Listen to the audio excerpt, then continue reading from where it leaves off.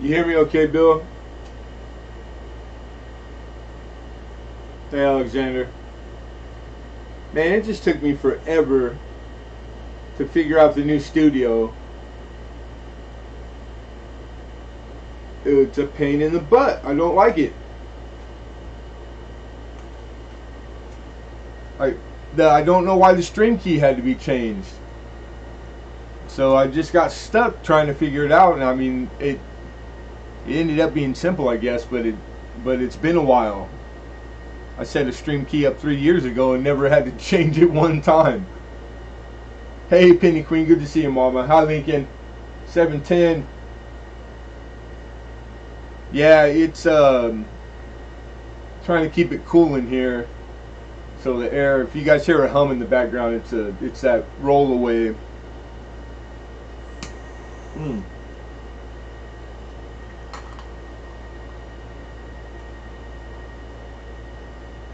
Yeah, yeah. All this time they gave us to get ready for the changeover completely to the new studio. I've always clicked use the old one, and it still has it as a icon, but now when you click it, it doesn't let you go to it anymore. You can't stream that way no more.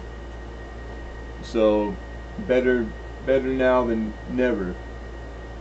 No, I don't use StreamYard. I use OBS Studio. So that's my streaming software. But you still have to go through. Excuse me.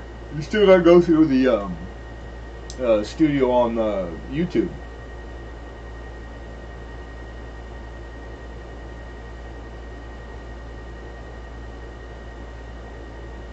Oh, 3 days. Yeah, Tuesday. Um, my dealer, my wholesaler, was out of town, and then he came back into town like I want to say like 3:30, 4 o'clock in the afternoon, which is already past the Tuesday. Massive lag on my end. What's up, Super Nitrate? Hey, Ant. So Tuesday was a wash. Um, then Wednesday, Thursday, I just couldn't get it together because I just haven't been feeling 100, you know. So every time I'd come out, I'd get ready, and I just couldn't pull it off. And it was for the best too, because I wouldn't have made it through the stream. So it's been a few days. I feel better now, but yeah, I didn't foresee the. There's always something to have to learn. 3 days apparently. My bad, you guys. Okay, here we go. I gotta get used to this. And then it's like dark.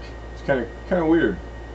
I like the analytic viewer activity stream health all being right under the screen. That's kind of convenient, I guess. Alright. Stream health is excellent. Let me bring my OBS up. Then I can do my transition.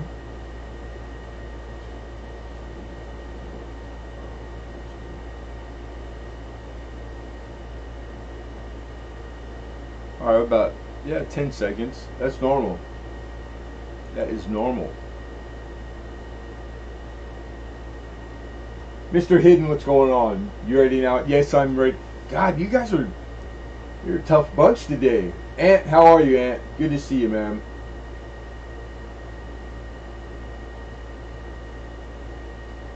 I've been here. I was in streams, you know, like the typical streams that we hang out in the evening. Not for long, though. And yeah, I guess you guys are right. I did like, I think it was like a day I was just in bed, man. I just didn't feel well. Good, that's good, man. And then the other thing is, I finally get out here and get everything set. This is a few hours ago. And this camera here, this is my good camera. This is the 960 model Logitech. This one that's showing the coin is my oldest camera, that's like the 600 model, that I usually use them vice versa. if you guys notice, there's like a fog or a haze on this one. I can't get it to go away. It's always clear, and I never have a problem with the better camera. And I don't know what's going on, because this one just all of a sudden it won't behave. And I moved around. I brought extra light. I tried everything I could think of, and this stupid camera, it just, I don't know if it's going kaputs. I'm not sure. All settled from the move. Now I just need the second job again. There you go, right on. God, I hate moving, man, so that's good news. Too many all-nighters? Nah, I don't know where that wasn't, I didn't say anything about all-nighter. And I can stand on my head all night, 7 days a week, and still do everything that I do. It's got nothing to do with that. I have, if you must know publicly, you old coot, I got colitis, which is, and there's no cure, and it's the worst thing the diabetes, not a problem. I know how to take my medicine. I know how to eat right. The colitis, like, if you don't know what it is, Google it, and then you'll feel bad for me, because it's a nightmare. It's like the worst thing I've ever had to contend with, man. It sucks. Starbuck, what's going on, my brother?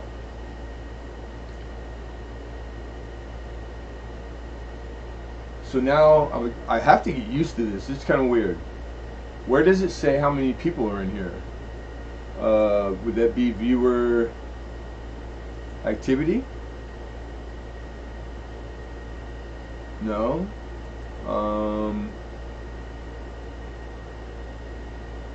Analytics shows playbacks. Where are you seeing that, Lincoln? 15.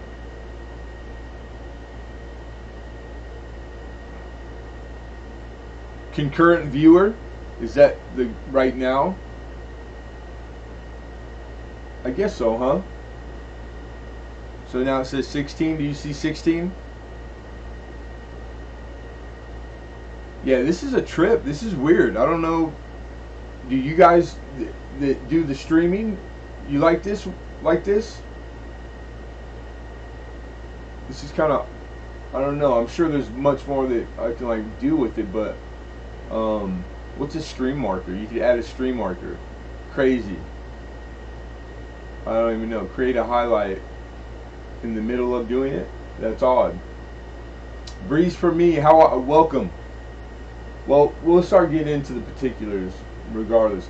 And by default, it starts in live chat. That's awesome. I like that. So now there might be some new like things we don't have to say or you do have to say. So you want to be on live chat. I don't know. This is the first time I've used the new studio. So you want to go up and select live chat. It used to be that when you refresh your watch page, that by default it would put it back to top chat. I don't know if that's the case on your end. So if it is, you're going to want to remember to put it back to live. But it looks like it might be the new default, which would be awesome. That would just cut that out completely. I use OBS software, but I'm on the studio, the YouTube studio. So my encoder and my stream key are OBS, which is what I've always used. But I'm on the studio watch page right now, and then I always have the OBS, which for me is real time. I have it downsized, you know, like 2 screens, so I see what I'm doing in real time here, and then you guys see it on your end. So anyhow, yeah, this is going to take I don't know, a little bit of getting used to maybe. Oh, but same old stream health is fine. It's excellent, actually. Connection, we always have excellent. All right, good. Okay, Silver Sacks, how are you? Anybody who's new, hey, Bar Boys. Yeah, I got it working finally, man. Had to freshen up on it. The PayPal address, the TDAC Martin 1, that's also my email. So if you've never bid before or it's your first time here, the only prerequisite that I have is that you email me. That way I have your email, and that's all that's needed. You don't need to put a deposit or PayPal. Payments are due at the end of the auction. As far as auction goes, our increments are $1 up to 100. Anything that eclipses 100, then the increments go to 5. And I have the chat right in front of me. My chat takes precedent over the rest of them because everybody views in a different way, you know. So whoever has high bid, when I say sold, you'll hear that. We use a gavel. I'll give you warning. Going once, going twice. The high bidder on my screen is what takes precedent. Pretty standard issue stuff. I was gonna try to get the chat up on the screen, but I'm just gonna not push my luck tonight. I'll try to get it for next time. Okay, it worked out. Okay, cool. Mama shed some tears. Just wanted to let. That's awesome, buyer boys. Right on, man. Very nice. Alexander's using a new tablet, he says. Right on. Yeah, all the stuff is just gonna keep changing and progressing. So it's like it'll just be a constant learning curve. I'm getting better at it. I almost gave up, to be honest, but I'm glad I didn't. And because you gotta get it behind you, under your belt, and get it behind you. Okay, so shipping. I want to talk about shipping for a minute because I've had two bad occurrences. Like one completely lost, one that's in limbo, and package-wise, I've never lost a package. I think I've lost one package that actually came to me and it had gotten damaged and destroyed, and they bring it back to you in a clear plastic bag with the package inside, and it was like mangled. So that was once in 3 years, one time. So I got shipping down pretty well. So to have two within the course of like a few weeks, it's like it sucks. And coincidentally, it's the same person. Out of all the people that come to the auction and all the shipping I do, this poor guy, both times back to back. So we're still hoping for the second one. That the shipping's slow right now, and I've been told that. So that's only to speak to the first class shipping.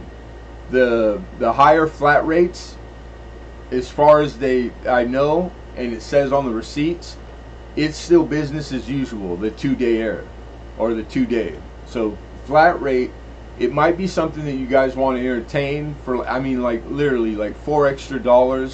You get the flat rate, you get the faster shipping, but it's like being guaranteed by the post office that it's still, they're maintaining that, they're able to do that.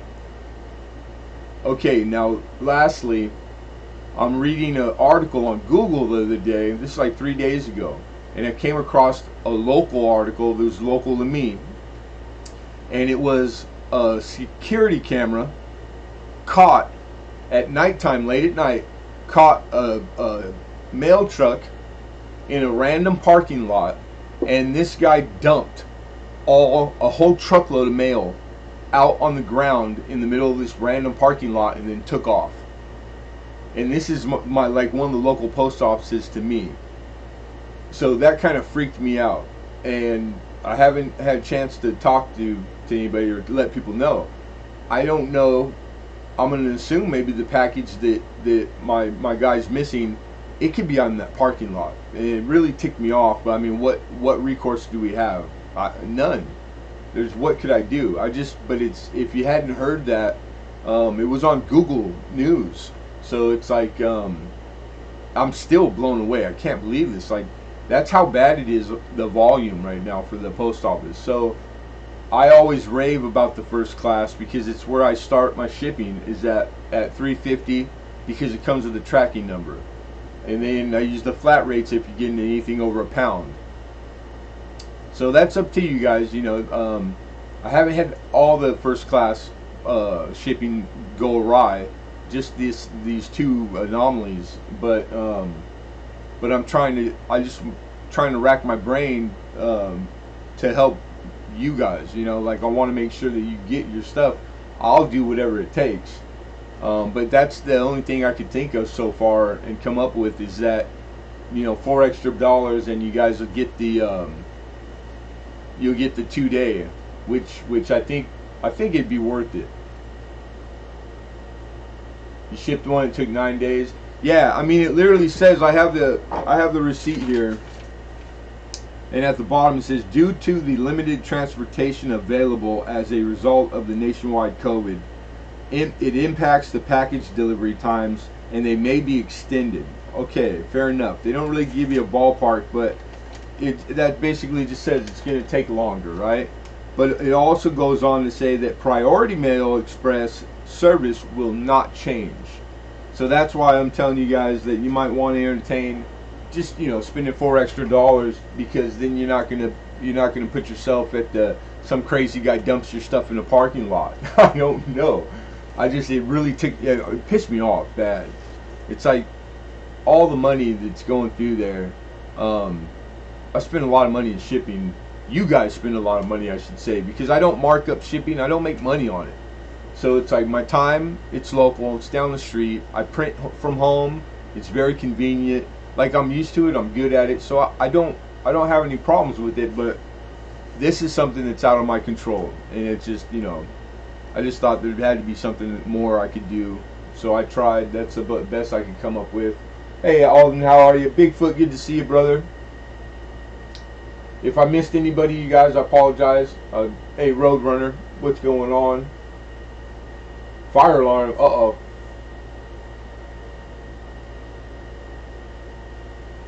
Yeah, and then you get the 50 insurance also, correct. Yep. Learning is hard, Silverstack says. I don't mind learning. I don't mind. It's all part of the. It's part of it. So I'd rather learn it and get good at it than not, because then it makes it not so much a chore, But I got some good stuff, and I know it's later than typical. If it gets to a point where we don't have the draw or the amount of people, then we'll possibly do a halfer and do another one tomorrow, or in another day. But I had to get to it today. And just have to. So we went over the shipping.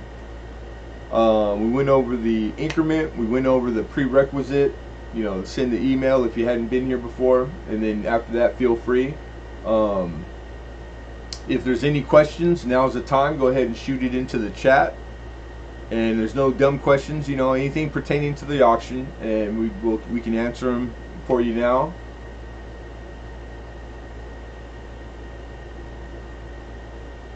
One more day. I hear you. One more day, and Mr. Alden Davis is a free man. Retirement. Well, semi-retired. Goes fast, boy. I'm excited. Get excited for him.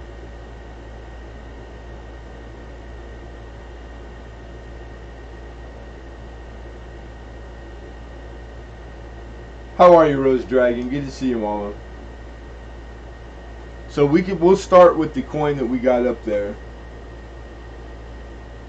And it's a 1922. It's an S Mint. So it's a 22 San Francisco peace dollar.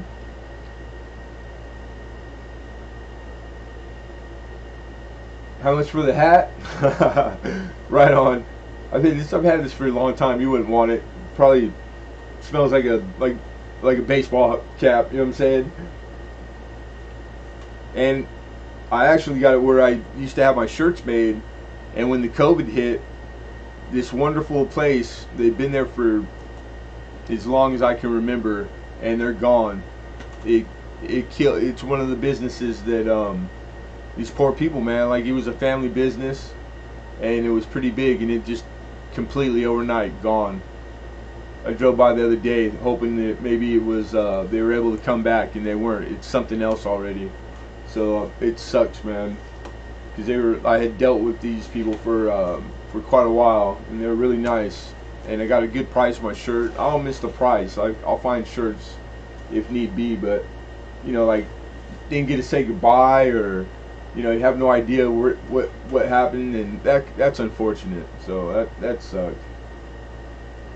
But we're going to start bidding on the 22 US peace dollar.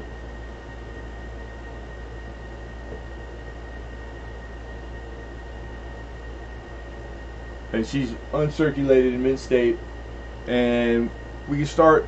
Oh, we can open up at 30. And again, it's 22S. Your mint mark's underneath the word 1 to the left of the bird.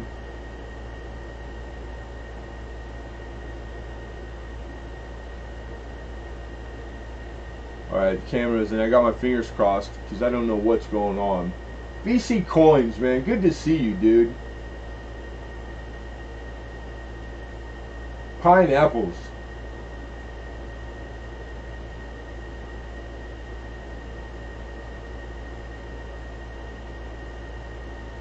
I hope you're doing good. I hope you're not melting the heat. I know the heat's been bad here, and then the ash, all the fires, and I've been battling keeping the ash from inside here because it's like rain. That's how thick it is. I hose the car down, and within minutes it's just covered again, and the breathing it and the smell.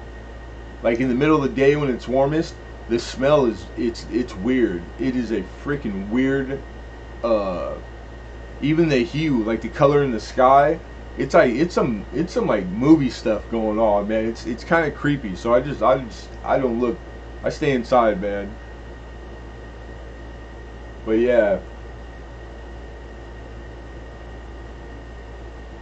Yeah, looking for 30 is the opener on the 22 San Francisco silver piece dollar.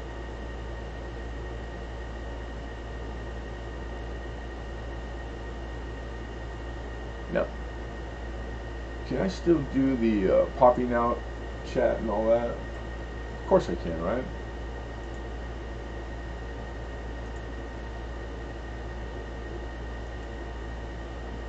There we go.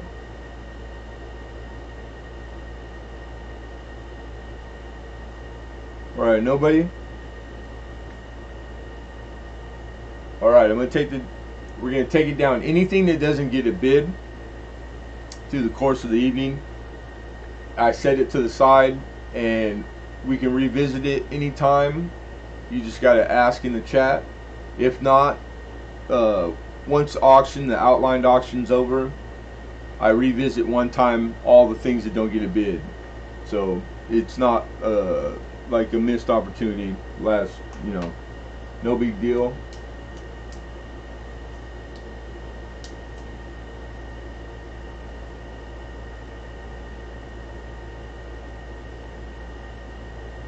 That's a good gig. Liked welding. Alright, the 20 piece we did. Alright.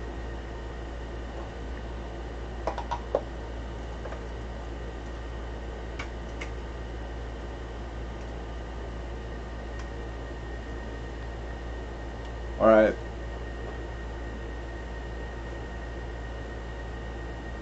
This is one of the keys for the Roosevelt. This is a 1950 San Francisco. And this is in mint state. This is an uncirculated mint state Roosevelt dime in 1950 San Francisco. It's probably the most expensive dime with the exception of the varieties, you know, the no S's, etc. But there's a few that are lower mintage, but they're not as valuable as the 50S. So the higher grade, the 50S, is a lot more valuable than its counterparts, and this one is good looking. So on the 50S, I'm a big fan of Roosevelt's. I love the dimes.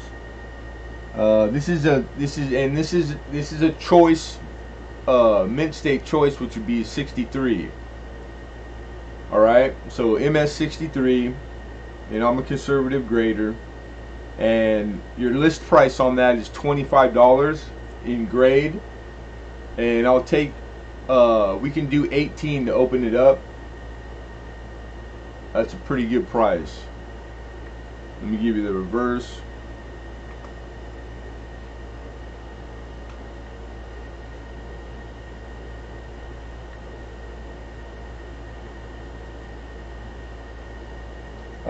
See Alden Davis with 18. You just beat you there, hidden.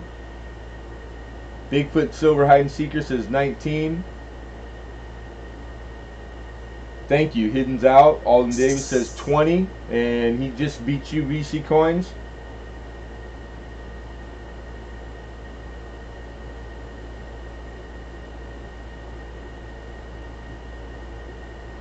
On the 50S too, there is RPMs and to look for. Okay, so I'm not saying that this is. I'm just saying that you're gonna want to look over the mint mark, because there's a lot of like highly wanted ones. So I have all in at 20 high. Rose Aston, Patofshin, or Struck, and no ma'am, it's not. It's sitting in the flip, kind of awkward. So it might have looked like when I flipped it that was the case, but no, I checked, it's not. Alright, so we got 20, we're looking for 21. VC Coins is thinking. I know Hidden said he's out. Bigfoot's possibly thinking.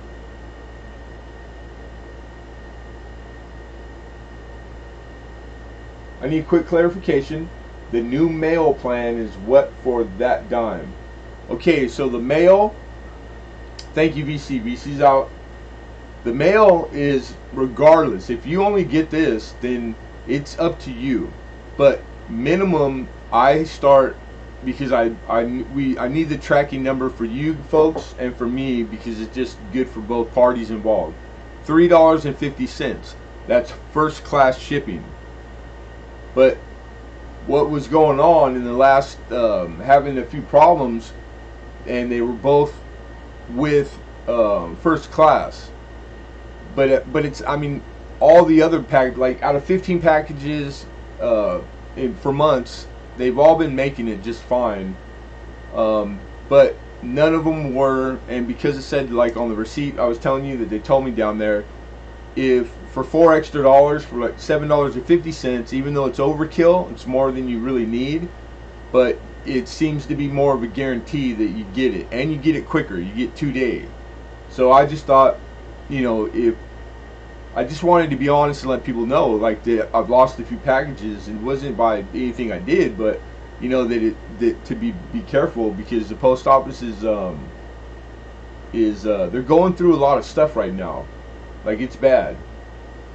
I don't know if that's a sign of things to come. It's going to be like this for a while, but and then the seeing the article about them dumping, some employee dumping a whole truckload of mail in my mail where I go to drop my mail off. It's like that's just one guy, and that's what they caught. It's like, what do they not catch? Bigfoot says 21. So I hope that answers your question, Bigfoot. Thank you, Alden. Alden's out. Ed Nikolai, good to see you, brother. Okay, so I think that was all the players basically, but everybody be warned. Fair warning.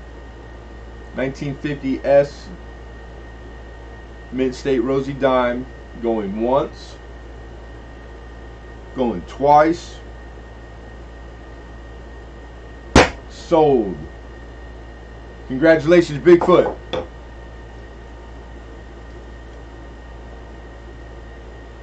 Countdown for all gets back in. You got it.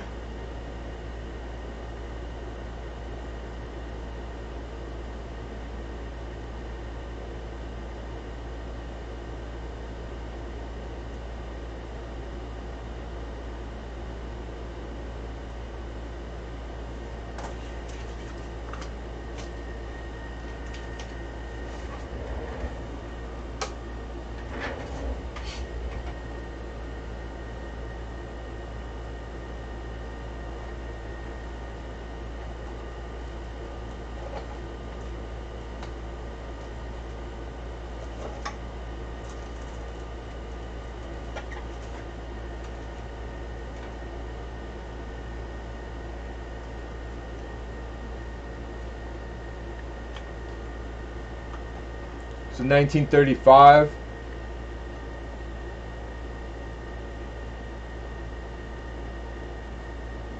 In AU, just about uncirculated. A little bit of toning at the top of the rim on the reverse, but it's like album toning.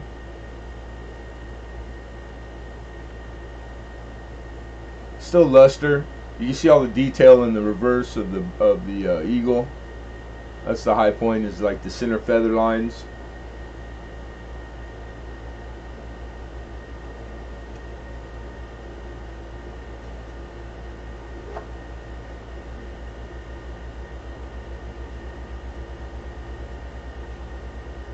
Alright, the 1935 in AU, you're looking at like a $45 coin, piece dollar.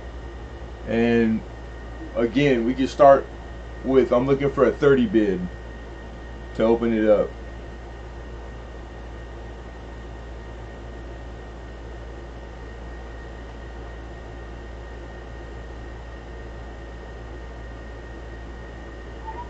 And Bigfoot Silver Hide and Seeker says 30. Looking for 31. 1935. 35 plain.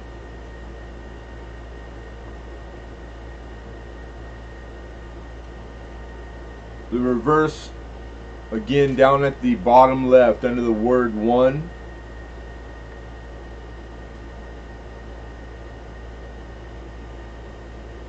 Is the location for mint mark. We got 31 from Alden, looking for 32. So this is it's a Philadelphia because it has no mint mark. No mint mark on coin is always Philadelphia mint. And then I'm not super savvy on VAMs. I found one really good one time, but I know one of them is the count of the rays underneath the word 1, but I don't think it's this year. I think it's the 22. And it doesn't give it the... I thought it was a big premium, but it's not. So 31. We got 31. Yeah, and then Alex, I got like a written down of your package, you know what I'm saying? And we can ship. So if you're ready to ship, let me know, because it takes a while to package yours up. But it's weight wise, it's you got big enough now.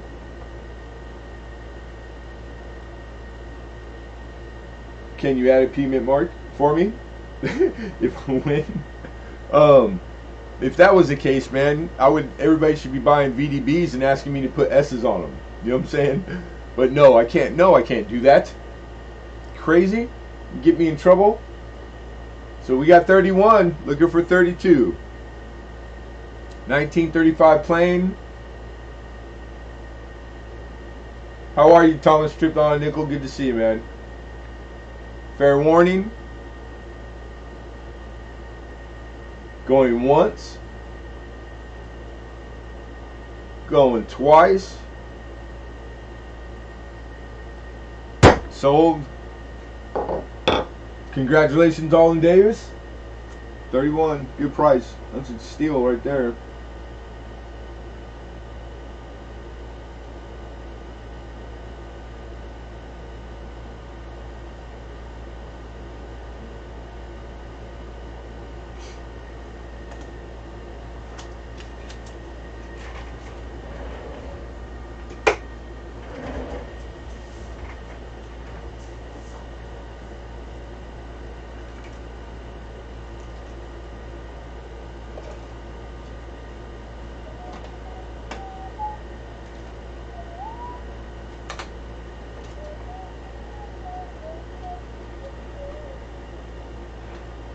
All right, this is the 1925. Thomas tripped on a nickel. The only prerequisite that I have, if you've never bid with me before, is that the PayPal address on the screen, that is also my personal email, tdacmartin1@gmail. All I need is for you to email me so that I have your email. And then after that, then feel free to bid. We don't ask for like deposit or nothing. It's basically always a first time. It's a trust system, and I've never had a problem with it here. Knock on wood. Jeep and John, I thought I saw yellow up there. What's happening, Jeeps? But yeah, that's it, folks. Is that that I have a way to contact you if need be, and that's all I ask. So this is the 25 San Francisco. It's a little bit of a better date in mint mark. AU is the grade that I have her in. All right, this is a $50 piece dollar in AU. So I would like to open it up at 40.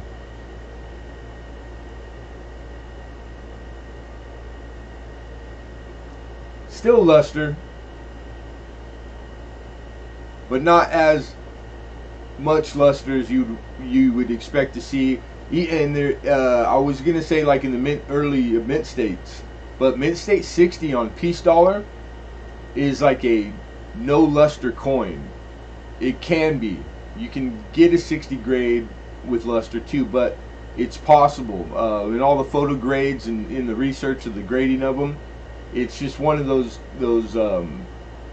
ones that you'd be surprised if you didn't know. I have 40 looking for 41. But yeah, so this is a the higher AUs, they rival like price wise the higher grades, because typically they have luster still, like the high AU 58, 55. But that's usually the difference, is the lack of luster.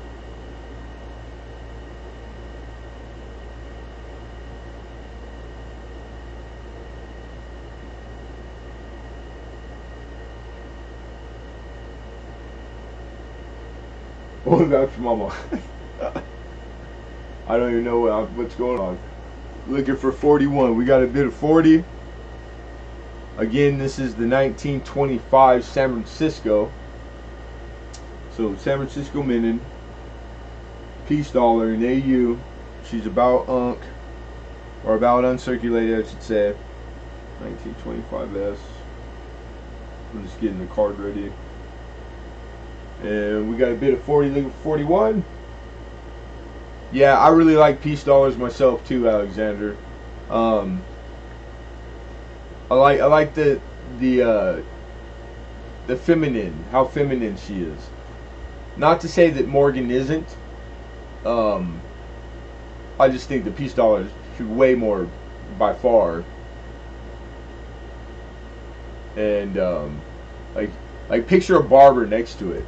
That, you know, and the reverse is like, I think the reverse is dynamite. I think it's an awesome reverse.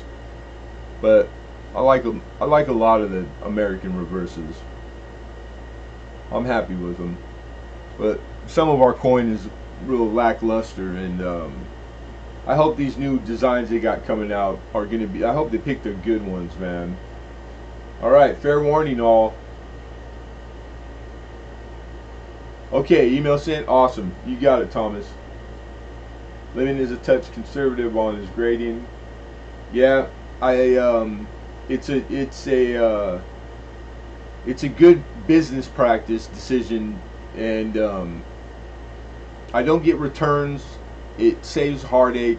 I was taught that way also, so I can't take 100% credit for the decision, but I prefer it, and I spend a lot of time learning grading, like a tremendous amount of time. I'm getting a lot better at it. Like I'm getting really good at it. So the more confident I get, and of course I'm more confident on certain coins than others, it gets more dialed in.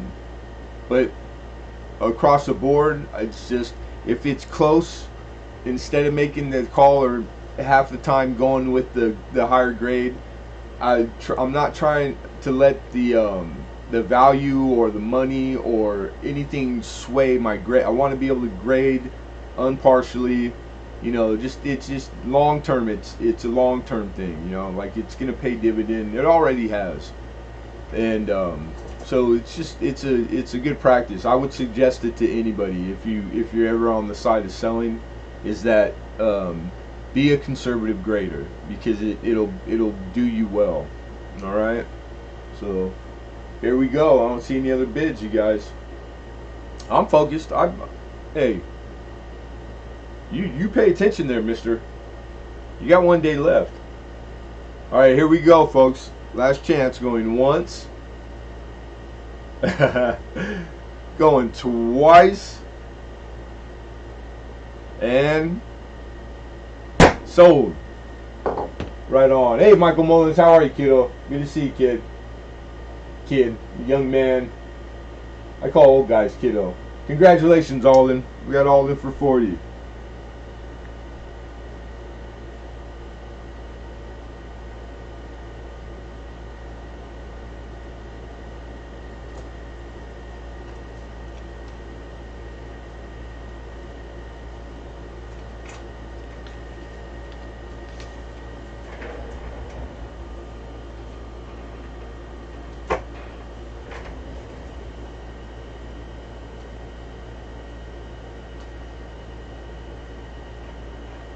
Oh, you guys starting in early, after the day I've had, rile me up. Oh, huh. Like, and? No, Hidden ain't worried. Lincoln don't give a crap. That's so funny. They're like, get riled. I got P sets and, excuse me. Proof set, mint set. And I want to give you guys a shot, just a shot really quick of what I picked up.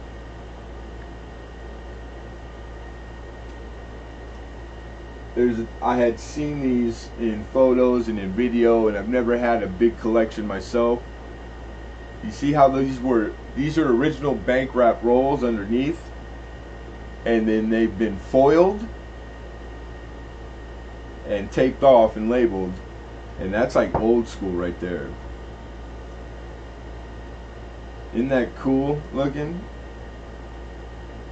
So I have a lot of 1 of 2 years, and we'll put together. I've already done ahead of time weighing to make sure that I'm ready to be able to tell you guys like shipping and how many rolls will weigh, etc. Like what'll be the best. I'll give you suggestions, but you guys have at it. Sharp Eye for Coins, nice to meet you. Welcome. All right, but before we do that, we're gonna keep on going. And on here, this is a lot of 3, so the bid is for all 3 coins.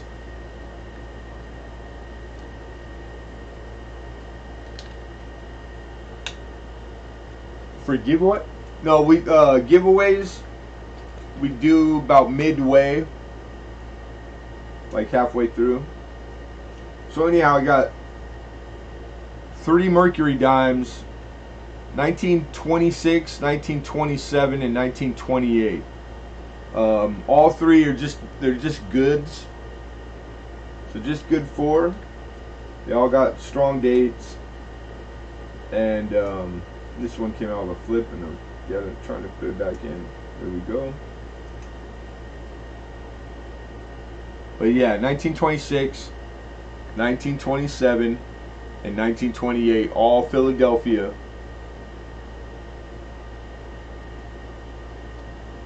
Yeah, the only prerequisite before bidding, if you've never been with us before, all I ask is that you email me so that I have your email so I can have a way to get a hold of you.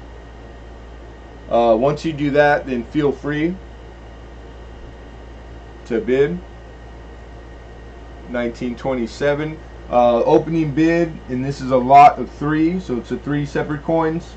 If you win, you get all 3 coins. And we can open up at $10. That's like $1 each over spot. Not bad at all.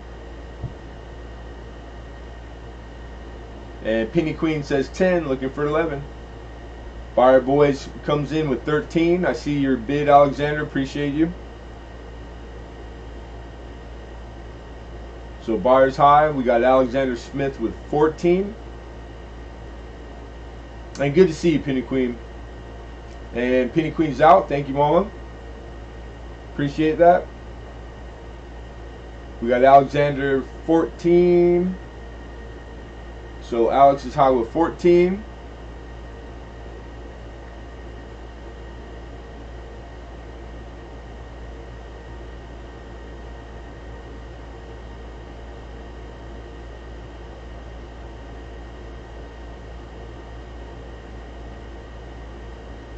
And Buyer Boy's out also. Thank you, buyers.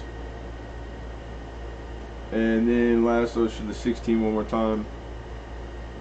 1916.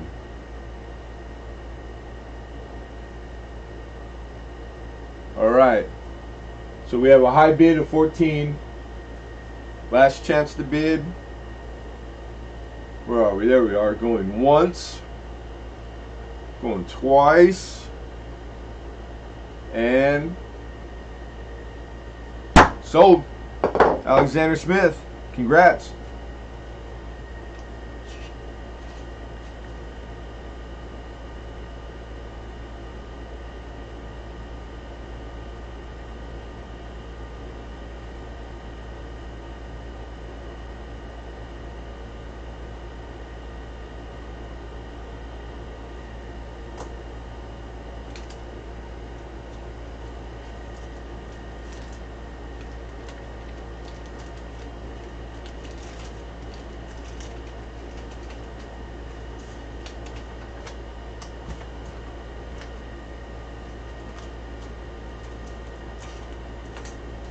Alright, next up I got some 90% silver in the form of, oh, camera down, man down, Jefferson War Nichols. I don't know, I was thinking about him the other day, Bill Betts. That's weird you said that. I literally was thinking about him the other day, and I didn't say anything, I didn't ask anybody, but I was wondering, I haven't seen him, and it's been, I'd say, a month or 2 at least. Alright, so we got a pile there, and there's 10. These are the 40% silver War Nickels, Jefferson Nichols. Now we're gonna open the bid around coal, and they're not dogs, all of them. They're not slicked out, so there's some in there that are really decent. And it's kind of I believe I got these from an album that I had acquired. So you have not a bunch of 1 year. So just putting it out there. If you're looking for them for, to put in an album, then that's a good thing. And $20. $20 is where we're asking to open up. You know what? I'm gonna spread them around so you can see, like right there. That one is very nice. When you're looking at the reverse on a Jefferson nickel, you're looking at like columns. Just the columns, all 4 columns being there is like a pickup point for grade. I see 22. Yeah, thank you, buyers. I said, what did I say? I probably said 40, right? Bad habit. I see your bid hitting. Appreciate it. We got Alex high with 22.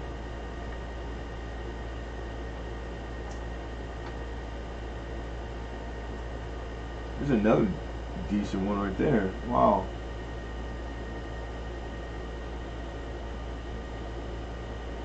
Philly. Yeah, that one's really nice. So like I said, starting it out at about coal, there's 2 or 3 of them by themselves that are worth a lot more than coal. Definitely. But yeah, that's a nice pile. Thank you, Hidden. Hidden's out.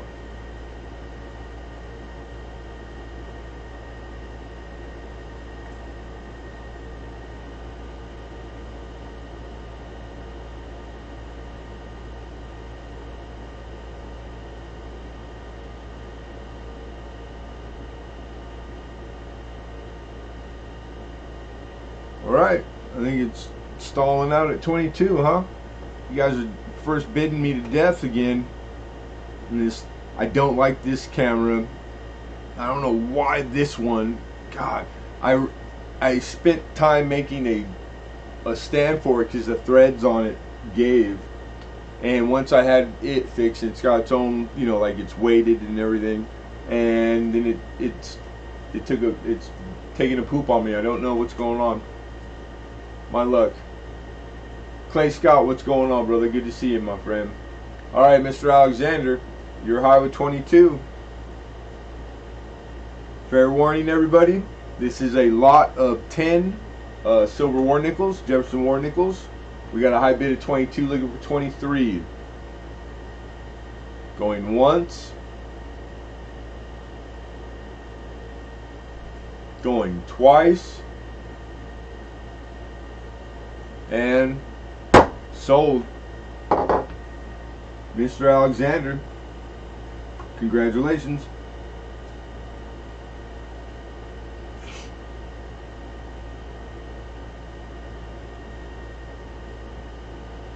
How you been, Clay? Been a while.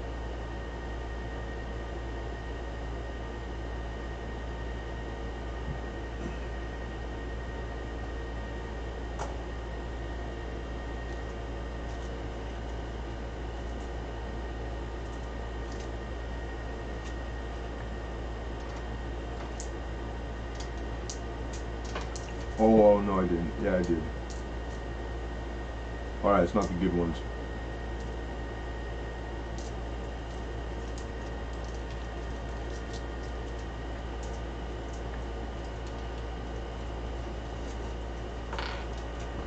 I dropped 2. Are you kidding me?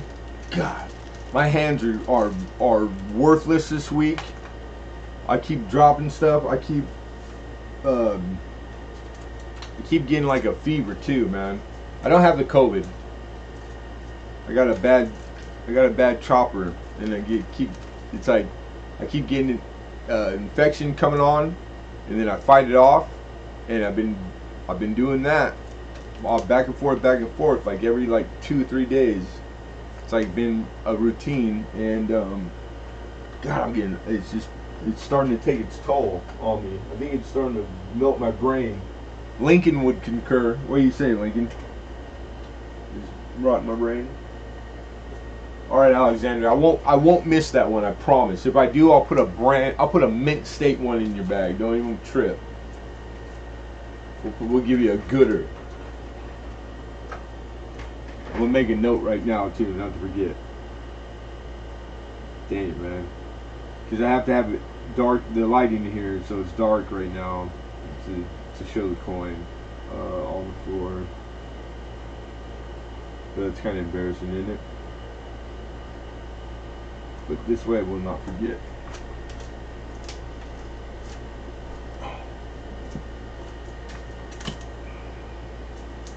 Alright. Alright. We got another lot. Alright. I see. Can you take vitamin D? You know what I do? I like vitamin C supplement, like the 1,000 milligram, and I'm out of those. Honey, I don't have any honey either. That would help. I drink an awful lot of water. It's just the reason it's like it takes a toll on me is because when it comes on, it seems to like it makes my medicine not work for my diabetes. I'm diabetic, so I get in this gray area where it's like it just compounds, man, and it's like it's not. I never get content with one thing at a time. No, I don't have a list, but after this lot, we'll be into. I have original bank wrap rolls. I have proof and uncirculated sets in the like the 70s through early 80s. I do have a gold coin. I have a first year type dollar, 1849, that I'll be putting up in a few blocks here. That's probably the focal coin for the auction, and pretty cool history with that one. But this lot here, we got $2 face in mercury dimes. So $2 face is like shop talk for it's just $2 literally in face value. That means you got 20 mercury dimes in here, and $40 is what I'm looking as an opener. And then we can spread some of them around. And there's a lot of different dates. Not all of them are about goods or bad. There's a few in here that are goods. The dates, there's 20s in there. That's 26. You know, they all got nice strong dates on the obverses. 27, 26. So not a bad lot. But as far as like in a shop or for us coin dealers, it's like it's really it's treated as coal. This is the 90%. Penny Queen says 40. Alexander says 41. Penny Queen comes back with 42. Alex says 43. And Penny Queen's out. Thank you, Mama. Penny Queen's out.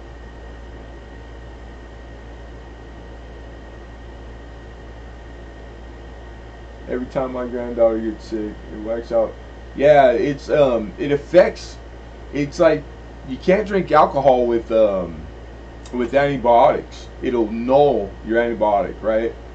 When I get something that's not diabetes, it always affects my diabetes. Everything does, and it's a trip. It takes a lot of getting used to. It definitely does. Hey, Ozart, what's going on, my brother? Sharp-eyed for coin says 44.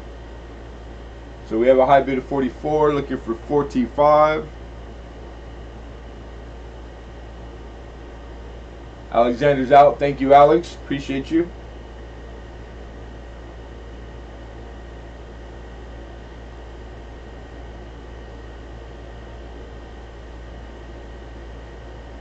Alright, folks. We got a bid of 44, which is right there, a few dollars over melt. That's a good price. This is $2 in face value, so it's 20 total mercury dimes. This dumb camera. There we go. All right. Here we go. Last chance to bid. Going once. Going twice. And Sold. Sharp eye for coins. Congratulations.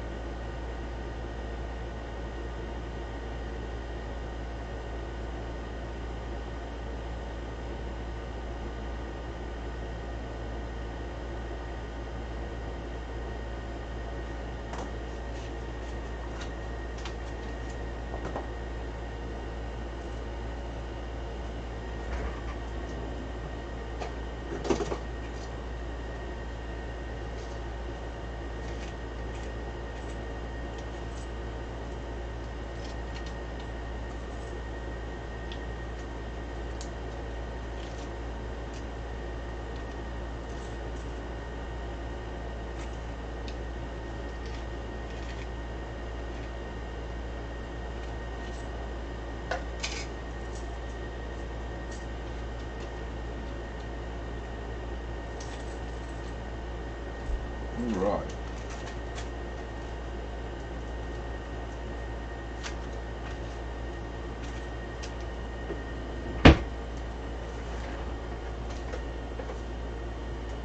Clay.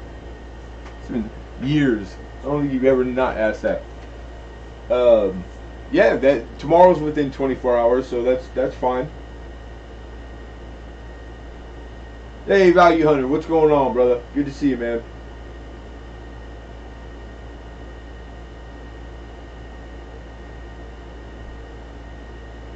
Yeah, I can do that. I don't typically do invoice, just invoice everybody. So if ever you want an invoice, then all you have to do is prompt me, ask me.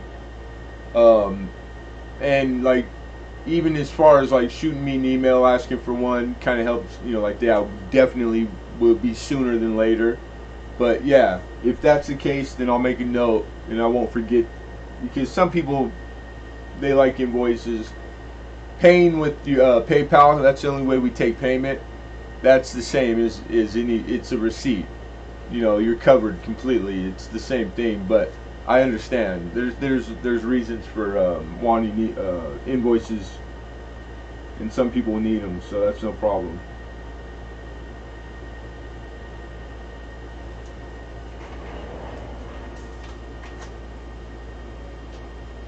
And that's for sharp eye. All right. Yeah, I got it. You got it. You got it. Boom, boom, boom. Yeah. Alden says he's paying with eggs because he's out of chickens. That I like eggs.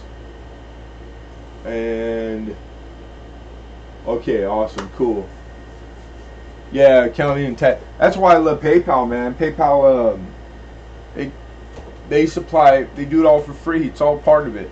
Spreadsheets, you get your all your tax stuff at the end of the year prepared, done. It's really, you can't beat it with the stick with what they do for 3%. So it really is a wonderful. So it's my bank. It is my bank. Really quick.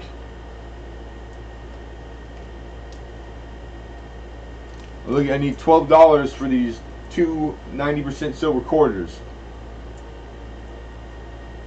We got a Washington. It's a 1948, and I guess that's a Barber. I'm treating these like 90%. That's an 1898. So two 90%.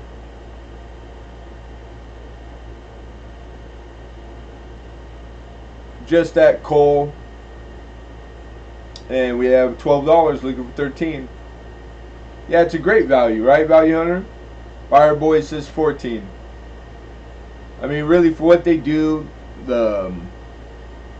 I've never had a problem with PayPal ever.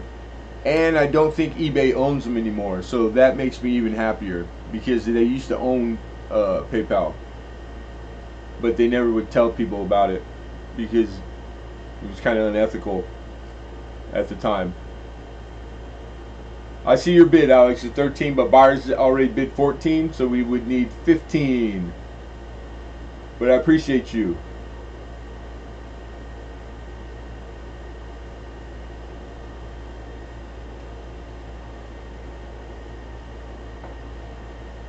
All right, 14 is high.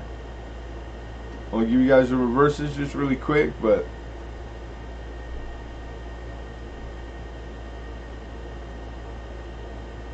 all right, last chance to bid. Going once. Going twice. And sold. Mr. Buyers. Buyer boys, congrats, thank you, sir. All right.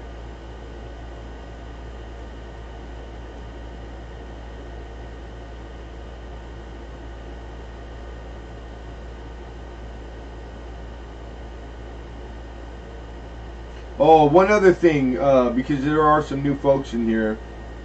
When you do pay at PayPal, most people's names on their account is different than your handle here on YouTube, right? So just for until I get caught up, and it doesn't take very many times, please state, there's a little place to put notes, state to the fact, go, hey, Travis or Lemonhead Penny, this is Bar Boys, Mike, or let me know who you are on YouTube if your name is different on your account. Also, I ask that you link your shipping info with PayPal. Almost 90% of people have, but there's always the one person that doesn't.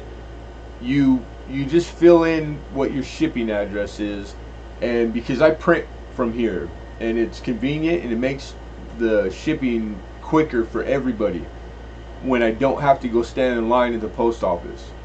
So if you could make sure that your shipping info is linked on your PayPal, it really helps out over on my end tremendously. 90 billion, is that all? 90 billion? A 250,000 employees, that's awesome, dude. Oh, I see what you're saying. Wells Fargo with that many. PayPal value, yeah, they're doing it with less, the same with less. Yeah, man, the internet, it's the being online, not having to have brick and mortars. I could imagine all the overhead that they save, on like all the money. And then there's so many. There's all the banks are doing it now. They're going online. They're having like similar type of deals. Just checking or not checking, but I don't like it. Because occasionally, every once in a while, you'll want to walk in and use the bank teller inside the bank, and they charge you like $5. It's like it's weird, man. Things are different. They're a lot different every day. Things are changing, but the PayPal, I dig it. It works really well for me. I'm cool with it. All right.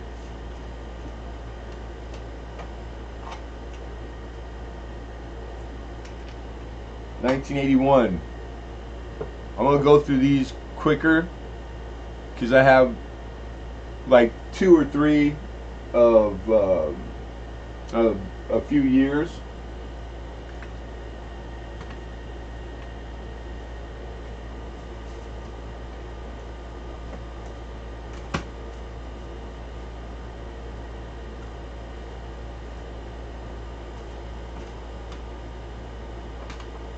'80s, '81s, '82s, '77s, '78s, I believe. So the 81, on the 81 proof, you're looking at $5. Somebody give me 5. You have an 86? No, I don't have an 80. Well, I don't think so. I'm looking at my list. 82 proof. No, not currently. But that's something that you send me an email. I can pick you one up, dude, anytime. Alright, I see a bid of all type 2. Yeah, I wish. Value for $6. Honestly, I didn't check them all. It's one of those things that like you really gotta. It's work, but I don't believe them to be Type 2s. And $6. Do see your bid hidden. Bill Bet said 650. All Alex comes back with 7. No. This is just for this 81 proof right now.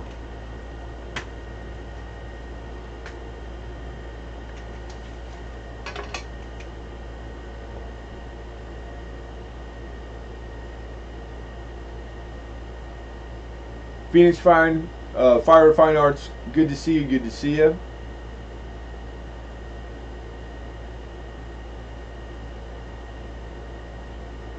Yeah, the 81s. The 81s are double that. I couldn't do that.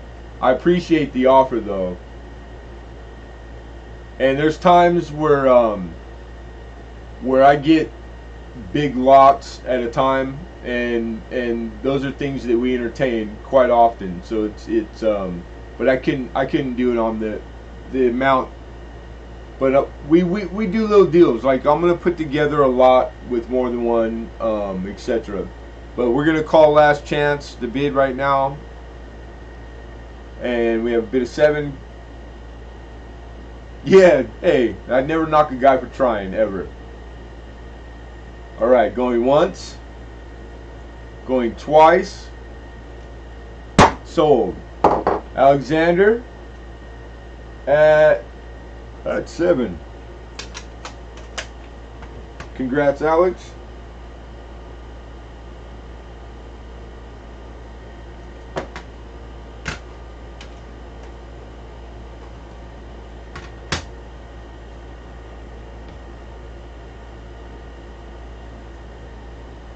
Okay, so here's a 1980 proof set.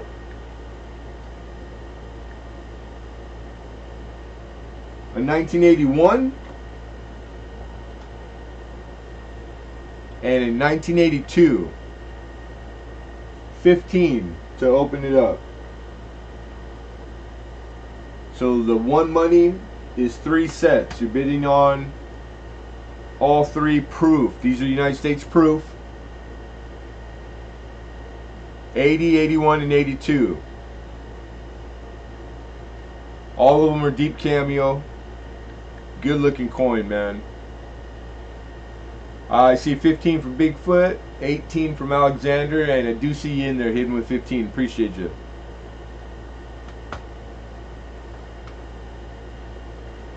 Now, when you get to the 81, you have dollar. You have SBA, you have the Susan B. Anthony in there proof. But 82 is the year it stopped, so they put in a mint token in replacement. And then of course at 80 you have Susan B. Anthony too. And I see 17 for Mr. Sharp Eye and 19 for Mr. Betts. So 3 sets. I put yours backwards. Oh. And 20 from Alexander. That's an 81 proof.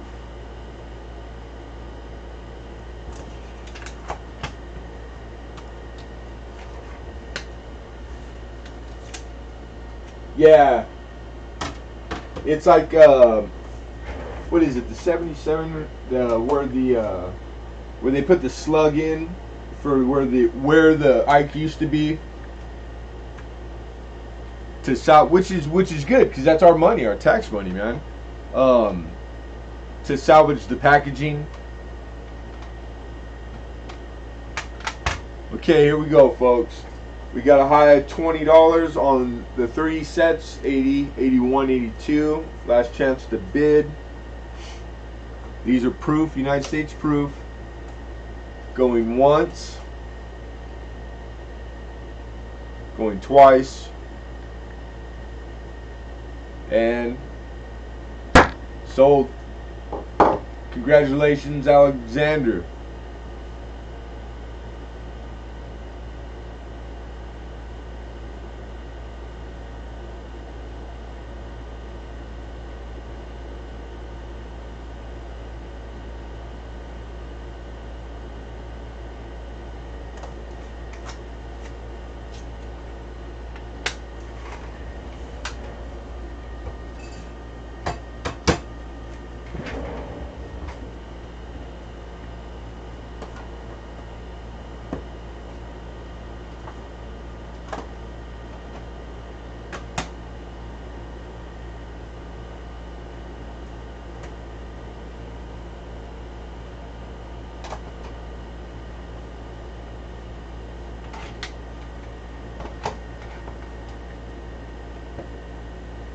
1981.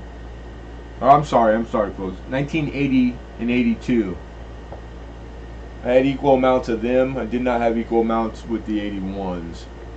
So, but nonetheless, United States proof, a 1982 set and a 1980 set.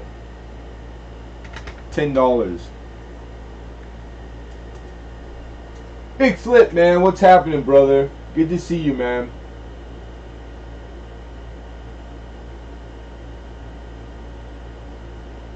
I hope you're not working too hard and you're doing good. I see 10 from Mr. Hidden.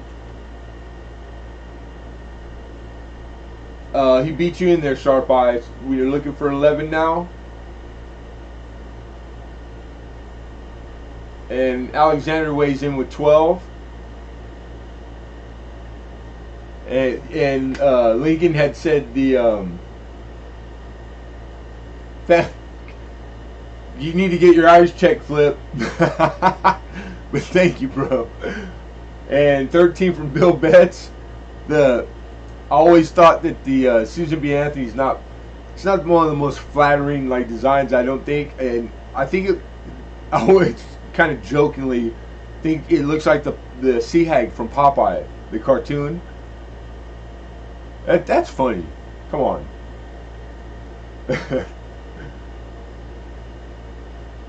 Alexander with 14.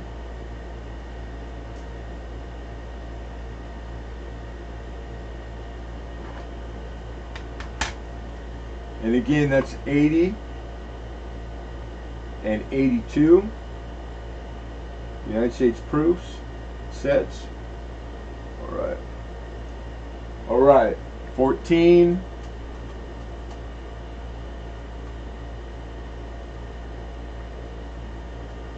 Get it in. A couple of you guys you're thinking. Fair warning. Going once. Thank you, Bill.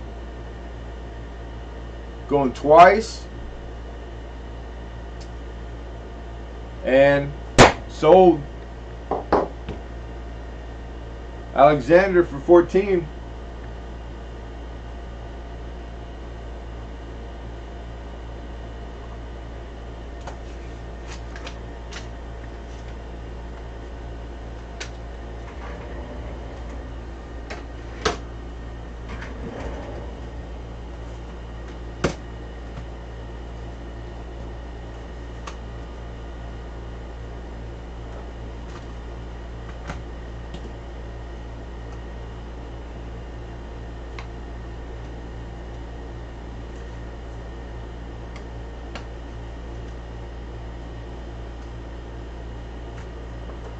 This place?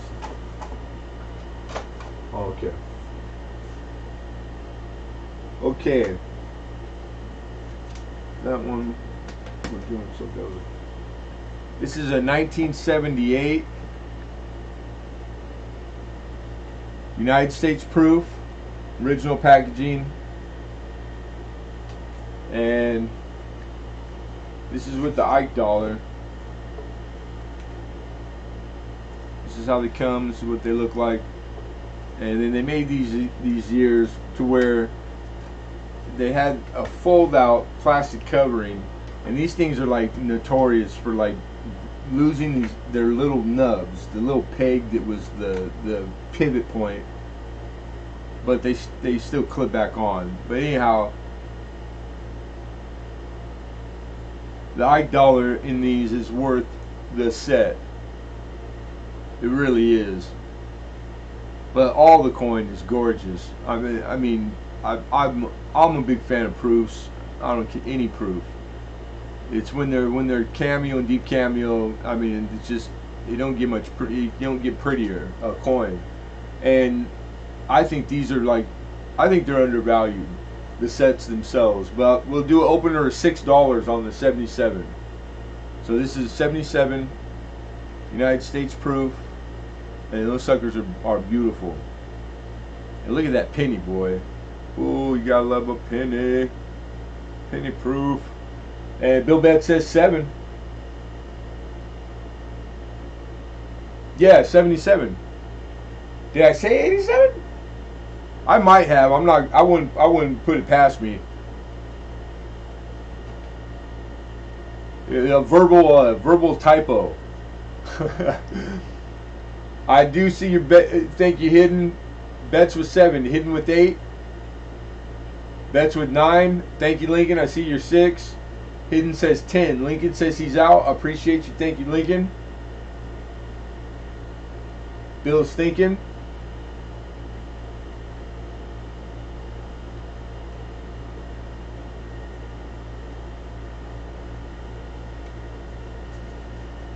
You missed the type 1 gold dollar, no biggie. No, I got one right there. First year type, 1849. With mine's a wide reef. With L.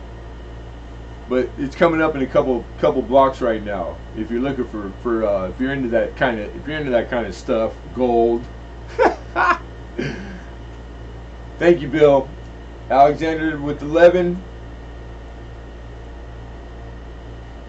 Here we go, you guys. Fair warning.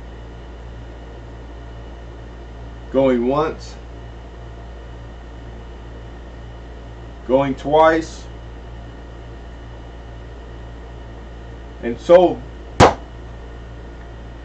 Congrats, Alexander. Alex Clean. He's liking this. He likes some sets, boy. I don't blame you.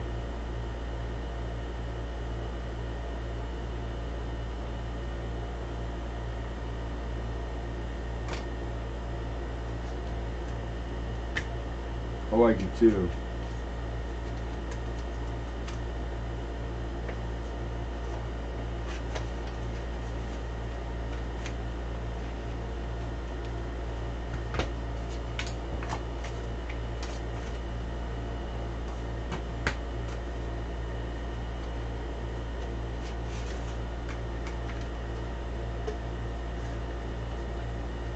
All right, this is a 1978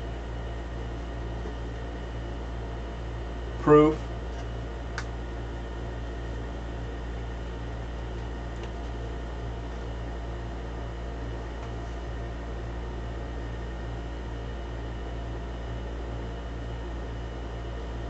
And the 78 has an identical value, so 6 will open up on the 78 also. 78 proof. I hope everybody's doing well. You guys all hanging tough. I hope nobody getting cabin fever yet, because I sure like think I have my moments, you know, but it's short-lived. Ice cream helps. Okay, I see Bill with 7. We got Thomas tripped on a nickel for 8.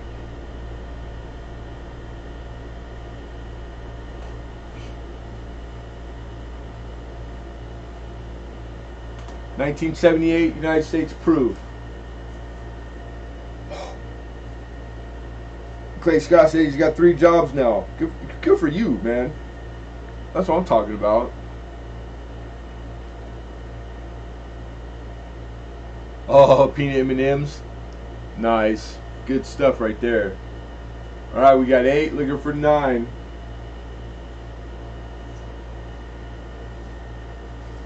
Stabbing knife people is accepted these days. Yeah, it's just situational, man. It's not 100% out, but it's, you know, it's kind of like frowned upon. It's kind of old world. But I don't judge. I don't judge. It's a lot cleaner to shoot a guy, you know what I mean? Alright, here we go, folks. We got a high bid 8 going once. Going twice. And sold. Thomas tripped on a nickel. Congratulations.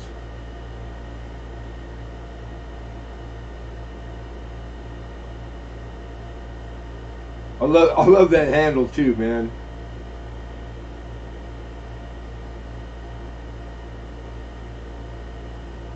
It's one of the, I think it's one of the cooler ones for sure. That's a cool name. Can you give Lincoln that the last one, the 77? All right, hold on a second. Slow down, so I don't miss this. All right, so what I see here, Alexander is gifting to Lincoln the last block, which was the 77 proof set, and Ed Nikolai is perfectly miserable in Oregon. That's we gotta fix that, man. Okay, and no problem. And you're very welcome, Thomas Tripton Nickel, and thank you very much. Yes, the 77. Okay, all right. You hear that, Lincoln? Just let me do my notes the way I do them for the gifts, and that way we don't miss it. And that's Thomas.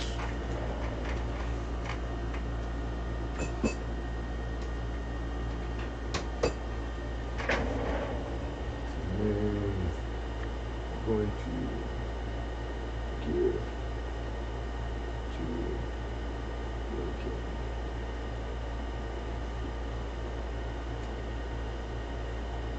This is gift from Alexander Smith.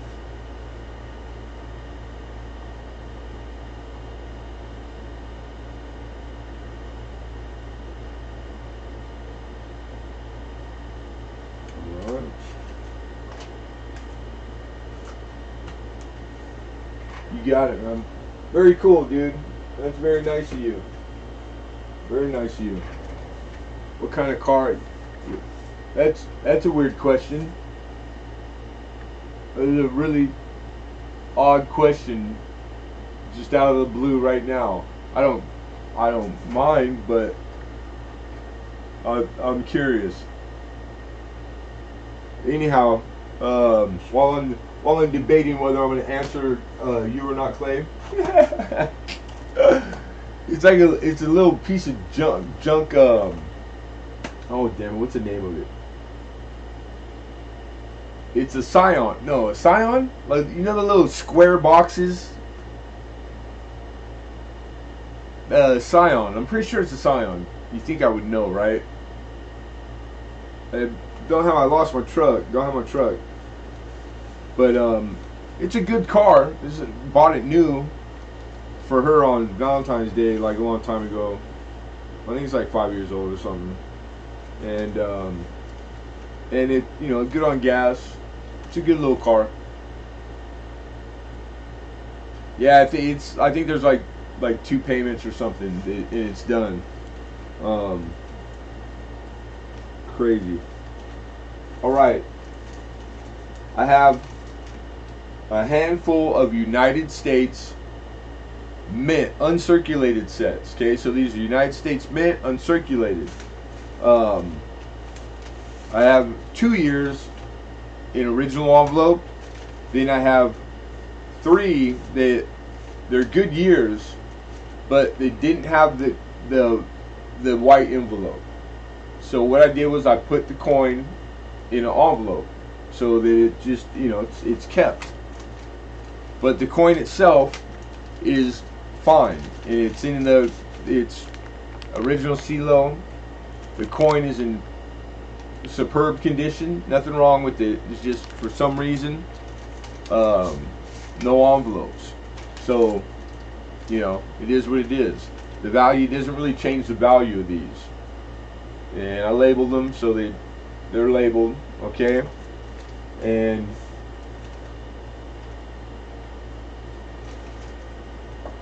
I got just one that's a double, and it's the year 77 United States Mint. So the 77,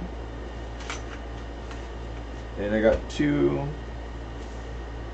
and I have 281s, and I have 180, which is kind of oddball. So you know what we're gonna do to make it just quicker is that we're going to pair up a 1977,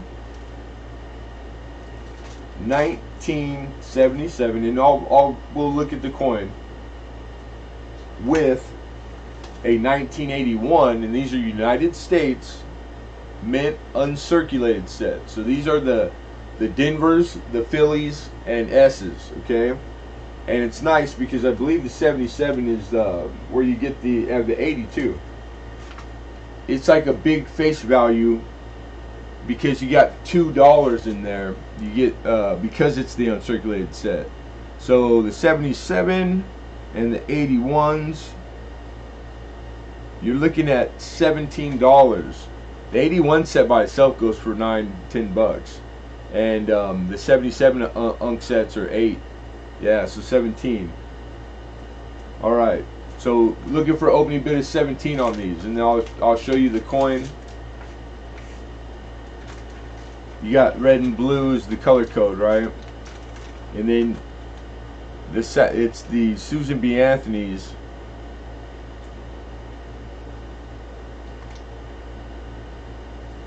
There's 3 of them. You get Denver, Philly, and the S Mint. And then of course the standard issue, your nickel, dime, quarter, and half, and in Denver and in Philadelphia. So it's a lot of face in there, more than like traditional. Just one of those. They only ran her for a small amount of years. I see 17 from Sharp Eye, 18 from Alexander.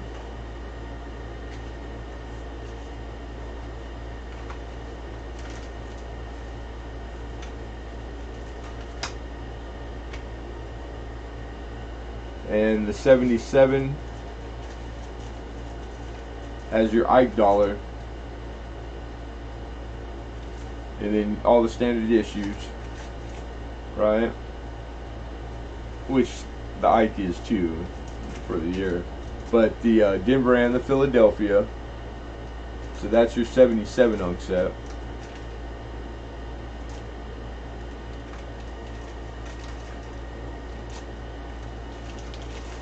Alright, we got Alex for 18.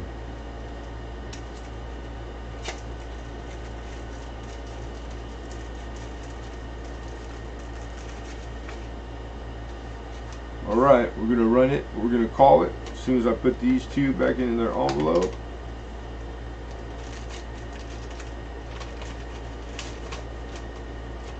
Alright, last chance to bid on 1 money for 2 sets, 77 unk set and 81. Going once,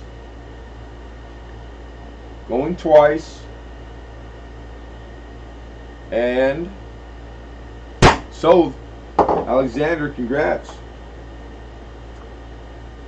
Now while I'm writing this up, like I said, I have 2. So here's the second set, opening bid of 17, right? 1981 and 1977 uncirculated sets. 77 and 81 unk sets. Alexander for 18, and we have an opener of 17. Looking for 18, Mr. Sharp Eye.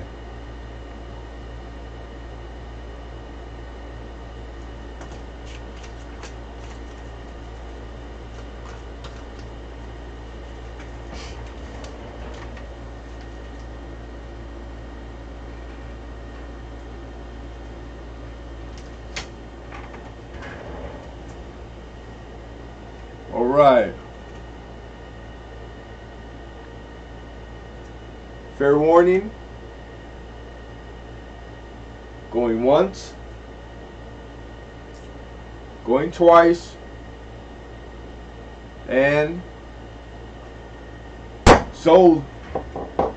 Mr. Sharp Eye for coins. Congrats.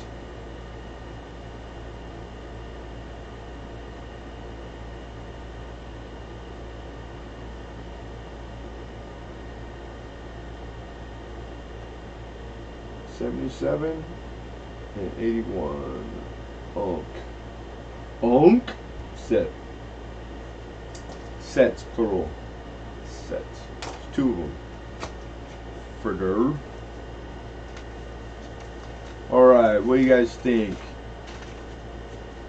Should we try to sell a gold coin before we do a giveaway, and then after the giveaway, I got rolls, original bank wrap, a little bit of coin, still a couple albums. They're some cool older Dansko, and we got some stuff still. But yeah, congrats, Mr. Sharp Eye, congrats. Now let's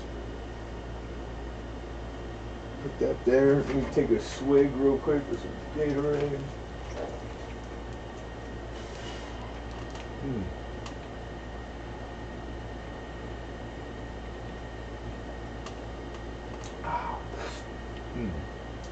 Damn, that's good.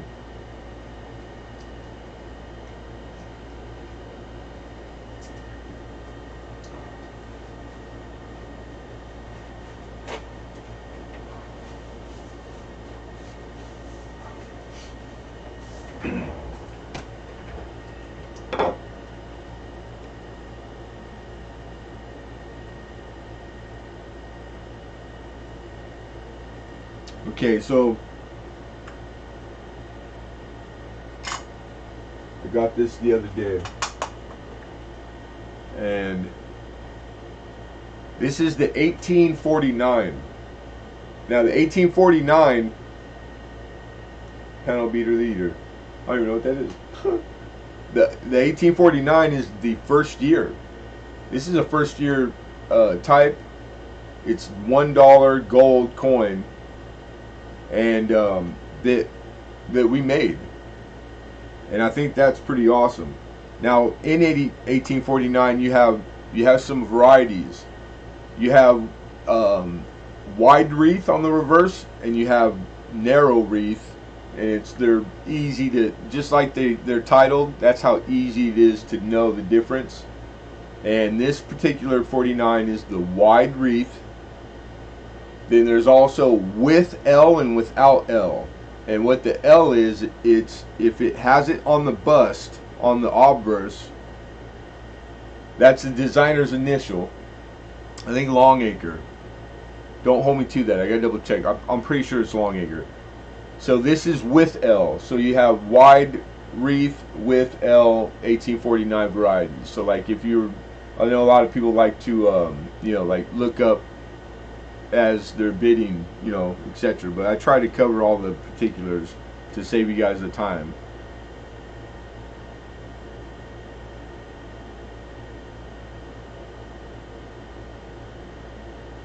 We're gonna move it around a little bit and try to get a really good viewer, because this is a net grade. A net grade is like a details, because it's one of these like things that it's not always on these in particular like frowned upon, because it's kind of like the history thing. Back in this time, people like to check to make sure stuff was gold. So dang, that's might be too shiny. So under her chin, right in front of her chin on the obverse, you have two impressions that are smooth and like concave. So it's damaged, but it's not damaged that's like ground in there or scored in there. It's like two little concave pockets that are smooth. What it is, it's the impressions of somebody's molar, because somebody bit this coin to make sure that it was real gold. And that happened a lot back then. You'll find that those exact impressions on a lot of gold coins, and I think that's cool. It's just one of those things. It's like, I mean, would I prefer to have them not be there? Almost, but my honest answer is no, because if it was the case, I would not be able to afford this coin to bring it to market to you guys, because she's in a mint state. She has mint state 61-ish, 2-ish, except that because of the impressions on the obverse, a net grade, I was taught, and I take 30%, which takes it like 5 or 6 grades down. So instead of her being like in the $500 range by grade, which you still get all the detail in the grade. You know, she still is what she is. It's just the impressions on the front and it being a net grade. It's like you'll see details. There were details on a holder that's like third party graded. You know what? I'm not showing it very well. Hold on a second. This camera doesn't have as long a cord, so I'm playing tug of war right now. Yeah, so exactly AU. So I got it at an AU 50, AU 55 net grade, right? Because it's in the raw. So you could say details. If you guys are more familiar with details and you understand what that means, it's the percentage that you take off of the value of it in the grade that it is, but because it has the damage on it, they'll put, if you send it to PCGS or NGC, they'll put the word details, and that means, hey, stop, you need to look at the coin. It's like, it's just being honest about the coin. So that's what the old timers in the day, when I put it into a 2x2 flip and I don't have it in a encapsulated, then the word you're more likely to see is the word net, N-E-T. And a net grade coin is like, it's the same exact thing as details. That's what that means. It's just kind of more older style, but I was taught and worked in a shop that's how it was. And I'm partial to what I'm partial, you know. But yeah, this is come on, focus. This is the wide wreath, and this coin is gorgeous, man. It's got all its denticles, and the denticles, even in photo grade, I didn't see denticles as nice on all the specimens that made the photos for the photo grade, except for the really high mint state. Oh, you're rolling. And this is going to be a pain because this camera is not the camera I typically use. And of course, let's try that. I'm going to stand it up now. I just need to focus once, and then I can make the actual picture in OBS bigger. All right, let me try the trick. And voila, focus, please. Says to me. Okay, or don't. Little sucker. Oh, let's mess with the light. Let's go more light, stronger light.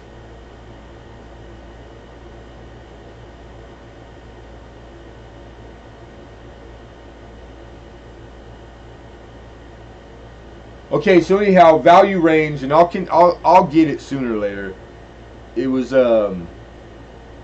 I last second had to change cameras because the camera, the good one that you're seeing me with, it's not showing well. I don't know what's wrong with it, to be honest. So anyhow, the value of this coin is like a $375 coin in grade, right? That's if it didn't have the damage. Roughly, it's conservatively $375. So what I do is I take 25-30% net grade. That's what I've always done all the years that I've sold, and it pretty much is always spot on with the same way that a details grade is valued and priced, which means that I would take an opening bid on this one of $280. That's a which is a little bit undervalued, and I was even chastised and told that I'm a fool. Mind you, this is from a very big wholesaler who deals in gold all day long. I'm a fool if I let it go for less than 300. That was the last words I heard when I was walking out. All my life, you know what I'm saying?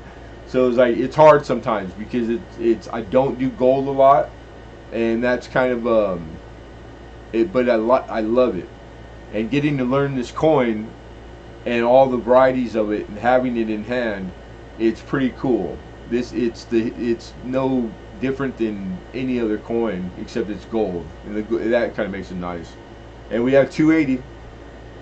Increments would be $5 at this point.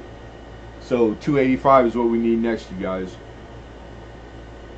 But yeah, so like Danicles still got luster, um, spot on in with photo grade. I used two different photo grades. I checked it on I on photo grade online also. I spend a lot of time, especially on the few coins that'll be like the ones that I bring every week that are like the focal coin, because they're usually the more expensive coins. And so it just responsibly to me is that I scrutinize them the most, and I do.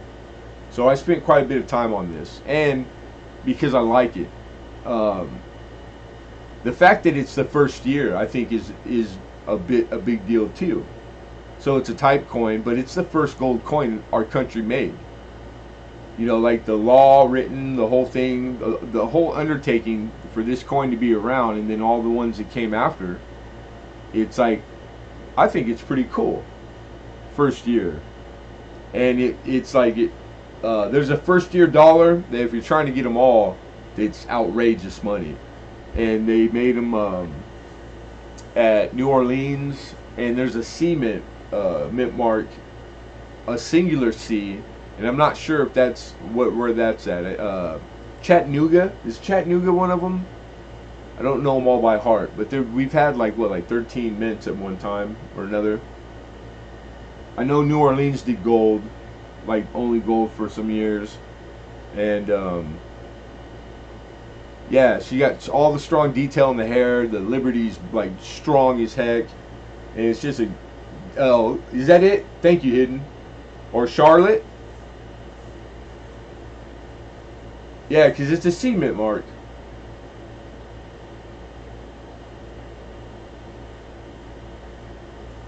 So anyhow, I put her in a direct fit,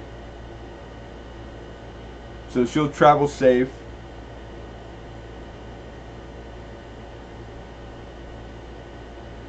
Now I'm going to hold her up horizontal up here in the light and see if we can get like one last shot before we call it.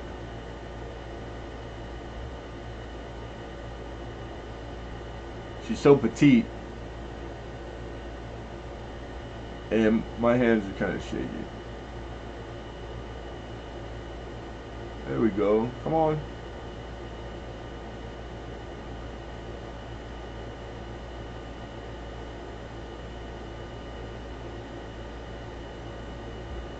And lastly, and last chance to bid, folks.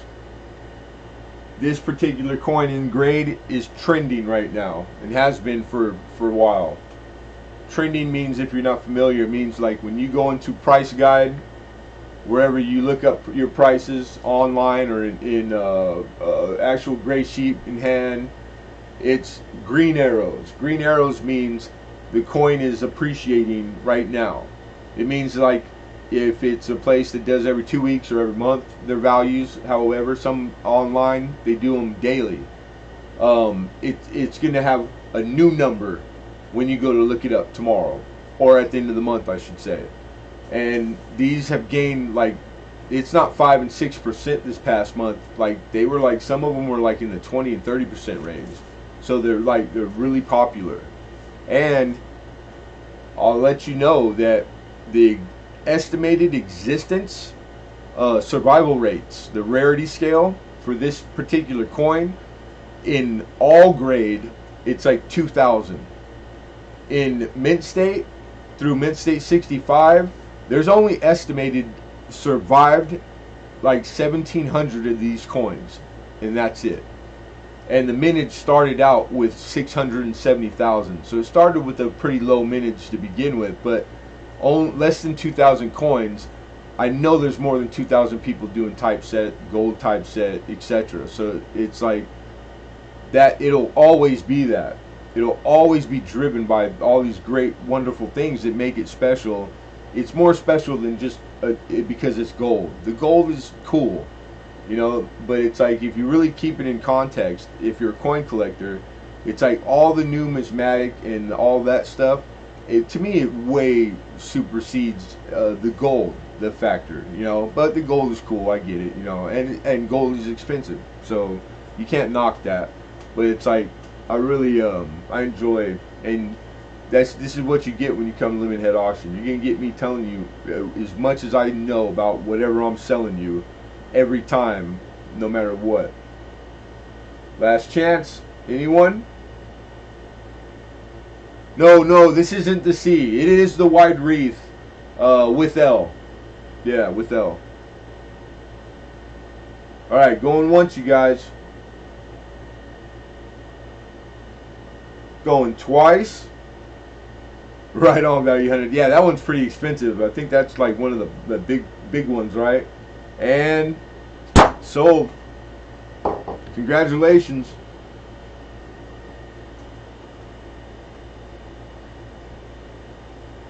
You have a D?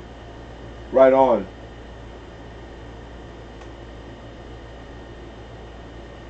Alright, Sharp Eye. Sharp Eye.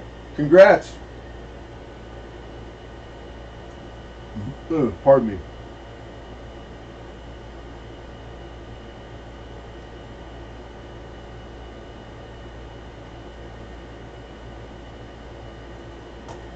And we don't want the direct fit all scratched up either, so let me bag them in a little appropriate size bag. Or you know what?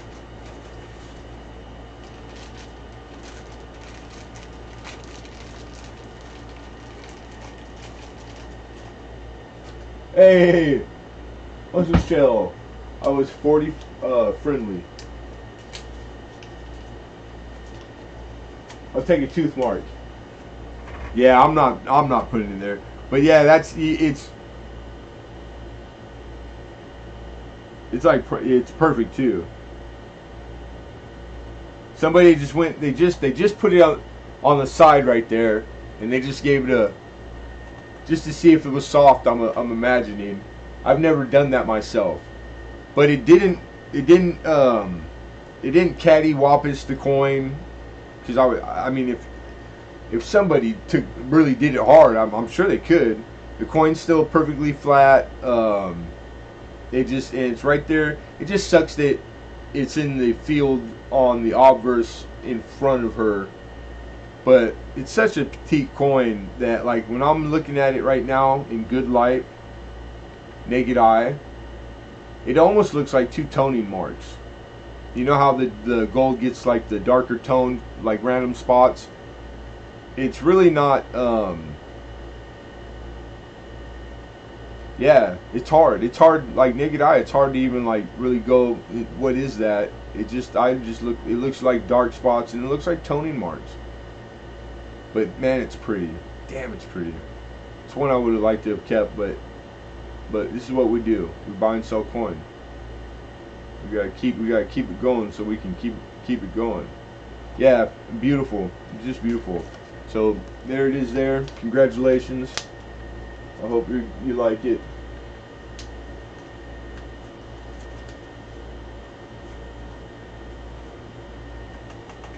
And right on, Sharp Eye. Cool. Yeah, old-fashioned authentication marks, like chop marks. They're no different than chop marks, or like the habit of back in the day. You'll see a lot of $2 bills with the corner torn off, because it was like a gesture that you were letting the other guy know it's not fake. So it was like a real common thing. You'll see a lot of $2 bills, you know, the older ones with the corners ripped off, and I think that's pretty bitchin' too.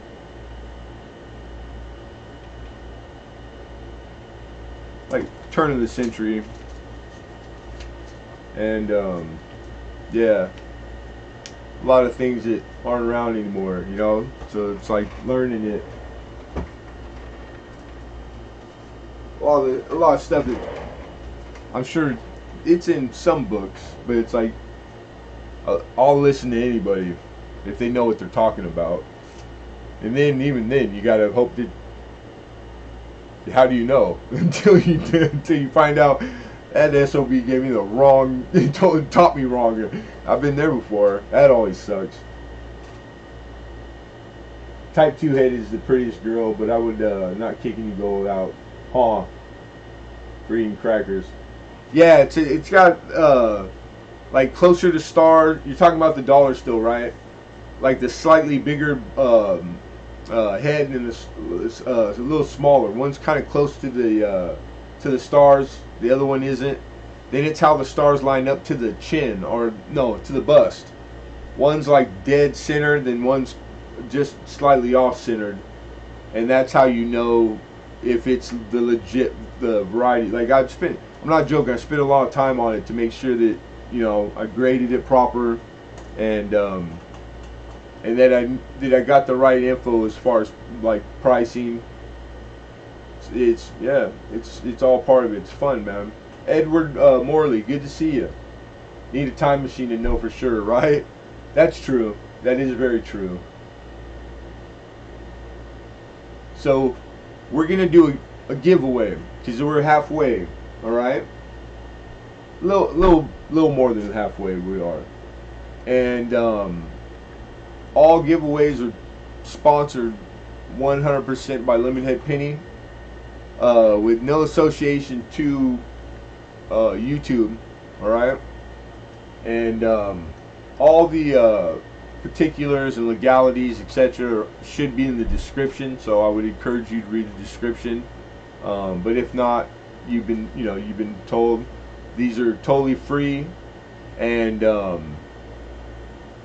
you can partake or not partake. All we need from you is that your participation, that you be here right now. All right. So we're old-fashioned. We've been doing it for a long time here on YouTube now, and until I come up with a different way or get bored with it, but I haven't yet, well, I'm going to write down on this piece of paper the initials GAW, giveaway. All right. I'm going to write down a number range, and the number range will be not that it really has any bearing, but how many people we got in here? Like 30 people. So we'll give it a range of like 30, okay? Let's get. No, you know what? I changed my mind. We're gonna do alphabet. Alphabet. I like the alphabet. So it's gonna be A through Z. All right. Now, don't start guessing yet. All right. I need you folks to wait for me in the chat. When you see Lemonhead Penny in the chat say go, then feel free. All right. And you can guess as many times as you want. I just need you guys to know that if you get a bunch of fast ones off, you get timed out. But it's for everybody, so it's fair. And it's like a 30-second timeout, then you're able to guess again. Usually with the alphabet, it gets hit pretty quick, all right? But when I ask you to stop, I also, please stop with the chat or with the guesses, because there's always a chance the chat goes too far where I can't scroll back to verify it. Then we'd have to do it all over again, okay? So when you see from me in the chat, so give me 1 second because I gotta set my chat up. I pop it out, matter of fact, because it's when it goes fast, sometimes it goes too dang quick and you can't even keep up with it. And then also I would encourage you all to right now use this time to refresh your watch page and make sure you're on live chat, because that puts you to the best you can be in real time with me. Alright? Alright, so I got my window out, and I'm going to get the word go ready. And then I'll put A through Z, just in case somebody just popped in and they'll figure it out. Alright, so that's ready to go. And I got my paper. So now I'm just have to put my guess down, and I don't want you guys to see it. Watch me write it down, because that wouldn't be fair. So I'm closing that camera. This camera, I'm just going to use the software, because I never remembered to do that, like a dummy. Alright. All I have to do is go to the camera and click the boom, like that. Now once the watch page, so I can write down my letter. Alright, you guys can't see anything. So I'm writing down, what are we going to write down today? Alright, I got it written down. You guys get ready. And go.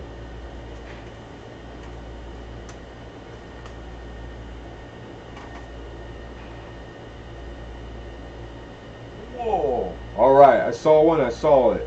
Alright, so you folks can stop. You can stop. Stop. You're gonna go, you guys are gonna put it way past hidden. Come on, man. What are you doing? He must think he didn't win or something. Hidden's like the giveaway killer this past month, I'm telling you.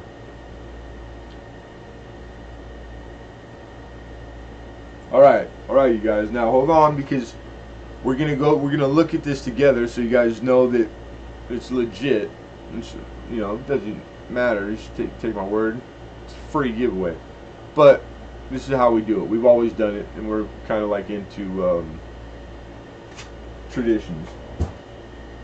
Alright, so here's my screen, and of course this thing is not long enough, so we're gonna have to use the other one. Stupid thing. Put the paper right there. Next auction, this will all be fixed.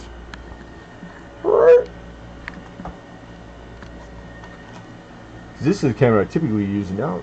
It almost looks like it's doing it, but alright, so here we are. Here's my screen. There's the paper with what's written down, okay?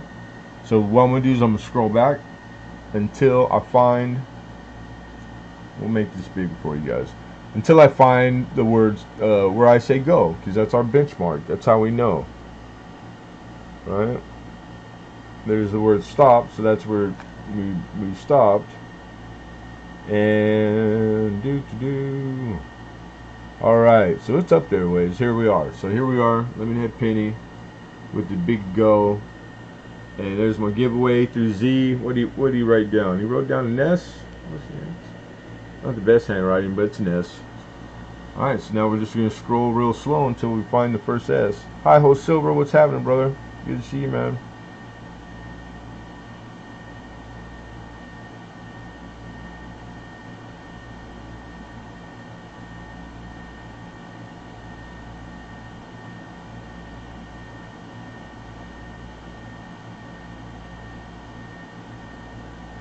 Oh, I got Alden Davis. I sure do. That's what's on my screen, Alden. Congrats, Alden. Alright, I'm coming back to the chat. Yep, there we go. How many you using hidden? Oh, he got a shit ton of guesses in there again, man. Quick, but yeah, I don't know what the heck. It seems to be gone now. Like it's being temperamental. I don't know. So maybe I'll swap them for the rest of the time and see if we can't get because this one typically it does better. And Alden, congrats, man. We got to write Alden down real quick, and then we'll do a switch here.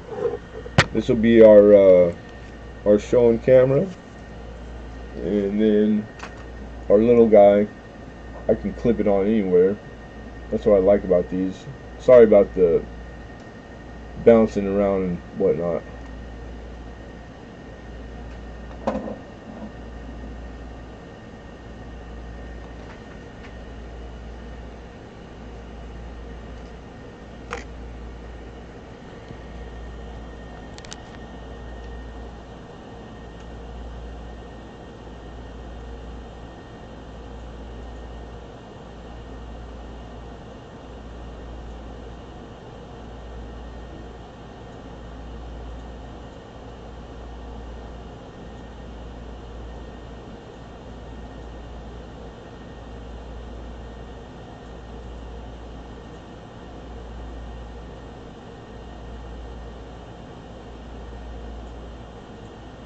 Alright, that works. Okay, impossible to lurk when there is a giveaway at Lemonhead. Free stuff is good, right? Gotta go to sleep. Please send me an invoice, and thank you for doing this. Sharp Eye for coins. It was really nice to meet you. Appreciate you coming, and I got the note for the invoice, so you got it. No problem. And just so you know, because I believe you're new, um, I stay up and I do packaging. I've been doing it the same way for years. I kind of pride myself on it. I try to maintain shipping within 24 hours. So that puts me at post office tomorrow, and we pull it off 90% of the time. So we don't sit on the stuff. We get it out right away.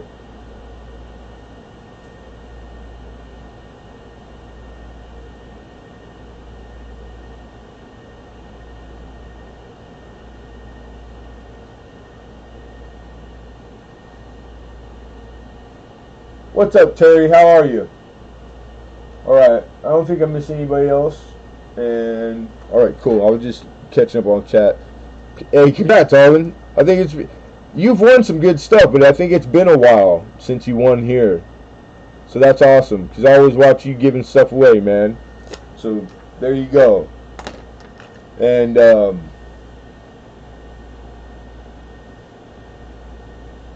this is your push. Yep. Stalkers have to come out. Huh? You gotta get food and water down every once in a while too. Don't forget to eat. Go out there, get you and win you some giveaways, but don't forget to eat.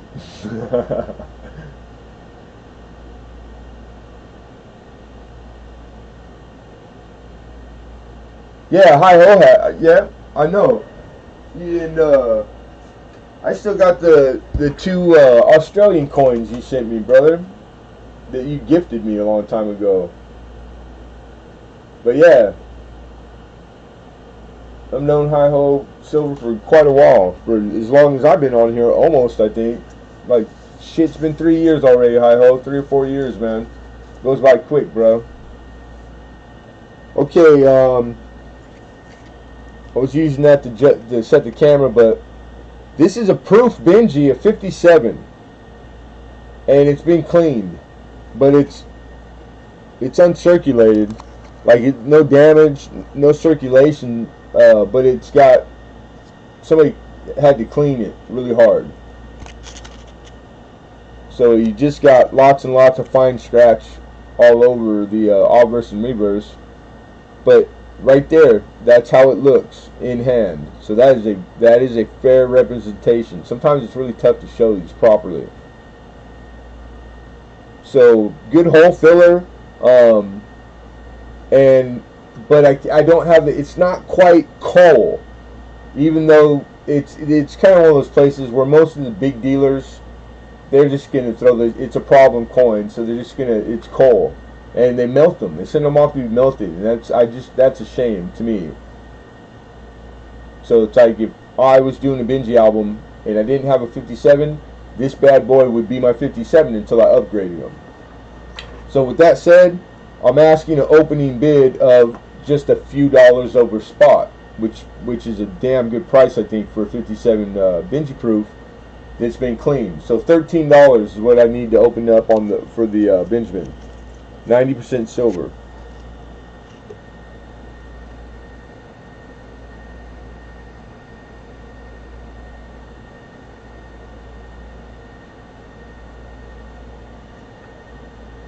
I don't know what that means, Alexander. I have number 15. Is that a bid? Could you clarify for me really quickly? Because Value Hunter's in there too with 13. Okay, that answers everything right there. So we have 14 now, looking for 15. Right on.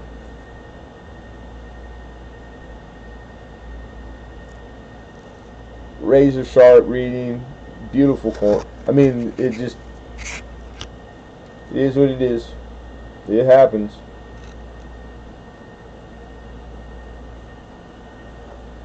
He has your bar Oh, from when I was pouring, yeah.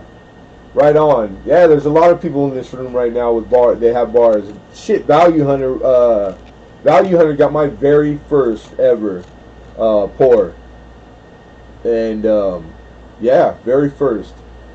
Matter of fact, I didn't even really think I was gonna continue to pour like to where it went.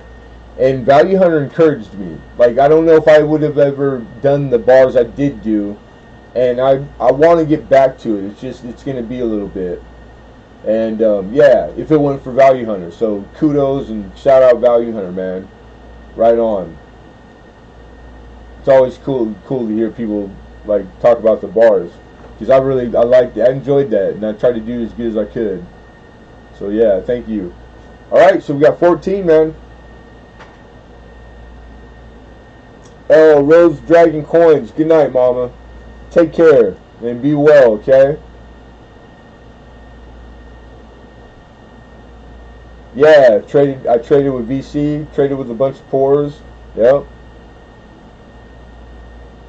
You taking off, Lincoln? Thank you for the help, brother. Good night.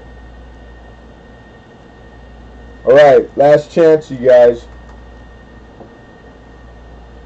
We got a high bid of 14 going once, going twice. Sold. What's up, Johnny Ray Hot Wave? What's going on, brother?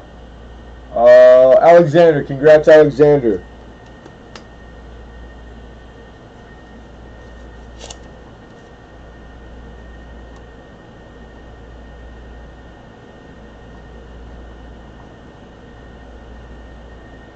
And that's a 57 Benji proof.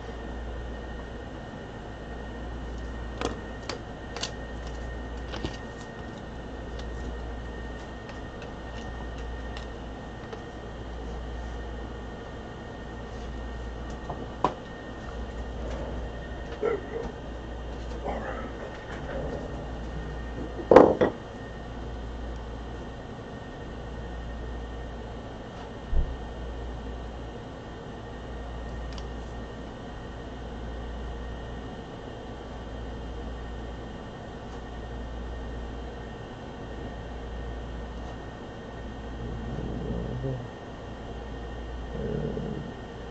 Yes, yes, and yes. All right.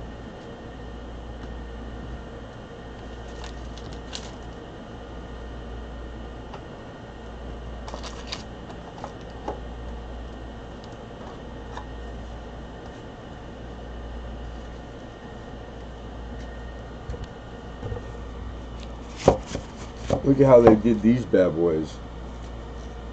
This is the first time I've ever gotten a batch. I've seen this done.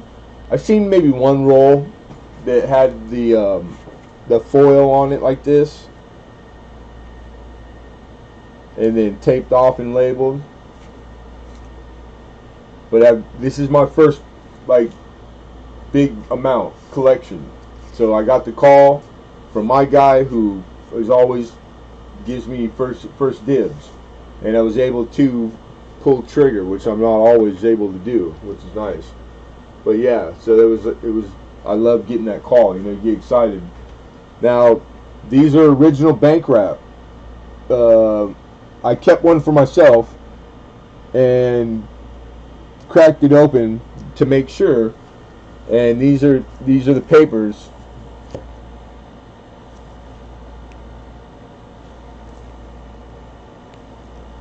So the foil was to keep these as good as they could be kept. And it's like, let's get some light. Oops, there we go. And they're red. They're brilliant. They're good looking coin. I got quite a bit. Those are 1974 planes. These are 1981s. And I have 4 1980. So all pre-82s. So all copper. Now 74s is a good year because it's one of the 4 where you have large date and small date. You don't hear people speak too much about the 74. They're not. It's you'd have to really be in the air and variety and have came across it and collected to know. But just like the 60, large date and small date, or the 82, 1974 also, and the 70 is you have a large and a small date. So you have the 2 different varieties. All right. The where did I put it? Here we are.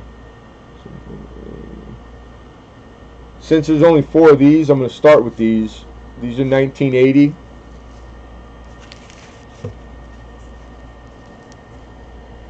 All right. So I got current values and auction, sold, realized prices, etc. Holy cigar box, man! Right?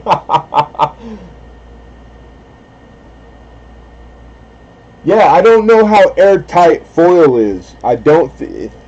It's I don't know. I really don't know. I mean, I guess yeah, possibly. And then I don't know if it was trying to encourage toning, because I know that I've seen some really dynamite toned pennies, and it seemed to be it was the they used to make paper like the bank wraps, right? It had the lining inside of them had aluminum. I've seen some of those, and those are like, I think they predate these. They're a little more retro, a little older. Yeah, breeze for me. Yeah, no problem. Thank you for coming. And make sure you subscribe and click the bell, and then you'll never miss one. But typically we've been doing Tuesdays for a few years here, but we randomly throw them in, and then there's always, you know, you do your best.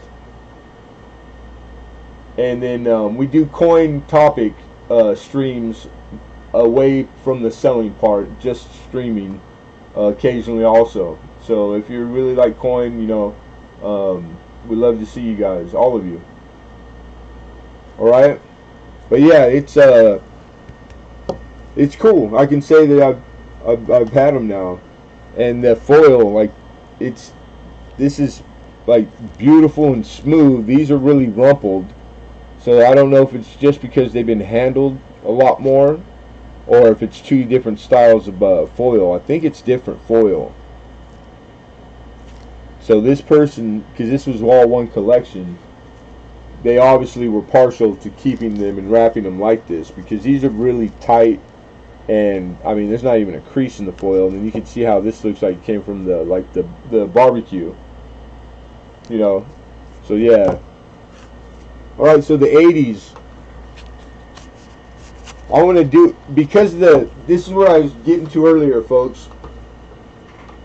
Penny rolls are heavy, really heavy. If you get into 3, you're over a pound already. A pound, you're into a flat rate. So really, if you already have items, or if you don't, I'm not trying to encourage you any way. I'm not. I'm just telling you so that you know what you have to look forward to if you want rolls. And that it makes sense, because if you get into the flat rates, then you can accommodate up to like 70 pounds or something. It's really the best deal that the post office has.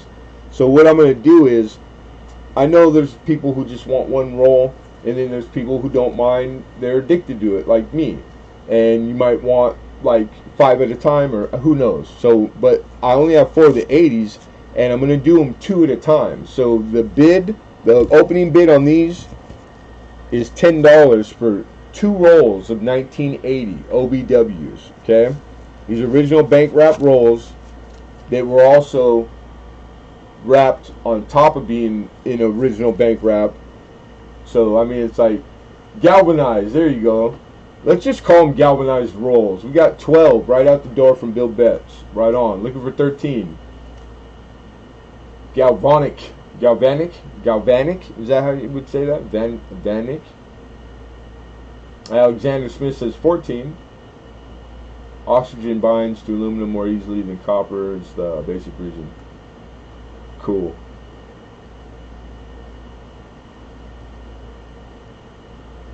Byers is back. Welcome back, excuse me, Byers.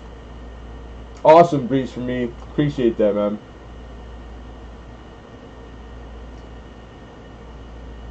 Bonds, binds, tomato. Let's call the whole thing off.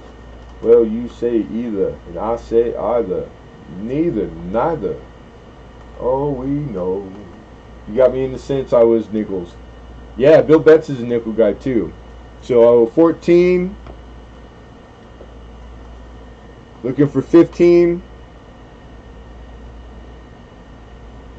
Going once. Going twice. And 15. Sniper bid.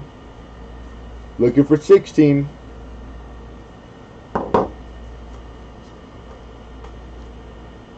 To OBW. Hey. All right.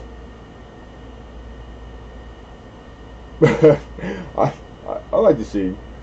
I like music. I don't know if I'm a good singer. Thank you, Alex. Alex is out. All right. Last chance to bid. 15. Looking for 16 on 2 OBW rolls 1980 plane. Going once.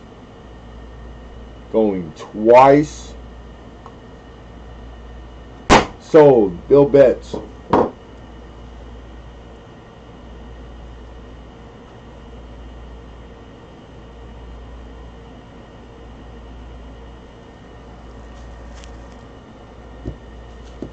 All right. Same thing. 10. We're looking for opener 10. I have the last two of 1980. And we're looking for 10. And we have 12 from Bill. An all-night auction? No, we're already past halfway point. So, why? Is there anything in particular? I see your bid, Alex, but we already had 12. I see a bid of 14 now. Okay. Bill Betts says 15. We're looking for 16. Like me, you a rapper, Alex? You like making up rhymes? A hip hop, a hippie, the hip, a hobby, you don't stop. But rocking to the bang bang boogie. Sept jump the boogie to the rhythm of the boogity beat. 16. Alex says 16.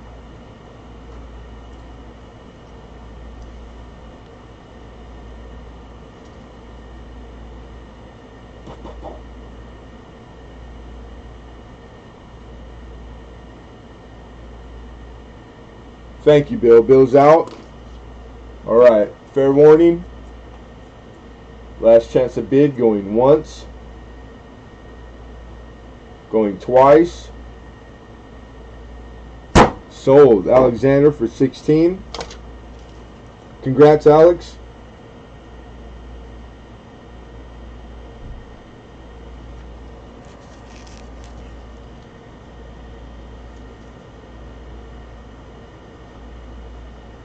There's 2 OBW 80 plane.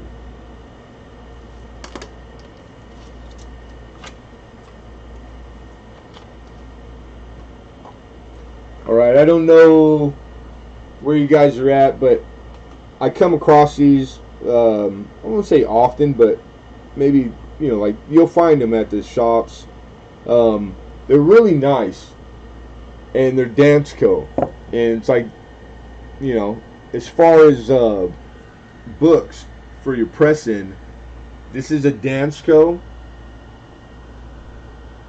It's Franklin half dollar. And I also have Washington quarter. Oh, those are going to fall.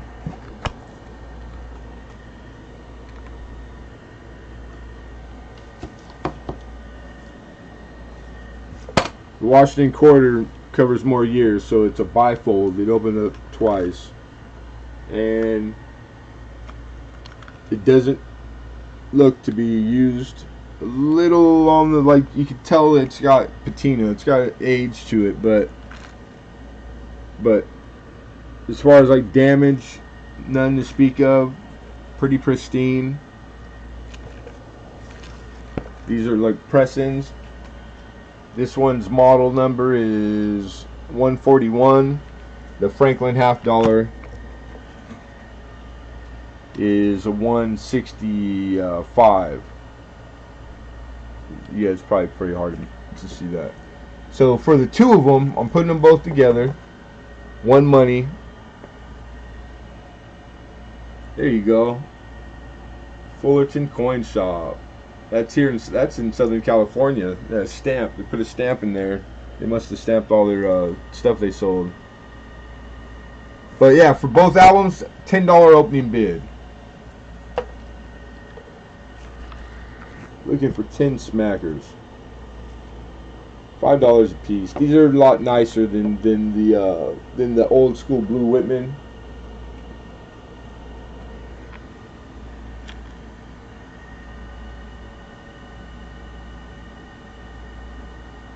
Did they put these in back in production? Or you're talking about Dansko in general? Yeah, they're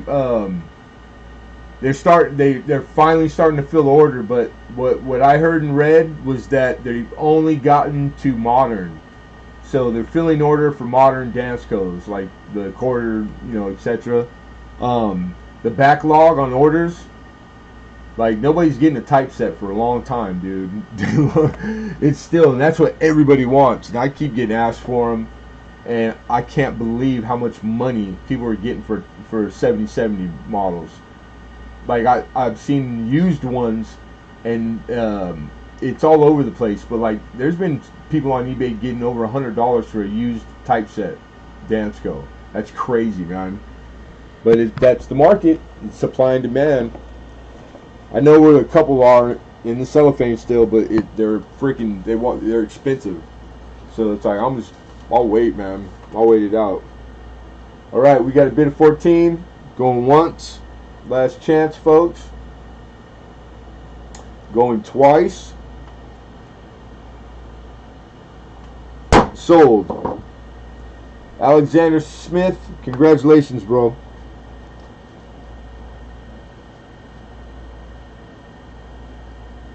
Yeah, because when she moved out there to Washington, the COVID thing hit, and the timing. This is what I just read recently. Like, I don't know how old information it is, but like nobody knew nothing for a while. She didn't get a chance to hire new people because she needed to hire all new people, and the tooling. They hadn't even put the place back together, so none of the tooling was put back together, and nobody got hired because they had to train them. They were hiring all new people and knowing that they were going to train them. They wanted to. So it's like, that's cool. But COVID hit and everything stopped anyways. So it just got left. Literally left. Like they would be right back into going and making, and like we wouldn't have had a very long time without what we're used to having. Like I can order you anything. Like it's what I do.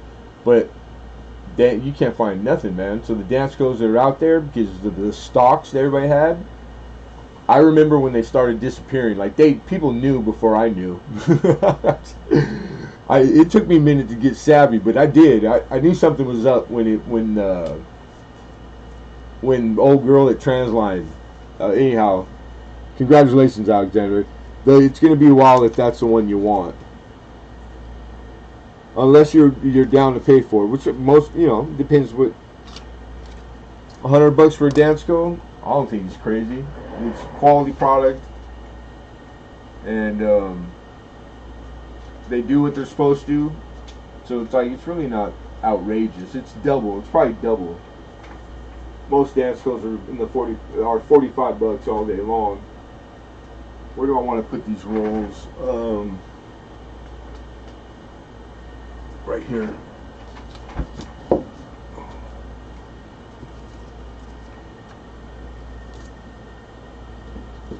But yeah, albums I'm hooked on myself. I probably got, I don't know, 20 different albums going at one time.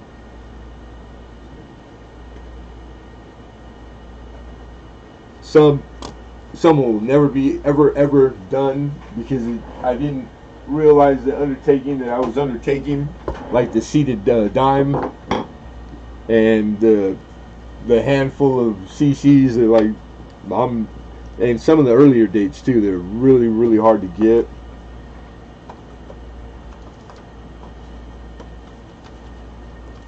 All right.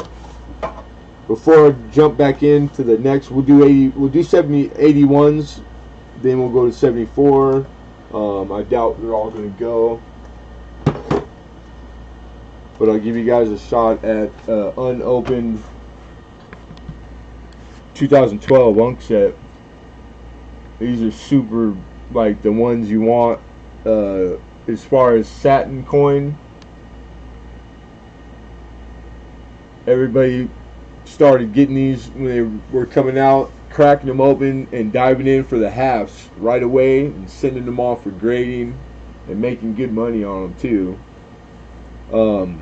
This one is really not opened. It hasn't been cracked open yet. I'm not going to open it.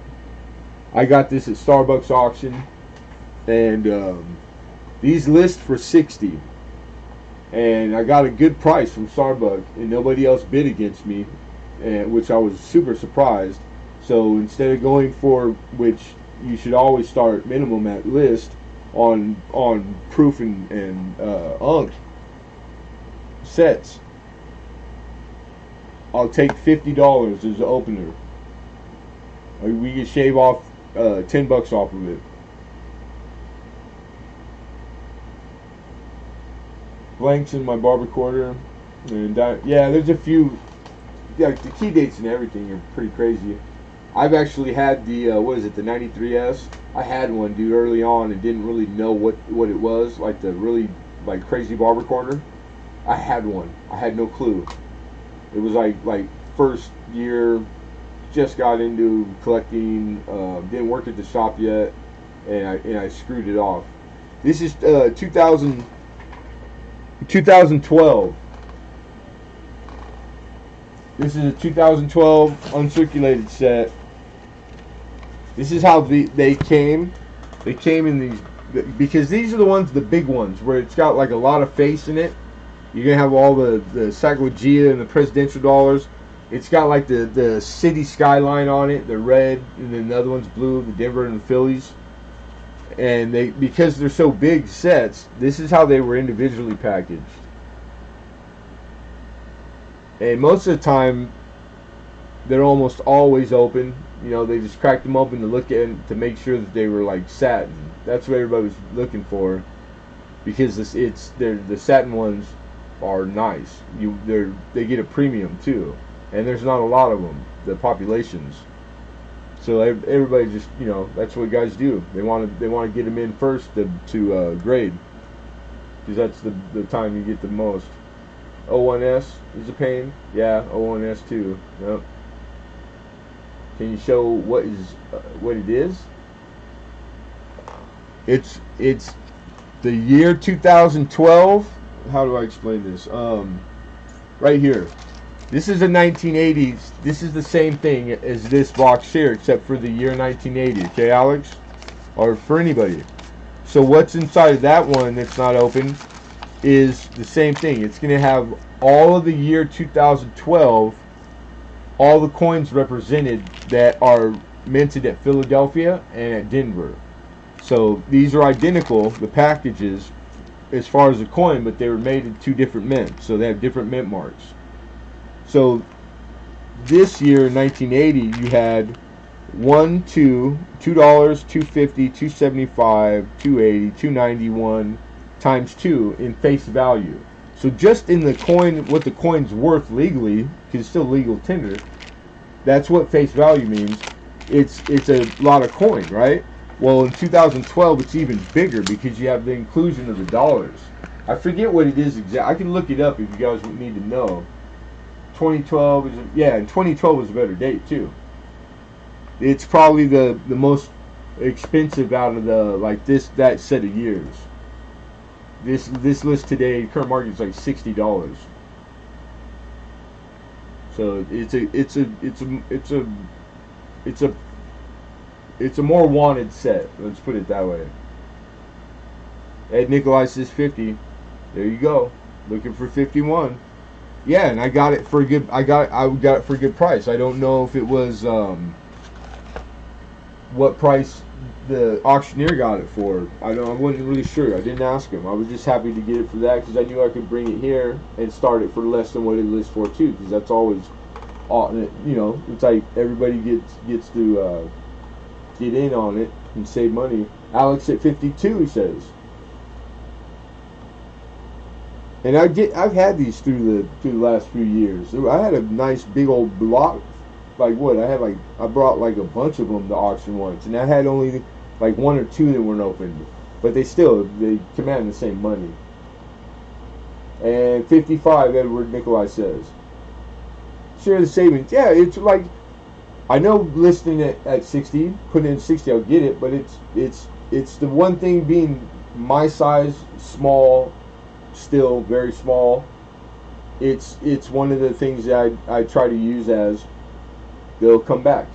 You guys will remember. You know, like it's okay to miss out on 4, 10, 15 potential dollars because it works. It's good business, I think. But there's days and weeks that I can't do that. So everybody knows that too. But I try hard as often as I can. And I think it's the equivalent of like it feels nice to give like gifts away instead of getting gifts. This is the same thing for me. I think I'm just trying to make a friend because I got no friends. Maybe it's that. Nah, it ain't that. 56. Ed says 58. Alex goes 59. 60. I got 60 from Ed Nikolai. Let me get the card ready. Oh. Alex is thinking. He's thinking. 2012 United States. Unk. So, thank you, Alex. Alex is out. Alex has conceded his bid. So we have a bid of 60. We're going to call fair warning. The way you know the year on these is right above the barcode. You have a code that's like it starts with a U. 12 on all the boxes. That's the date. If it was 2013, it would be U13. So that's how you guys know. All right, here we go. Going once. Going twice. Sold, Ed Nikolai. Congrats, Ed.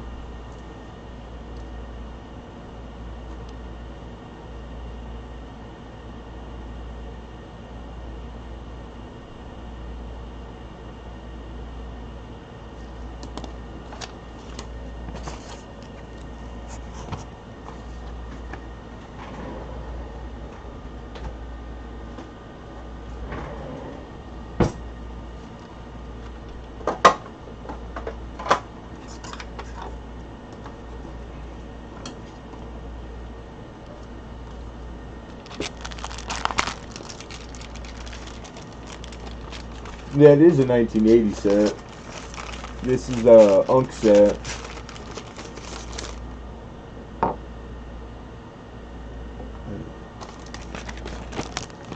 take an opening bid on the 1980 Unk. It's not the original envelope, so I had to put it in an envelope, but the coin is, and the CeeLo's intact. It's nothing wrong with the coin. It doesn't change the value.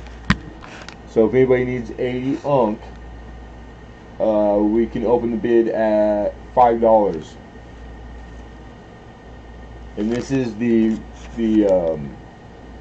you got the 3 Susan B. Anthony PDS dollars in there.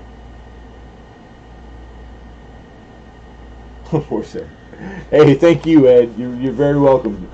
And we have 6 from Alexander.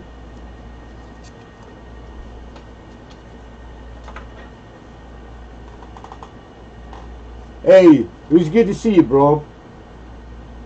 Things are still like slow going, getting back like all the way around, but it's going. So it's like I try to get over to you. I lurk occasionally, but I'll be there sooner or later. So keep kicking ass and taking names and be well. All right. And thanks for coming over, Value Hunter. It was good to see you, brother. And we got 7, Bill Betts.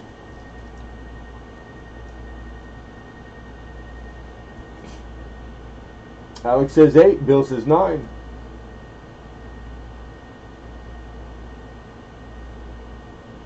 Yeah, it's never wanted to leave in the first place. It wasn't even my choice. So yeah, oh yeah, definitely. And I need it bad, man. But that's a whole nother, I'll tell you about it some other time. 10, Alex goes 10 on them.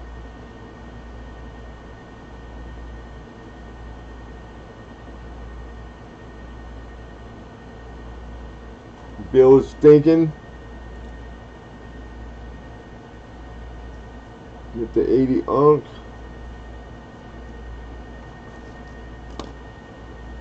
Alright. Fair warning. Thank you, Bill. Going once. Going twice. Sold. Alexander for tension.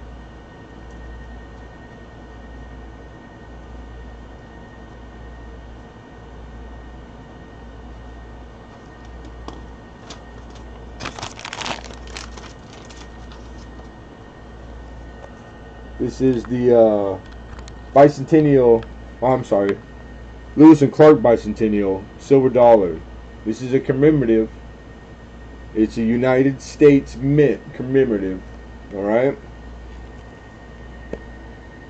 Slides open like that, and then it's got more words on more cardboard. Big old carbon footprint. This commemorative has. Then you open up that box, and there's more words on more paper. But this one happens to be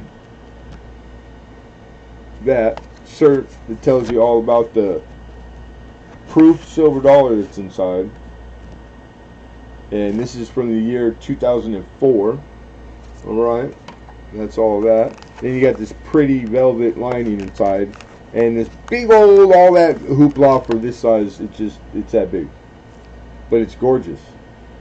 Like, these are like really well made, and they're pretty, and the emblem, you know, that's this great seal that Benjamin Franklin, he drew that.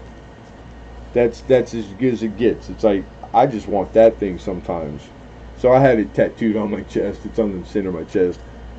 But I'm a weirdo. But this thing's beautiful. I mean, beautiful. This is a really good looking commemorative.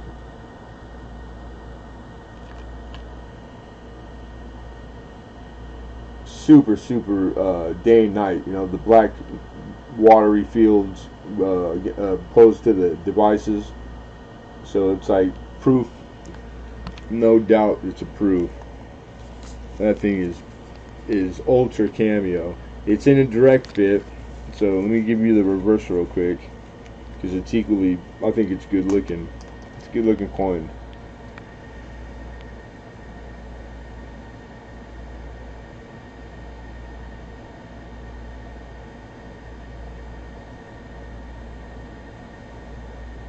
Yeah, the packaging is wonderful. They don't mess around, you know. Like it's I joke a lot, but it's it all the commemoratives, our United States Mint commemoratives, are done well, and we know how to make coin. We make good looking coin. So the 2004 Lewis and Clark, I need $30. This is a silver commemorative dollar. I think it's 90%, I believe. 26 grams, 26.73, 90% silver, 10% copper. And they only made 500,000 of these in all options. We got 30 from Penny Queen, looking for 31. So that's nice. 500,000. Because I think there's combinations where this particular coin is in a double set where there's like the two. So that's what they mean by all combinations. Which makes the single one like this in this context by itself, I think it makes it, it's low. It's not 500,000. You know, that number doesn't apply to it in this context. Still a big number, you guys. 500,000 is a big number. I know it sounds next to a billion Washington quarter number minutes. You know what I'm saying? It's like we make a lot of coin. But yeah, I like the commemorative. I think they're gorgeous. And we got 30. Looking for 31. Looking for 31. I'm going to write down the card, what we got, and then we're going to run it. We got the 2004.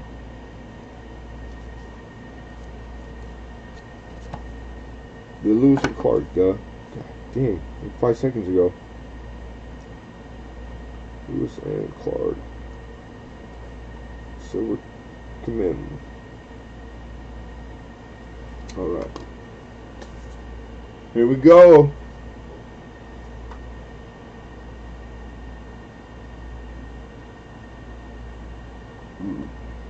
Fair warning, we got 30. Looking for 31.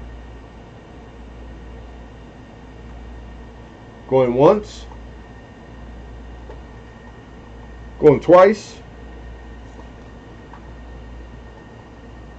Sold. Oh, Rita Doyle. Where you at? 32.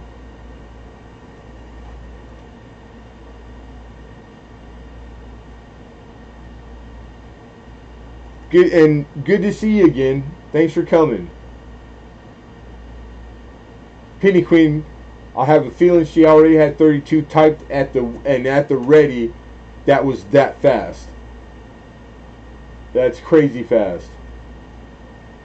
And I see your bid, Alexander. Appreciate it. You're way late. Snipe, not a good snipe. Rita Doyle, insane snipe. And Rita Doyle says 33.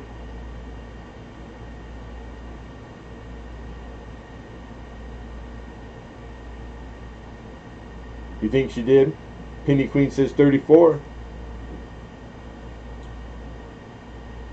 I bid on stuff in auctions, and it's like I try to do that. I try to have it ready, and it's but sometimes it's just hard.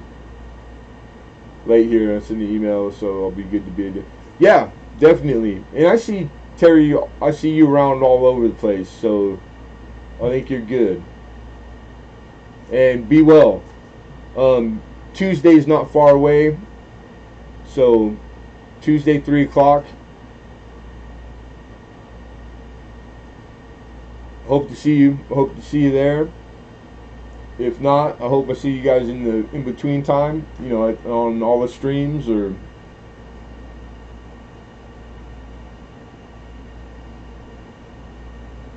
All right, all right. Here we go. Fair warning. It's getting quiet. We got 34 looking for 35 now. Going once. Going twice. Thank you, Rita.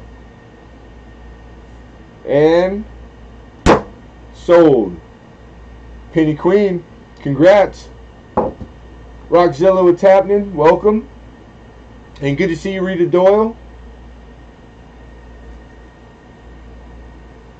34. Penny Queen.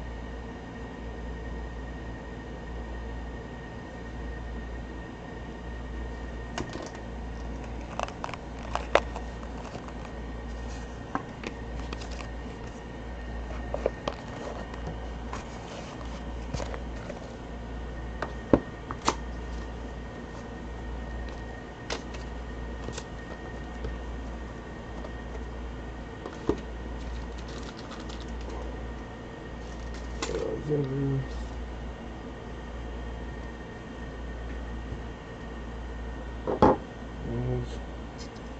right.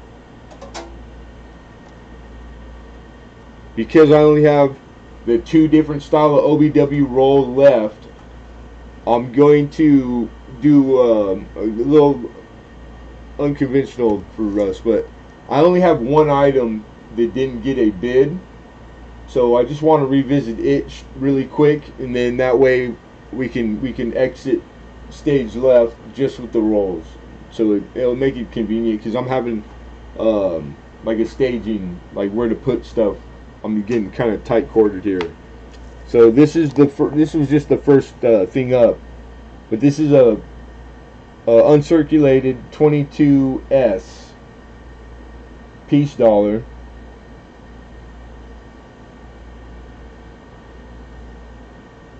And the 1922 San Francisco, I was looking for an opening bid of 30.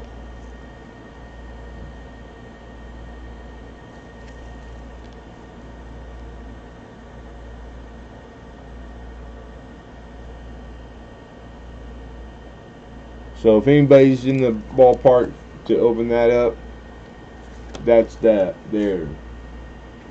I will bid the first one that never got a bid. That's the one I'm showing. I was just showing there.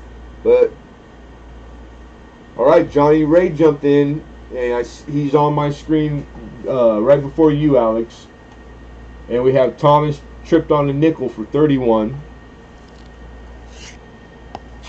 And we have Alexander Smith for 32.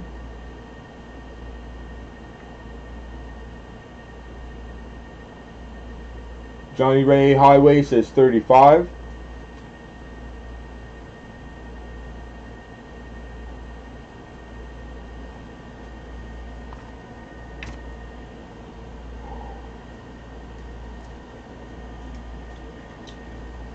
All right, looking for 36.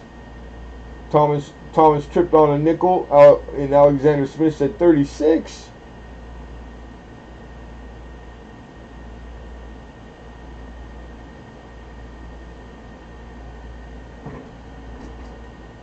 Johnny Ray Highway Coin Collector says 40. He says, take that, you over the ocean guy. Thank you, Alexander. Alexander's conceded his bid. He is out. Thomas tripped over nickel also has conceded. Thank you, you guys. Appreciate that. It helps it go quicker. All right. So we're going to give a fair warning. We have a high bid of 40, looking for 41. And going once. Going twice. And sold. Johnny Ray Highway. Congratulations, sir.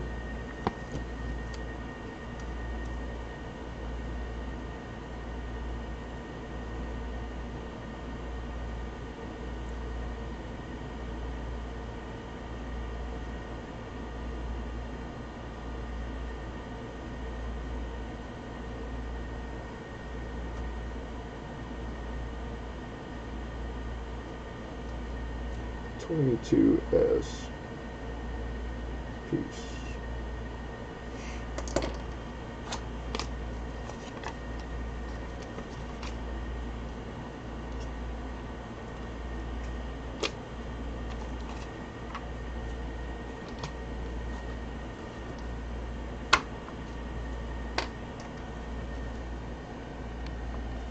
All right.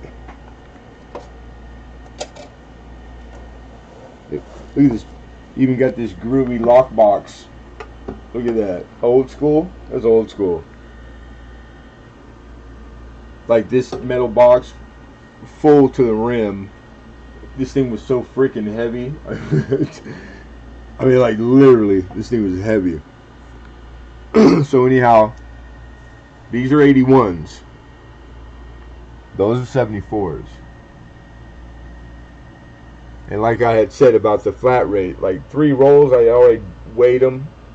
And 3 rolls are over a pound by themselves. So it just, it makes sense. And because I have, more than a few, I think it just serves you guys better. The roll. I'm not trying to encourage people who don't collect roll or don't do scent, buy them just to buy them. It's just makes sense to take advantage of the shipping. Like all those pennies saved could be spent on coin. You buy more pennies. CJ, what's happening, man? Hey, I got you going out tomorrow with auction stuff. All right, so with that said, this amount here, I think it would make sense to bundle them together, and unless it's an even number. So minimum, I'm gonna put 3 rolls together. All right. It might be 4. Let's see what makes sense.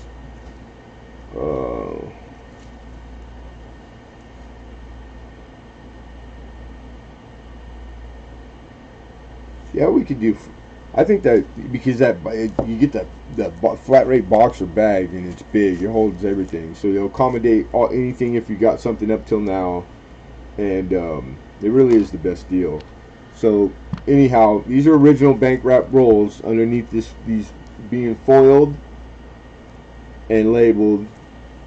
These are 1981 planes,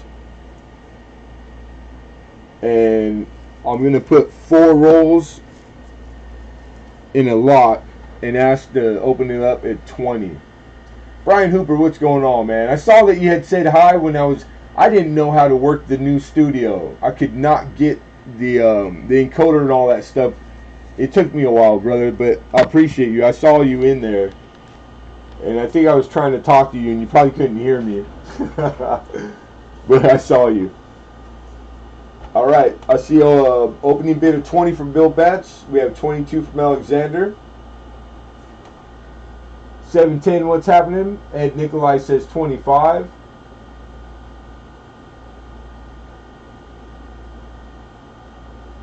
And did I miss something? If I buy a roll, yeah, we could do that, something like that, Alexander. That's not a problem. And I see 26. Alexander for 26. And Nikolai with 27.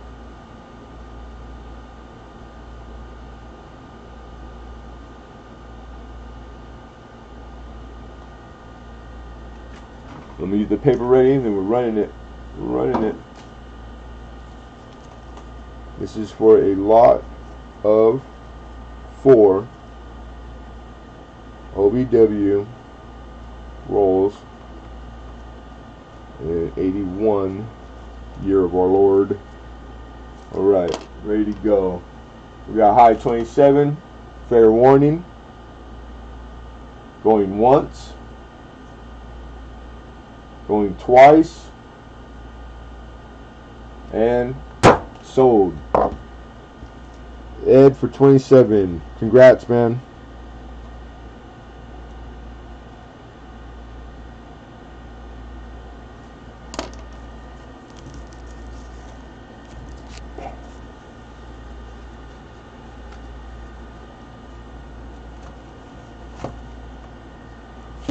Put the next 4 up, and I'm keeping the labels with the ones that I grab. I never swap them or move them around. And $20, same thing. 20 opening bid on a lot of 4. We'll put you right here. There we go.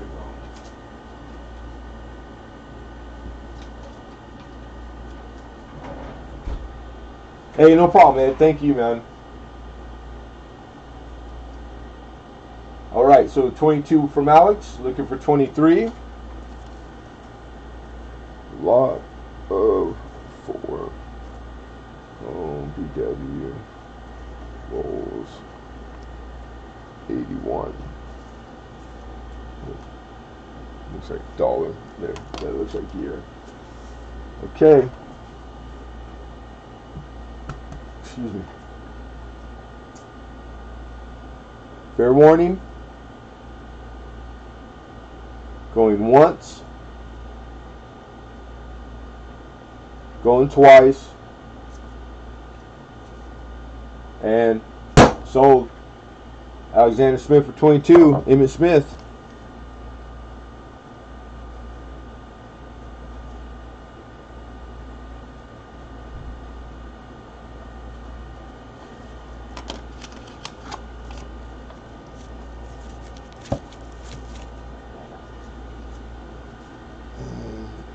Put this up here.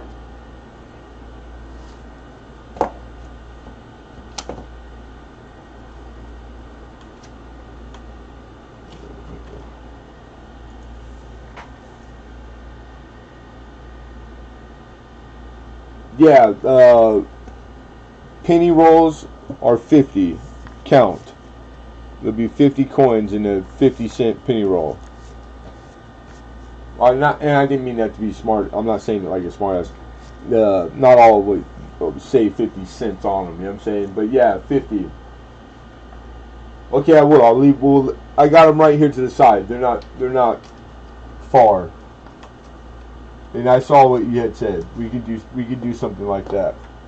All right. So there's like we'll move on to the 74s, and these ones, the paper, that foil is even like, I don't know, it's a trip. I wonder if they were like individually like cut. And I've seen before, like in the restaurant business, like food, they have pre-cut, and they remind me of those, like the finish on them and stuff. So I don't know. Curious, but you can tell that these suckers, I mean, they got wrapped, because that's got that orange, the way the old school masking tape oranges. It's like more like, it's the masking tape nowadays isn't like that stuff. It's different, but the way it aged and patinaed, I don't know, kind of cool. Whether it's gonna make it so that all the specimens in here are like they were the day one, there's no guarantee. But I tore open, I think two to make sure they were what I was told they were, and that the coin was good looking, and it is. And these things are tight. These are, in my opinion, legit as they get. These weren't made up yesterday in a back room or nothing. You know what I'm saying? Like, they are what they are. That one right there, just the color on it is and the tightness and the way it's rolled. This is legit. This was done in '74. It's been sitting like that. So, and I do a lot of penny, so I know, and I trust my source. So that's all good and good. That's all. It's like, not just one thing is enough to make, use all as much as you can to factor with this stuff. Yeah, pretty cool. I thought so. Rita said score. I get excited still, like a little kid, and it's hard because when you're somewhere trying to negotiate price and monies and all the going ons that coin guys do, it's hard to hold a straight face some days, and they know.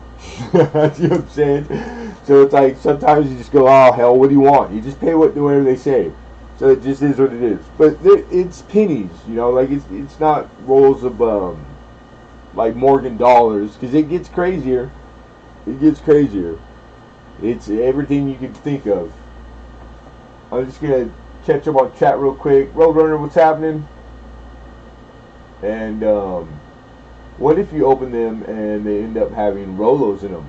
That would be also, I think that's kind of a score. Because I absolutely love chocolate. I'm a chocoholic, dude. Yeah, Roadrunner's like, eat them. Of course. Did Henry win the giveaway tonight? No, he didn't. He did not win tonight. Alden Davis won tonight. Which isn't a big, like, Alden's won stuff before, but he hasn't won, like, the giveaway in a long time. So that was pretty cool. And, when dealing with the bread and butter. Yeah, that's the way you want to be as cool as you can be, like a cucumber, right? But it's I don't care if I get excited, outwardly trying to be stone faced. All that stuff doesn't really do it for me. It's knowing what I'm doing. The homework before I get there. That that's the best advice I can give people. Know more about the coin that you're going to buy than the person that's selling it. And then you can't with coin dealer. It's harder, of course, but it's that's that like be as prepared as you can, man, because it saves money. It helps. You know, you can counter stuff with knowledge, and instead of just 20, 19, 18. So like it's different than that. A lot of factors, tons of factors. You know, was lunch good? I mean, like sometimes it's the most mundane little things, and then sometimes it matters. You know, it's all a part of it. I enjoy all of it thoroughly, but it gets stressful sometimes. That's for sure. But anyhow, I'm gonna estimate. I know I had it written down. Oh yeah.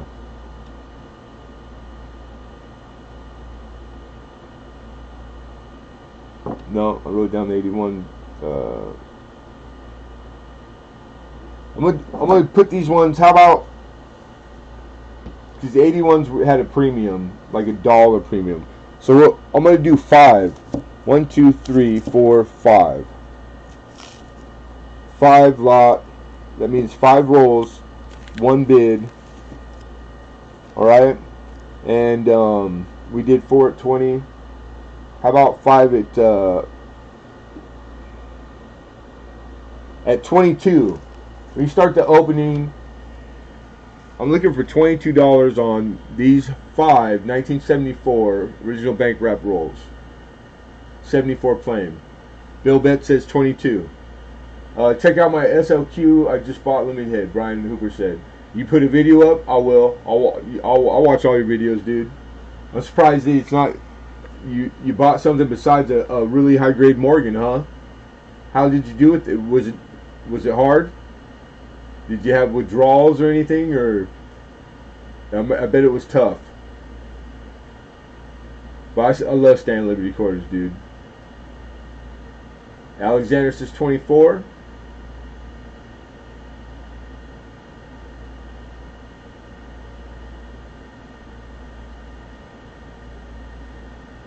Yeah, it's heavy, Ed.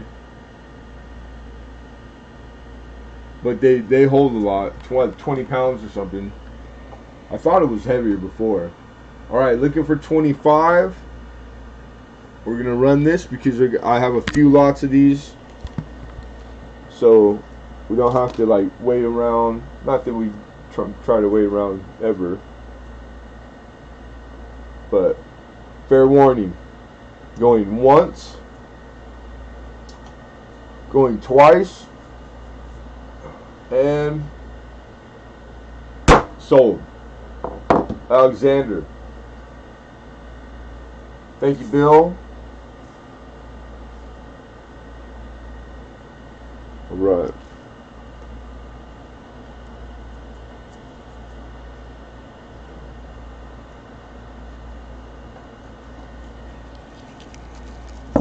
It's the first 5. And Alex be right there. Here's the next 5.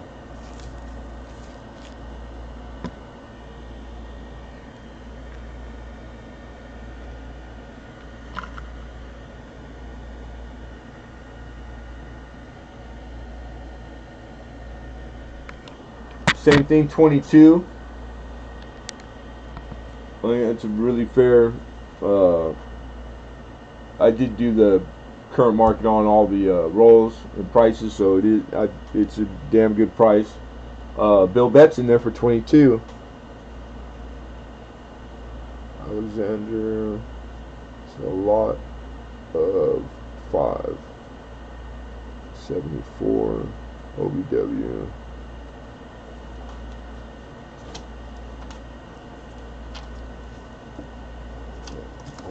him.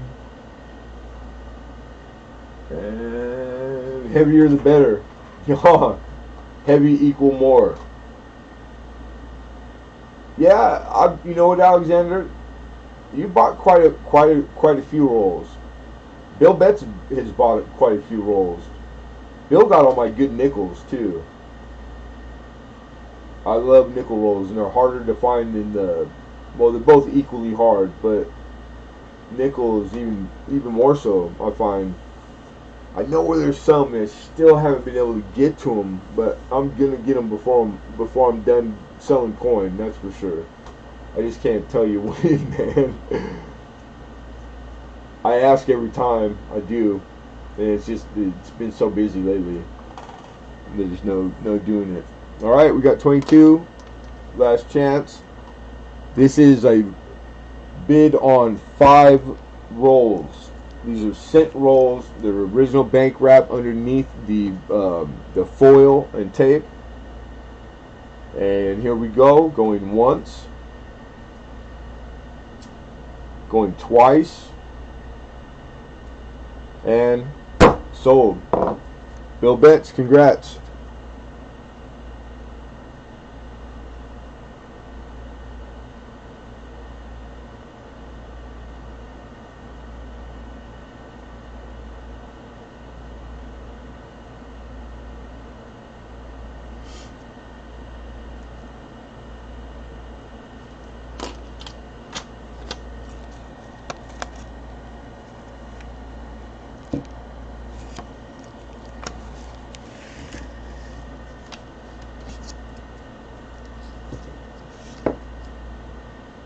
We'll try one more.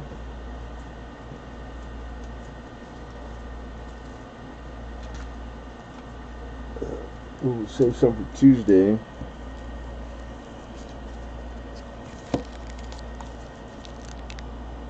Four, 74, 74, 74. Right. 22.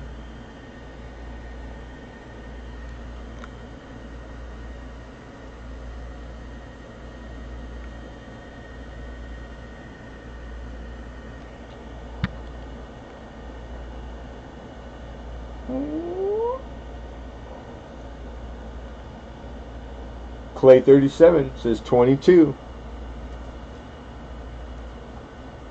Excuse me, pardon me.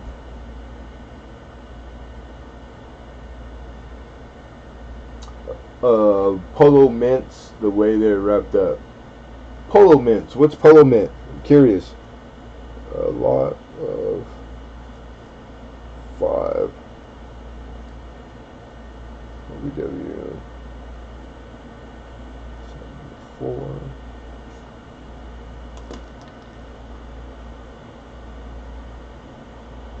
You got it, Mr. Betts.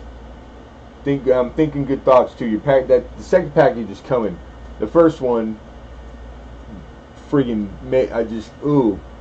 like you wish. You know, if I got a real genie in a bottle, I'd waste one of the 3 wishes on. I just want to know who stole my package this one time at the post office. All right, fair warning, guys. Spike Tate asks, what is it? This is a bid of 22 right now. We're looking for 23 on 5 OBW cent rolls of 1974 plain.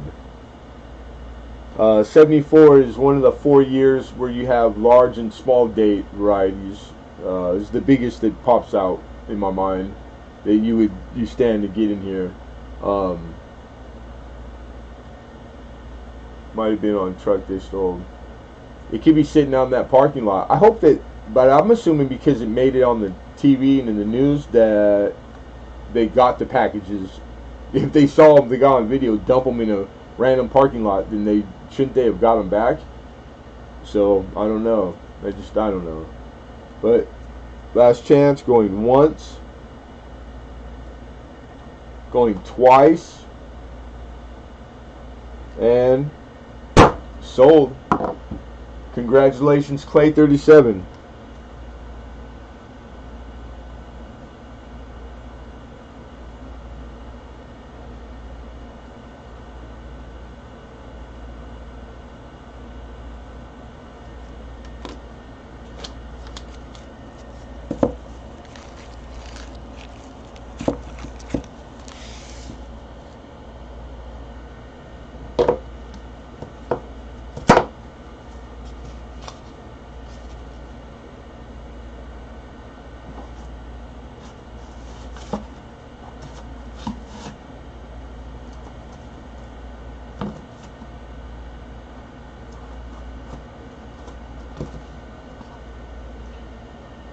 Yeah, congratulations. Definitely. Might have been on a truck they stole. I don't know that there was a truck stolen. That is that because I just read the quick summary on Google on my phone. So the one I'm talking about, I was pretty sure it was an employee. Like they caught an employee dumping it, but maybe I misread it, or is it a whole different like happening? Like there also was a big mail truck stolen. I don't doubt it. That sucks. It really does.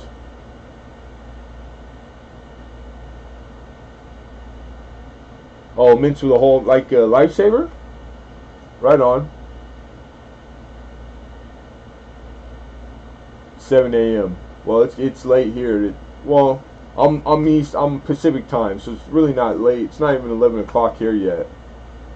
Private contractor for United States Post Office. Okay, I didn't know that either. But still, that doesn't make it. That does not excuse it. Because it's subcontractor, dude. Um, I could imagine how large those contracts are with the post office. They're probably multi-million dollar contracts, so that it's like they should equally be as professional. It doesn't matter. It doesn't matter. Period. The guy's a scumbag. But that was 5-5. We did with 22, right?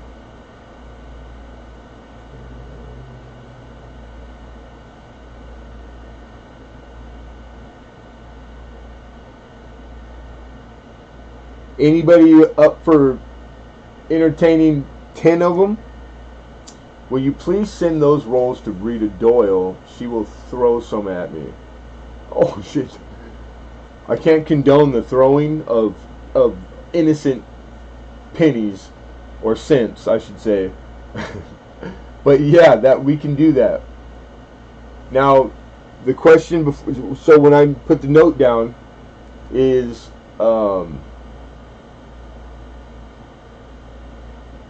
is it did you want some of the rolls or all the rolls? Clay 37.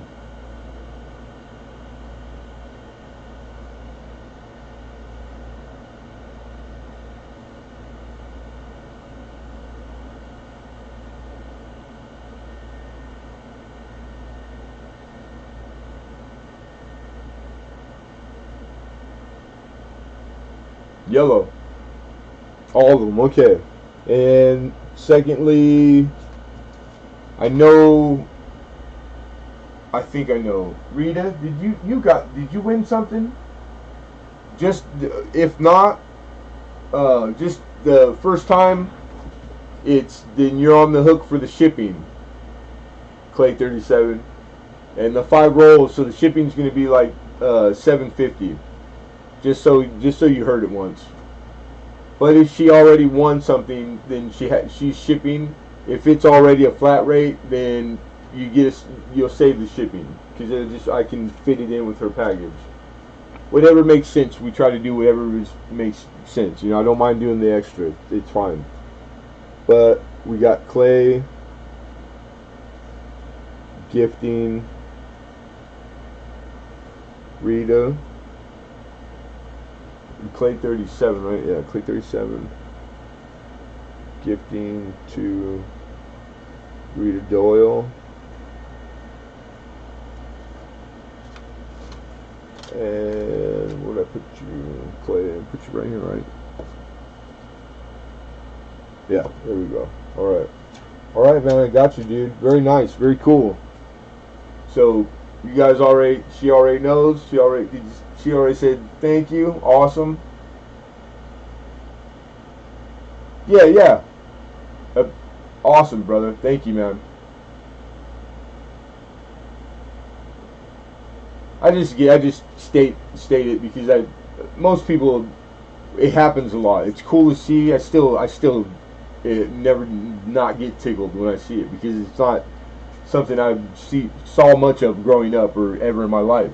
So I still it's weird seeing people be that nice to each other. It takes some getting used to, believe it or not. But I love it, and so I just want everybody to know. And you got the bonus plan. Right on. Alright, so we're going to save some. If anybody wants some of those 74 rolls, I'll keep it to the price that we opened up at. I think only a few of them went over. If not, you'll see them roll over into Tuesday's auction. And I have a small amount of the 80s, the 81s, and then of course the 74s. I'm probably going to save a few for myself. And you can always email for anything coin related, anything, and I do my best. But as far as the outlined auction, well, auction is like, this is official. That's it. It's ran its course. You guys feel free to burp, fart, type number in chat, kick a dog, whatever. You know what I mean? I don't judge. I don't judge. Or questions, or told, you know, like, I'm gonna smoke a cigarette myself because I've been nicking. All right, Lemon, I'm gonna email you, sir, so I can get an invoice. All right, buyers, and I'll put a note right now too. And that'll be double. We won't miss it.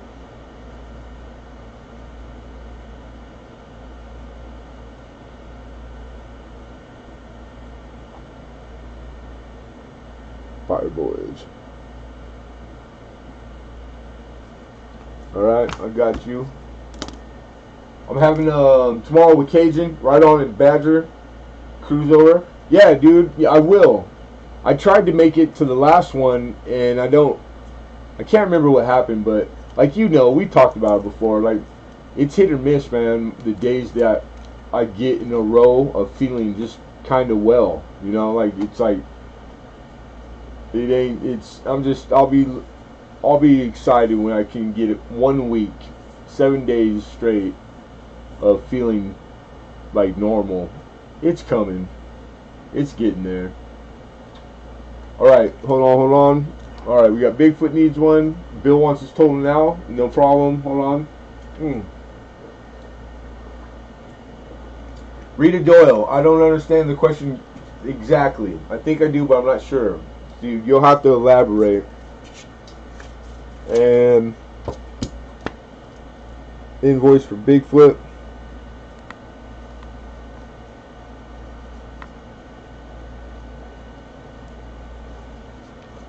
Got it. And I think it's 37 plus shipping. I gotta check. I have no clue right now. But you're usually right on, like spot on. I know.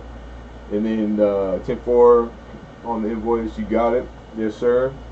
Send what to you, hi-ho? I'm confused. Alright, that's, you guys are talking about something. You showed you were under the weather. Yeah, it's, I'm just dealing with a lot of stuff, man. But I got these choppers that are infected, and it's making me, like, sick. And then the last 3 days, and I fight it off, and then I'm good for a couple. Then it comes back. But I was on antibiotics a lot last year. Too much, that like me and the dentist, I gotta get to an oral surgeon. We decided not to do antibiotics to try to tough it out, because you can become immune to antibiotics, and I don't want to do that. I'm only 40, you know, like, so like there's a chance they save my life down the road still, and I don't want to be immune to penicillin. But I'm starting to think the last couple of days I might have made the wrong choice, man, because this shit sucks. It sucks. Mike Badger, there he is. Where you been hiding? Yeah, no, it's only 11 o'clock here. God. How many rolls did Clay give? Oh, 5, Rita. 5. Okay, so, cool. Yeah, 5 rolls. And,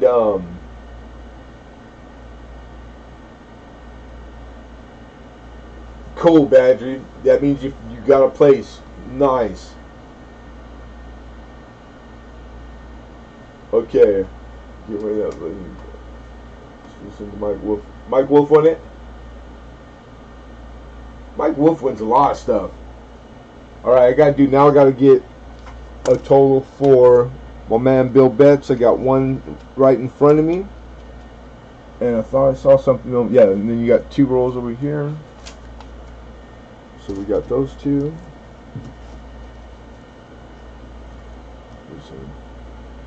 And that's going to be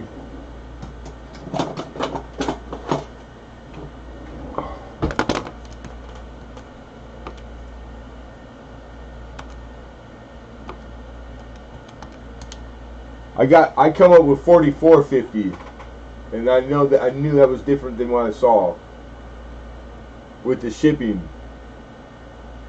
And it's just the 2.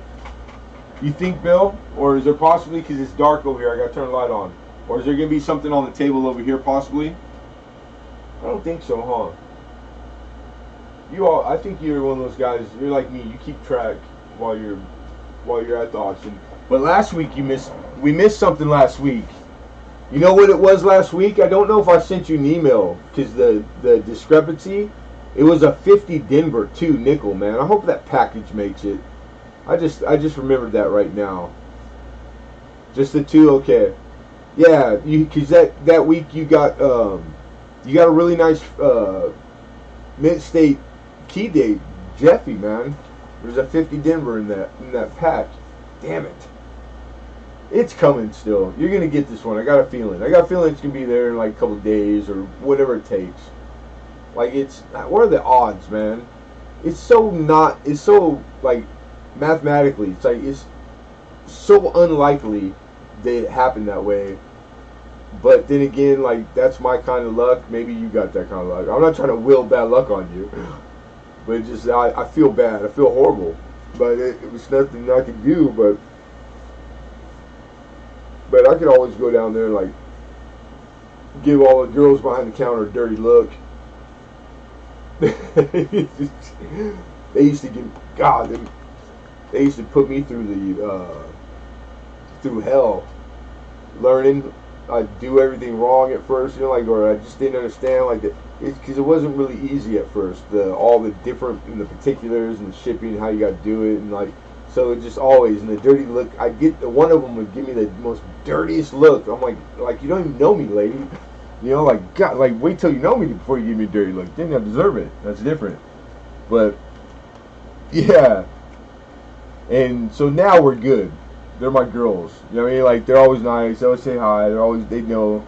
They're there every freaking all the time. But yeah, they made it tough, man, at first. Matter of fact, that's why I've never had nothing stolen. All the people down there, I've met all the mailmen, for the same post office. Everybody's pretty, they're straight shooters, man. So if it got taken, I don't think it got taken at mine. But just half a city over, 3 blocks, you get to another one, and it's that one. I think everybody that works at that one is stealing. I hate to say that, but I mean it's a little more, it's a little more hood over there. That don't matter. I shouldn't say that either.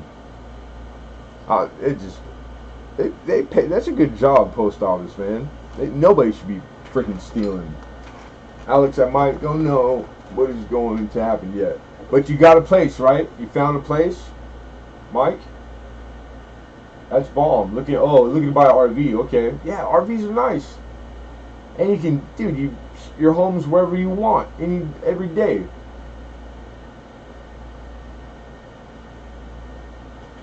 Coin tour, dude. Just one of you assholes stop and pick me up.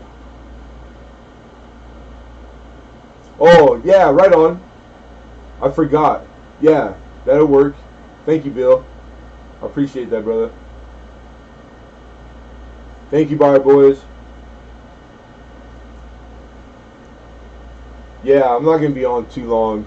It's I don't mind hanging out after auction all the time, but I still, this is gonna be a lot more than normal weeks because of the just bigger boxes and the weight and stuff. And I want to make sure that these rolls get I got lots of bubble, and so I'm gonna be up for a while. And I don't feel my best today. I feel better though, just talking to people, so that's nice. So I really appreciate all of you every week, and but I mean, like on days like this, it's even better. It's good medicine to just be around, talk. But you guys coming, and I really appreciate it. I do. I am too, Lincoln. I'm glad I got to see you. I was wondering, I hadn't bumped into you for a few days, so I was starting to get worried.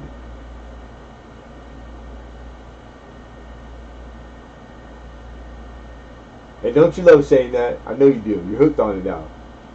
In person, it's even better.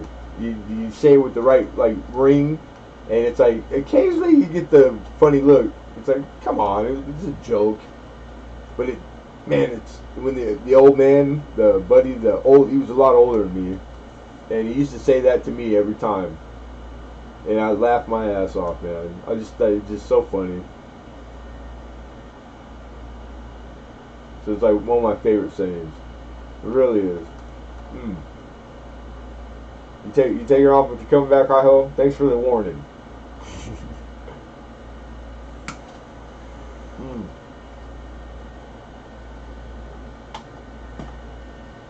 Oh, then I got Hooper. I gotta go watch a video for Hooper too. All right, so don't overfill the box. If it needs to go in a new one, oh wait. All right, so here's the thing, because of the stuff that you didn't get to see yet. One of it's quite a lot of stuff. So it's big, and you had prior. So I think we might be in that. I'm ready. I could send you another one, and you already have another one that's after that. Excuse me, damn it. That's already on the start. You know, like only a little bit full. So you tell me whenever you want, Alex. It's no difference here. You know what I mean? But I won't overfill it. But I do pack them pretty tight, huh? I'm good at it. I know I am.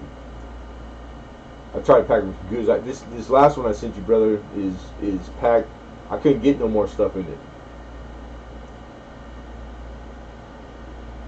And the weight is it wasn't pushing the weight. It was perfect.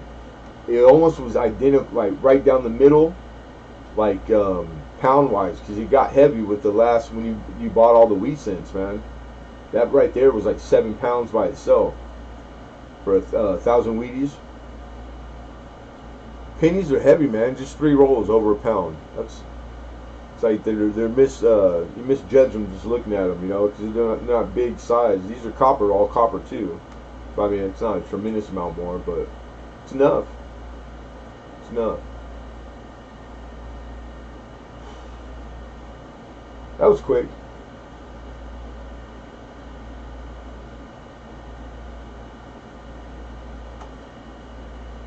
And I'm curious because every time for international, there's a warning that like it could be like some countries, it's like big time. It takes a long time right now, like triple what it used to, like 3 months or something.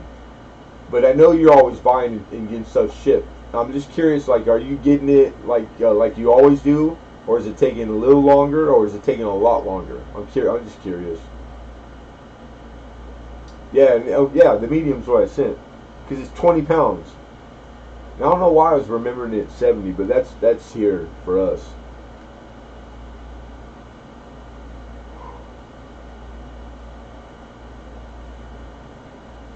Oh, it's already there. Then, dude, I just shipped that last week. So yeah, man, that's what I've never had a problem with the mail, dude. Our United States Post Office, I've always had a good go with it. But you know, like I guess it was because of that I was due to lose one. You know, like it just sucks because two packages, potentially two, one for sure. The bill got stole. And then the second one, it's I bought it, the postage in the kiosk inside the post office, not to stand in line, and I do, which I do often. You know what I mean? I print at home, but there's always one or two, maybe a new person. So anyway, long story short, um, there wasn't a tracking number with the receipt, but the kiosk is right there, man. It's like kiosk. I put the postage on it, the big old sticker, and put it in the canvas, big rollaway, because it's right in front of the kiosk. So it's like I feel safe always doing that. I've never had anything go wrong. So it's like I think it's just taking a long time this time. I got my fingers crossed, you know. On the 7th September. Yeah, 7th. And yeah, what? That's pretty good. That's good, dude. It's the 11th, bro. That's 4 days. It takes longer just here from like state to state sometimes. That's pretty damn good.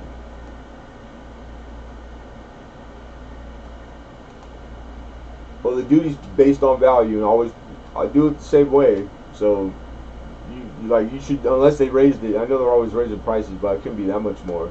You should know what you stand to pay. You know what I mean.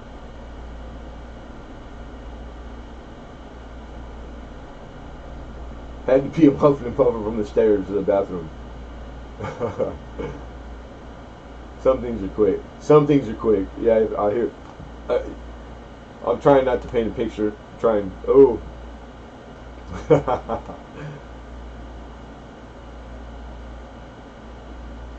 Well, I gotta say, I was a little nervous that because it was such a late start. But I mean, it was at the time. Most of you guys are back east, or Central Time minimum.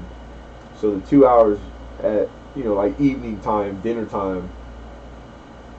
But I forget how many people are on here. And then I gotta give a shout out to Silver Nitrate, man.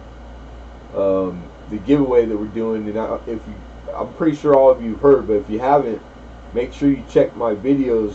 And there's a comment video. Michael Mullins, you probably know too, because we're giving away the gold $20 piece. That's over $2,000, man. It's awesome. 25 channels. I mean, like, how smart. But I know how much work and how well the Silver Nitrate. He's the man. And he's like I can't say better stuff about the guy, man. It's like it's selfless and like he really enjoys it. I don't get over to his stream half as much as I'd like to. You know what I mean? But right now I'm not making a whole lot of stuff. But yeah, but he's a good dude. And so yeah, there's 25 channels, so the odds are somebody's came across the video and you know about it already. But you want to enter on the comment on all 25 channels because you have the chance to be the finalist in one of them, but that makes your odds better. And every finalist, there's only be one to win the big prize. The other 24, we all donated a separate prize, so you win something being a finalist minimum. I'll do a video gold coin giveaway, clickbait. Right on. Hey, I mean, of course, like giveaways is giving back to the coin community from coin people. I don't know if all the channels are sellers, but I know Silver Nitrate is. I know I am. I know a handful of the other channels are. Most of them are. So it really is. Like I was all in right away. I was like, yeah, dude, that's awesome. And it's I don't have a lot of money, but because of the way he did it, he made it that smaller channels could be involved, and that I'm really appreciative of that. So that was really nice of him, and but yeah, this video it's broke all the records for anything I've ever put up, and the amount of comments, views. It's not the most views, but it might end up being. But the speed at which it got the views is like, I can't believe how quick. But you give a gold coin away, man, they come out of the woodworks. But like nice people, all the comments are like really in depth. There's only like the ones you think that might be phony, like, or they're like 18 accounts, or like those kind of like stick out like sore thumbs. But it seems to be all legit people, man, like coin people. A lot of personal comments in there. That was really nice. Yeah, and a little nitrate. Yeah. Are they? Okay, awesome, Reed Doyle. Yeah, nitrate. He's one of the first guys on here that came to one of my auctions. He's been with me ever since. And he's just a good dude, man. He's just good people. I really enjoy folks that he's always upbeat, because I'm not. Not because of any other reason, like just dealt with a lot this last year or two. But yeah, he bought the Hobo coin, silver nitrate got from me, right on. Yeah, he was one of my better buyers for a long time, and he has good taste, man. Like, he's picky, and he knows what he's doing. You know, like, he's learning too. He'll be the first to tell you, but he's bought one off of me. He bought a 50 Denver nickel, right, the key date, and I told him it's a high grade. It's a nice grade, and he sent it off and got it slab with PCGS, and it came back 66 with 6 steps. So that's bitching. That's like the best you could hope for. So that nickel. He did well. Like, I'm not the guy that goes, oh damn, I wish I would have kept it because it's worth a lot. No, man, I'm happy because he told people. You know, like, that's the best advertisement for my channel and me. So it's like, that was like, and he did it. You know, like, he made a big deal about it. So it's like, that's cool. That's the way, the best case scenario all the way around.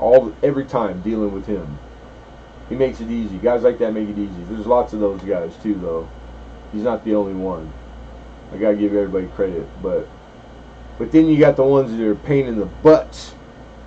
I love them too. I like them all. I really do. It's just every once in a while you want to give a fresh one to a couple guys, but you still love them. I'm doing 2 USA coins to every UK channel. Oh, nice. But I don't think they quite understand my rules. It didn't say what coins it was. Well, stating the rules, Alex, I would say it's really important. Not because it demeans, like, you're giving something away. So, you know, like, if somebody's got a problem with it, that they're screwy in the head, dude. It's like, you could that easily not be giving it away. You know what I'm saying? But you want to state all the what if, you know, like the what has to happen, etc.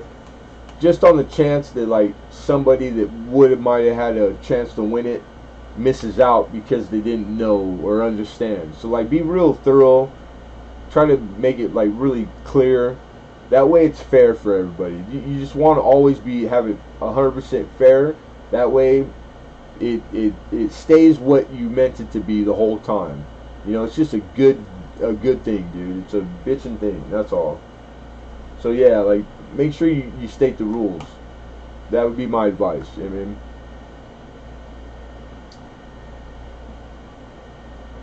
yeah, my bad.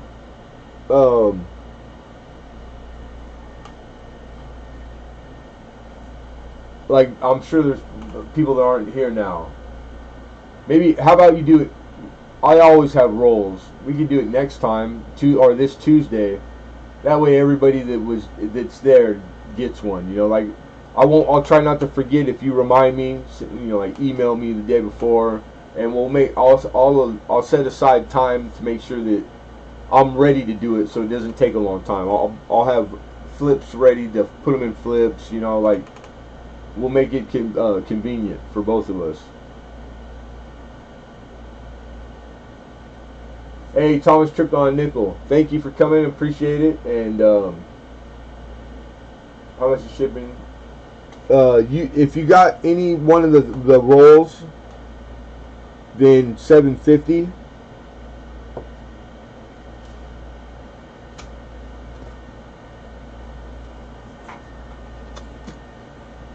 I don't see a Thomas right here, so it might be just like coins and stuff.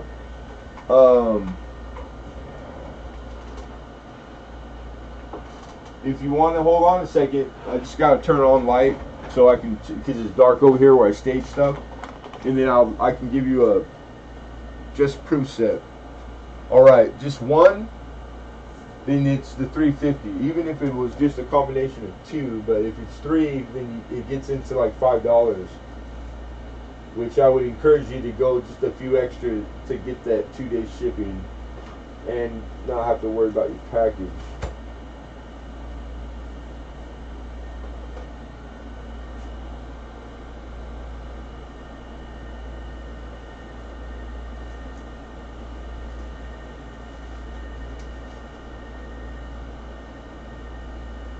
There you are. You got, oh, just the 78? Yeah. It's $3.50. Just the flat rate. I mean, I'm sorry, not the flat rate. The first class shipping. Yeah.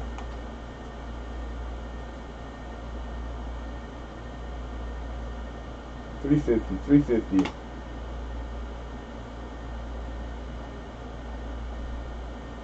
And don't forget to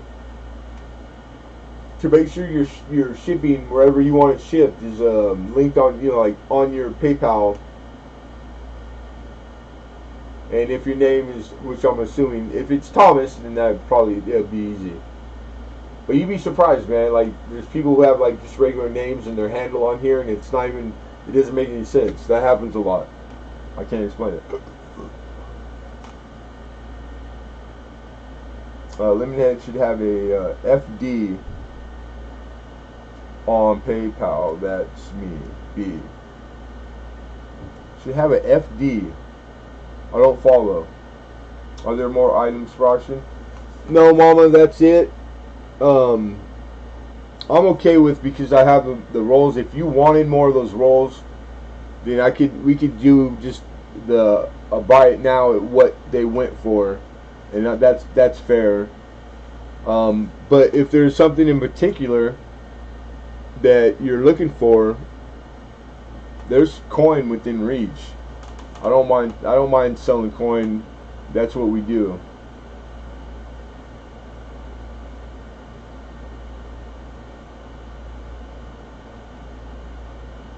But what am I missing? Should have an FD. Oh, what's an FD? FD on PayPal. Should have a. It's not shipping. Are you? No, I don't know. Are you friends and not friends and family, you guys? I need everybody to use, and I didn't say that tonight. The goods and services, if that's what you're asking.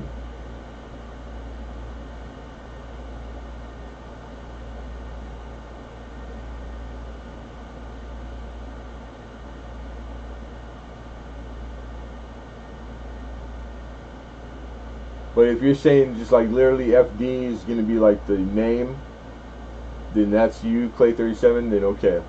Right on.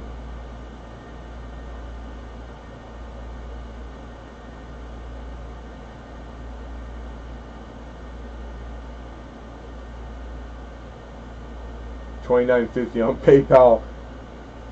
I still I think I know what the first word is. The second word I'm not really sure. But you got it, man. Whatever it is, I'm not positive.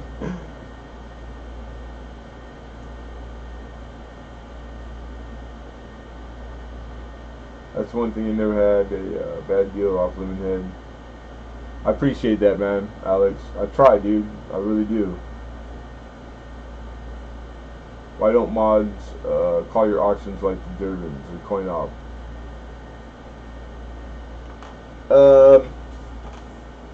Well, I've thought about it, but it's the way I look at it is I started auctions on YouTube, all of them. I'm the original auction guy. Everybody copied my auction or got the idea from me, but I've always thought, like, mods, I'm really appreciative of mods, period, and I got the best mods there are. Durbin's one of my mods. I understand why he's not here tonight. He's never missed. And it's like, I'm lucky to have him. I appreciate these guys because it's voluntary, man. All the people who really show out and do modding, really mod, they don't just ask for the hammer and don't do nothing, because there's those too. It's like, it's voluntary. They do it, and there's no pay. I'm able to, because I've been doing it for a long time, I can run my own auction without the mods, but the modding is really for the chat only. It's not, like, and I know other channels do it, but because they do it doesn't mean that that's how it's done. It's done any way that it's done. And I just look at it like this also, is that if it takes the responsibility out of it, it leaves no open door for the mod to accidentally, because mistakes are human. We make mistakes. If the mod makes a mistake, for the customer that is the person in the chat, that whatever happened to them, that they get mad at the mod or take it out on the mod or blame it on the mod, because I see that happen sometimes. I don't want any of my mods to be in a situation where the potential something bad happened, or they not friends with somebody no more, because it happens. I don't want that on their shoulders. I want them to come have a good time. I appreciate all the help I get when I get it, but I can handle it. You know what I mean? If something bad happens, then I deal with it. It's on me. You know what I mean? It's really why I don't. But I've dibbled and dabbled. There's been times where we tried it. I don't know. It didn't seem to fit with my style. Like, I tend to ramble and go on because I do a lot of research. A big part of my day is I do a lot of work on I like to be able to come and tell you guys the pedigree of the coin. Like I expect you to expect it of me as a dealer, to be knowledgeable about the coins I sell. And personally, I want to be that guy. Like, I want to be a really good what am I trying to say? Like, I want to represent coin and coin dealers as responsibly as I can, like, or as well as I can too. Like, responsible doesn't necessarily mean knowledgeable. So I'm just trying to do it well. That's all. And I know sometimes I pull it off, sometimes I don't. You might have an email. He is looking for a couple flying eagles. I've gotten quite a bit. A lot of flying eagles for people. Good ones too. Presenting head album. Who are you talking about? Whoever it is, yeah, tell them to email me. Big time lag here with the video most times. Yeah, right on. You're on the other side of the world, dude.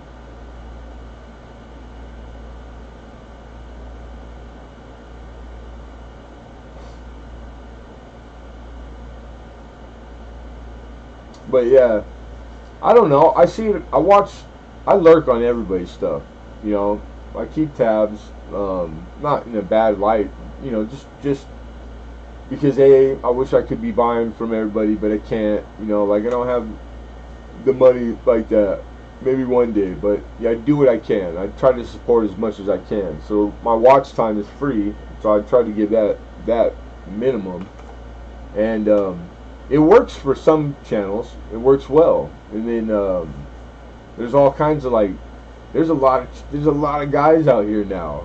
Lots of them. Lots of new ones. It's freaking awesome. I like it. And so many ways that people do stuff, and it's kind of cool to see, like, something new, because sometimes you get where you think that there's nothing you're gonna see new, and there always is, man. There's always something new. You can't stop progress. You can't. And it's ingenious, like there's a lot of smart people in this community, man. I dig it. Oh, okay, Alex. Yeah, no problem. You need to find whatever you need, dude. Just remember, like, when you ask Hi-Ho, when the first time when you come across flying eagles and you don't know yet, and I've had it happen like 5 times where the guy goes, Lemonhead, could you get me the 57? Can you get me with small letters? Can you give me the 58? Okay, there's one more left, right? You think you could pick up a 56 for me next week? I'm like, yeah, I know where there's one that I came across.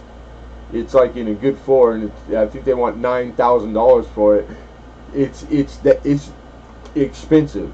People usually don't know until they know, So it's funny because it happens often.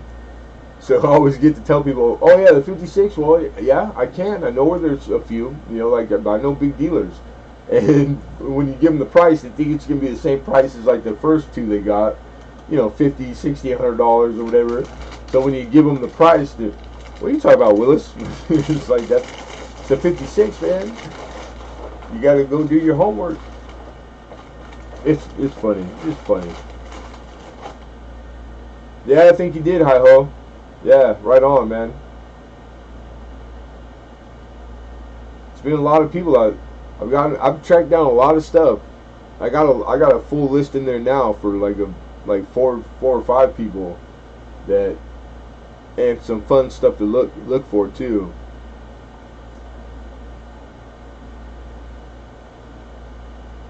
And I love Flying Eagle. Like it's a great coin.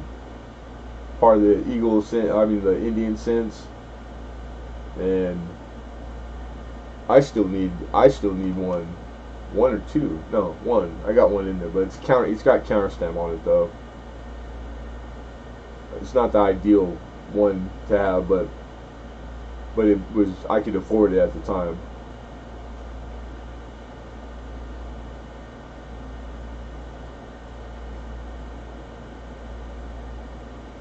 Hmm.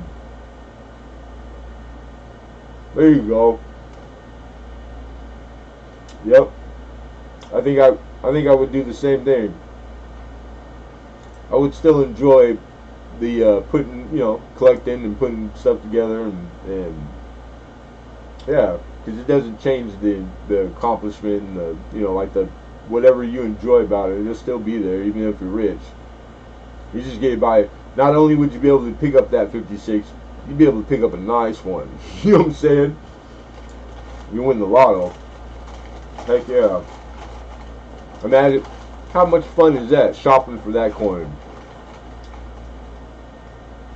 Money's not an issue. God, that would make it all fun. Even, well, it's fun now, but it'd make it more fun. It would.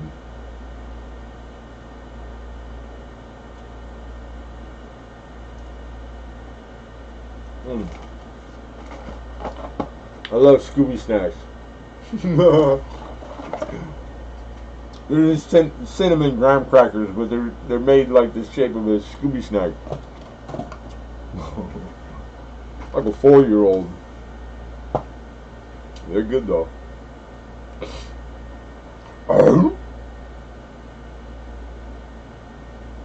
Hmm. So this new studio, man, that thing gave me a run for my money at the beginning. Damn it.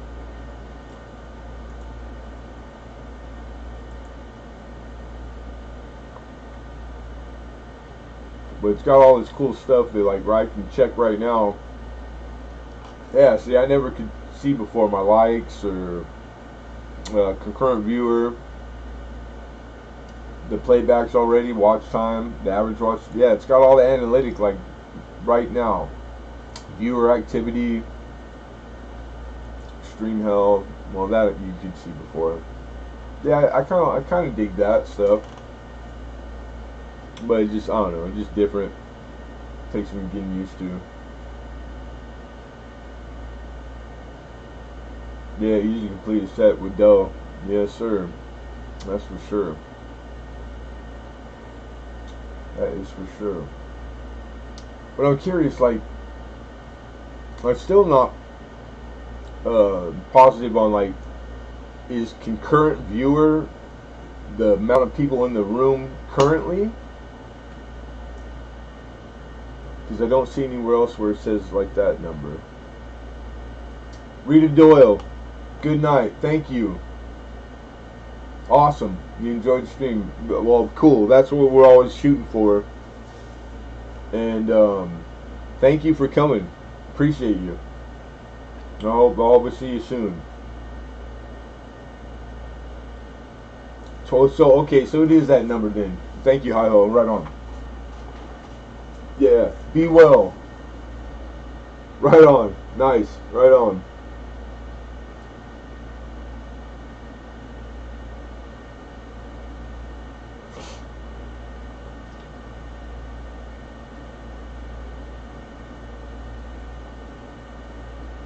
Yeah, we always have people stay after, and pretty good number too. You know, like, and it used to, in the old days, if you weren't here, like, you know, like, I don't know, 2 3 years ago, I used to stream a long time. Like, it was when we were working out the kinks, um, and beta testing, basically. You know, like, the, trying this, trying that. This worked, this didn't. There was a lot of that for a lot of months, and it was some of the auctions were, God, I'm embarrassed saying it out loud sometimes, but I get people joke all the time that we're around for it then, and like 11 hours. I remember having an auction that took 11 hours, and probably was the same amount of stuff we had tonight. You know, like, it took a few hours. It's like it took a couple years to get it all down to where, because I mean, initially it was, I knew that something was possible here on YouTube in the format. So it just took a lot of, like, study and research to make sure, a, that you could do it, it was legal, you know, like, all that stuff. And I did it, because it wasn't that I had the first idea to sell on here. I was the first one to think and do auction, like, by auction standards, and do it in auction format. But was that possible here with the way, being a channel and a content for maker, and, you know, like, and so we just worked the kinks out little by little, and we're still here. Thank God. Like, knock on wood.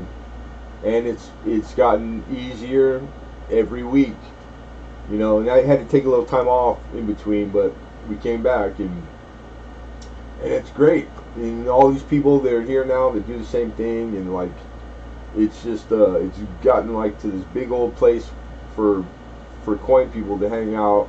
It was that to begin with, but I mean, like, I don't know. It's like a subset inside a subset. It's like a spin-off. And I enjoy going to other people's stuff equally, like, doing this myself. So it's like, it's gotten big. I love it. But yeah, the hanging out after, I dig it. I want to get back to, and I haven't yet, but I will. Yeah, the all-nighters, man. Me and Hi-Ho had a few of them. The late night, because I do all my work late night. I'm a night owl. And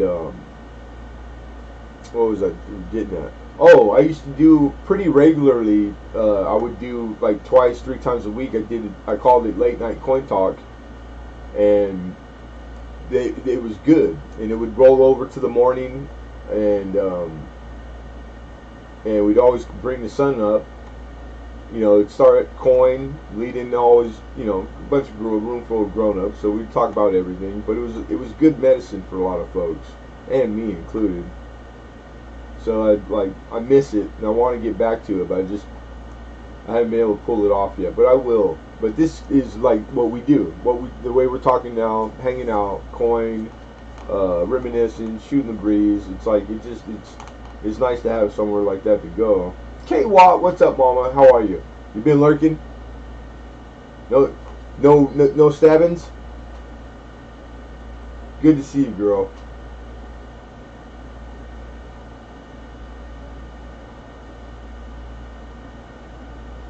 And I'm lucky, man. I get all these wonderful people who, for whatever reason, because I don't know, that follow me or have been with me since the first time I was on here. Because there's a bunch of them, and they still come every week. And I mean, I never thought I'd get 100 followers, and when I made 100, I was like, what 100 people would give two shits about what I got to say about anything, or follow? I mean, like, really, it just blew me away. And then 500 and 1,000, like, I still am overwhelmed all the time. Yeah, it's pretty. I think so. And you know what? I appreciate you, Roadrunner, like, saying it that way, matter of factly. That's really nice, man. And there's other people that, like, give me my props. Not that I'm looking for it, because I'm not.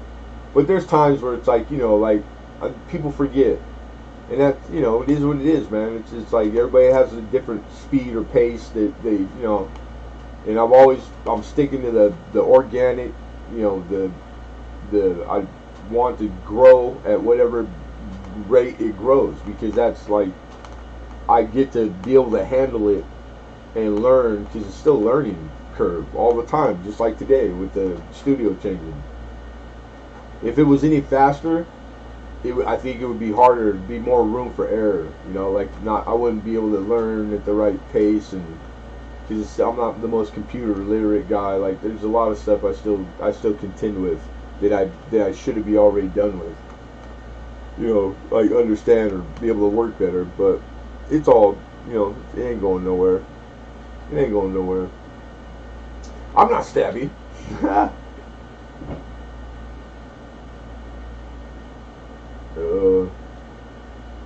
Then you get brought back to the gunshots. Yeah.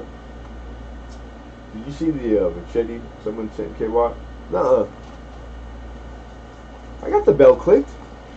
Did you do a video or something, or you get machete? Machetes are like cool and big and machete-like. And who the hell sent her a machete? Don't encourage her. She's got enough knives, probably.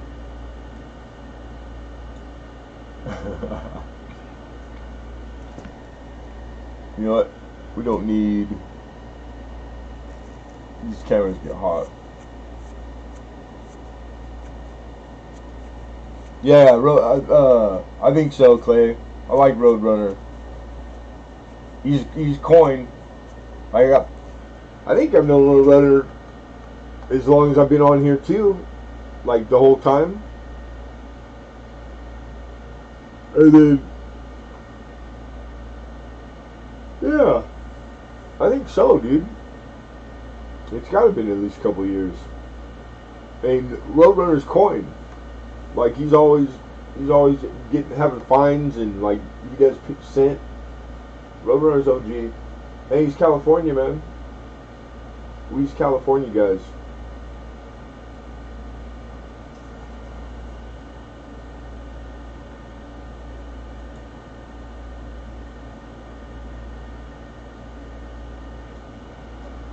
Oh, what? Dude, really? He sent Blue Ridge $50 Snapchat? My God. That's must be nice. Man, that's how I date myself on here. I remember clicking and subscribing to Blue Ridge when he had less than 1,000 followers, dude. Straight up, less than 1,000. And I absolutely love Blue Ridge's stuff. All the videos, all the stuff. But it's been long enough now that it's recycled. Like it's the same topic, same stuff. And like I'm a whole different like coin person now, of course. I mean, but yeah. But Blue Ridge don't like me for some reason. Hey, you can't be friends with everybody. But I know why he doesn't like me. But he shouldn't hold a grudge, or he shouldn't be upset with me. He just, I don't know. Like I just, like he has 1,000 videos up. He puts out a lot of content. He's a hard worker. But it's like you can't be right about everything. And I just commented on a few videos where I kind of had a gripe about something, and I was just playing devil's advocate. That's all. I was curious. I expected an answer. He never answered me on 2 videos. I only ever commented twice. That's it, dude. But I've been in the rooms with him now since, where like everybody's having a conversation. Motherfucker, he just like looks over. He ignores me, dude. I know. I have this feeling like I can feel it through the TV. Dude don't like me. So you can't. Oh well, can't win them all. Hey, good night, Penny Queen.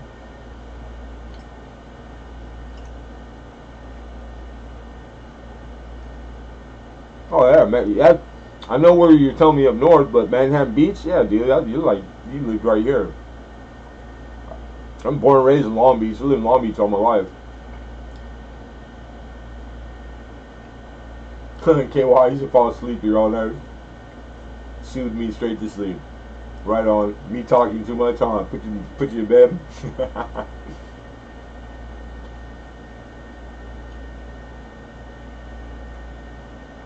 Yeah, I was. I'll be honest. I was really surprised um, to see him the first time when he was on live with them. You know what I mean? But I know that they love him. All of them watched every. They've all been subscribed to him. You know, like at the same time. So it's like. And his videos were like topic a lot in the early days. You know, like it was always talked about. Like he was like kind of like had a star. Like he was a star. Like in this community, dude. He is. And what am I trying to say? It's like to see him. It's kind of like it does. I think it looks outwardly like he's kind of going backwards. Not backwards in a bad way, but like it's like I would never bet that I would see him going and hanging out and doing like he's trying to he's branding and he's like he's promoting his channel and what he does and the Q&A thing. But it's cool. I think it's good. It's a good thing. He's cool, cat. He's cool. Yeah, CoinOp did too. But what's his name? The husband and wife, the old guy. Because they worked their butts off, and they came a long way, like the same identical time too. Yeah, people, like I don't want to say, but I'll tell you, and because I've never talked about it publicly or anything, but I was loyal to PV. Everybody knows that. Shit, I won the Big Show 3 times back to back to back. That's why they made a rule because of me, dude. You know what I'm saying? PV and me were good, and then PV screwed me bad. I mean, bad enough, really bad to where I never talked to him ever since then. But I don't wish the man harm or to pass. Like, I miss him too, dude. I still kind of liked PV, but it was like he blew me away. I never saw it coming. I had no. It really hurt. You know what I'm saying? But it didn't take nothing away from him. Like he knew his shit the same. Like the dude was coin through and through, funny as hell. Like the good times were good times, but it really let me down, and it just blew me away. But I don't say nothing. When I'm in rooms and people are blowing them up and this that, I don't hold grudges like that. Like I'm not that dude. Like I'm not that kind of person. I'm not trying to be that kind of person. But it's like sometimes I feel like I want to tell people because I know mostly everybody doesn't know. There's a handful of people that know because they were involved, but I don't want to screw up his memory. That's not what I'm trying to do. But yeah, he screwed me bad, dude, and on purpose too. For no reason. I was like that one. It almost made me not want to come back. I'm glad I did though. Gear, what's happening, my dude? Gear lives in heaven. Good morning, Gear. Yeah, Robert Lawson, man. Robert Lawson, Robert didn't make the channel. Old boy made the channel. Robert was always the guy that he talked about that you never saw, and you go like, "Who's it? I've got to meet this Robert Lawson guy." Because he was like. He made him out to be a god before I even knew who the hell he was, right? And then to come and find out, he's just like normal dude. He's just regular old cat, Like I like Robert Lawson, good people. He's just down to earth, salt of the earth, just regular like blue collar cat. So it's like, yeah, man. So Robert Lawson was a great addition to the coin community. You know what I'm saying? I like Robert Lawson.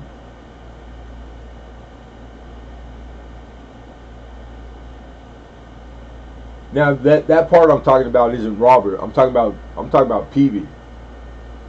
Not CoinOp. But yeah, what it was it was at the time where there was other people involved, but it was the me selling, and how people, total strangers, are like, well, we don't want you to sell because if you sell, then we can't sell, and it's like that. It was like that. That's how it started, dude.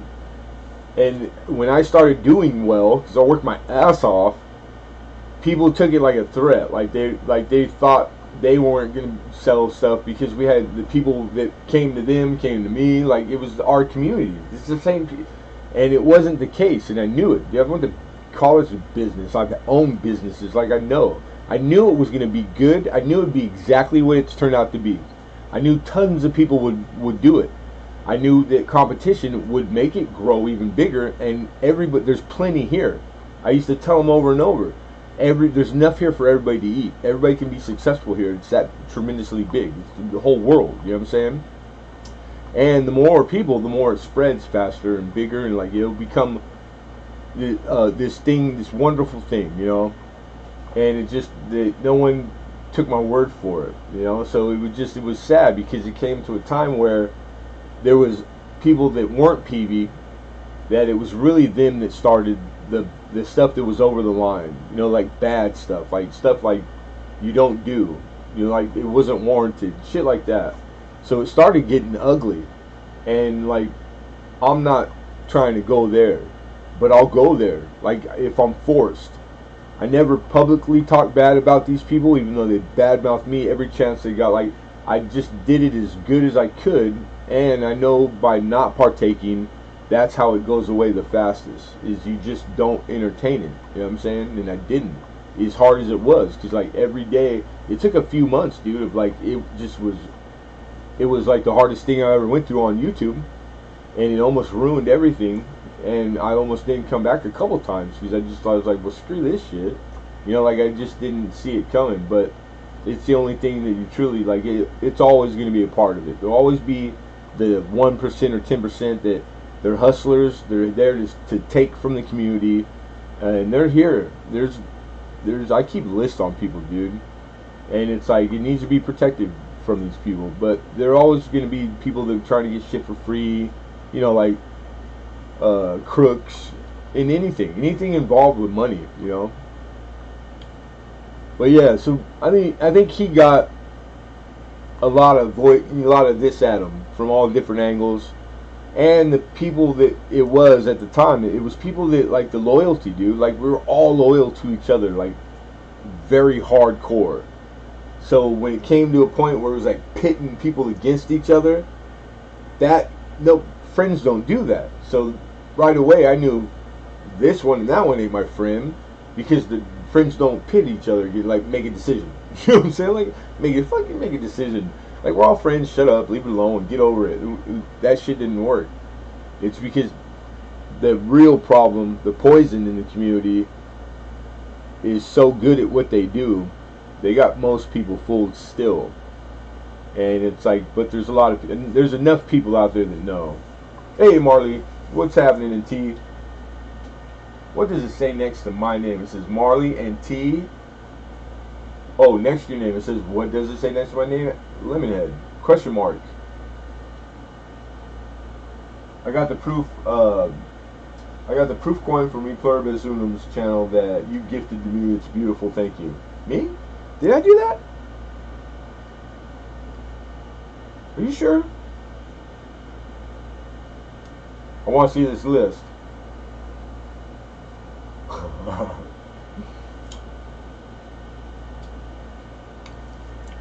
Well, let me explain it.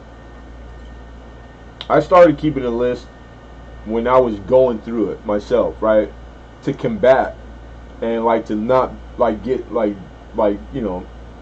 get one pulled over on me. So the list, things would happen, you know, that were odd, or like comments, like just normal shit you would pick up in person, you know. Like that's odd. So just put your spidey sense up. So I'm bad with names though, so I'll write the name down.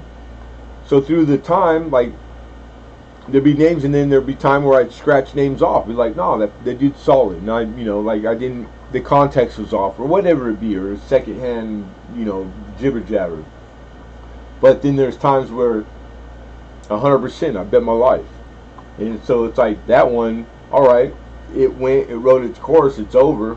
You know, like you don't have to worry about it no more. I'm just got it behind me. Cool. But I keep those names because they're still here. So it's like that. That I don't know. It's just this is this is how I make my living, and I really think YouTube saved my life. So I feel like very partial to it. Like it needs to be protected. And like I've been a father, husband, like I've always been a protector, like that role, you know, even in work in my like adult life. Um, so I can't help myself. But it's like I really mean it though. It's like this is such a good thing for so many people. It needs like all the people that involved here that, and I hear everybody all the time say the same thing back to me. They had the same experience I did. They feel that kind of gratitude to YouTube that they agree like it needs to be protected like anything. Our community. Like I don't want this to go away from me. I don't want to wake up one day and like read or come out and it's not here. Like I don't know what I would do. I really don't. I would freak out.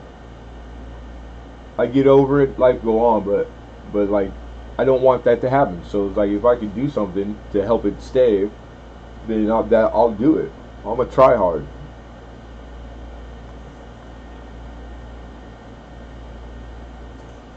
Yeah, but there really is an etiquette that you could really mess up. I could on my own if I don't do it correctly, put a hurting on it, not trying to put a hurting on it.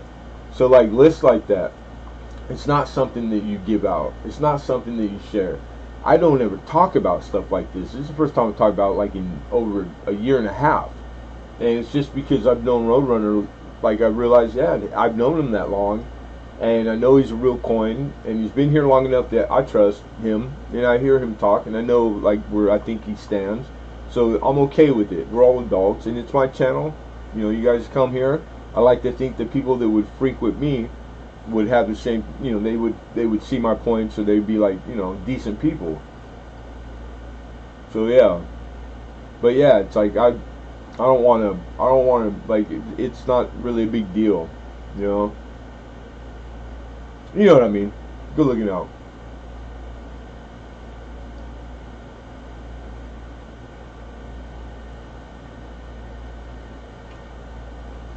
Bama, where? How are you, dude? I haven't seen you in a while. I got half page wrote up by my name. That's funny. Oh, you're on my list. I'm on K Watt's list. Oh shit! I don't want to know. Wait a minute. Which one are we talking about though? Which list? And even then, who am I fooling? I want to be on K Watt's bad list. Even I'll take any list I can get.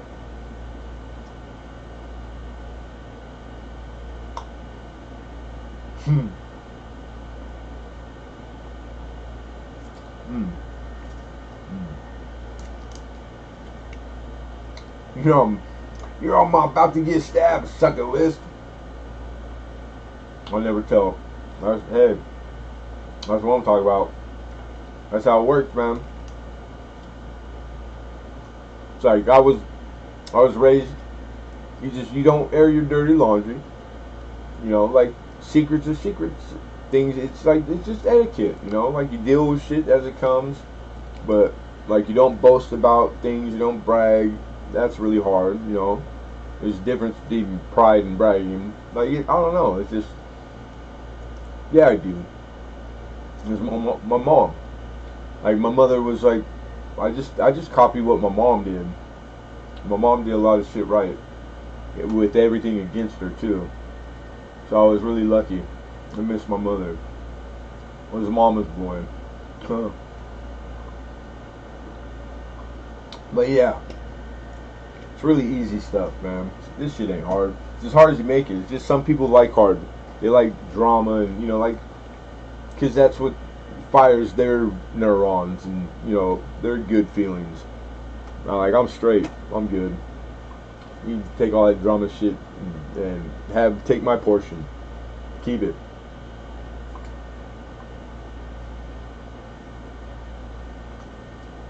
last year, and I know it's copycats and jumping on the bandwagon. Yeah, but it's. I don't know if it's necessary, like for to be full circle. I think it might be the case, or like you, even as hard as it is, you should want it because of the final product. It'll be more better, mo better. It'll be pure. It'll be like as good as it. Like you'll be insulated from it once going through it. It just made you be better for it. You know what I mean? Yeah, that's right, babe. In the end, we still here. That's what I'm talking about. I still standing. I still standing. Tony Montana. Top of the world, ma. Top of the world. You never take me alive.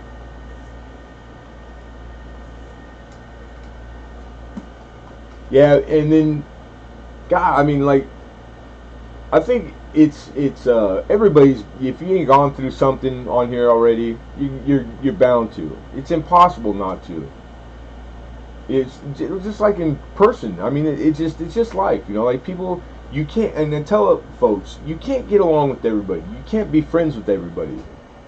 And the people who do, those are the ones that that's kind of, to me, it's kind of phony.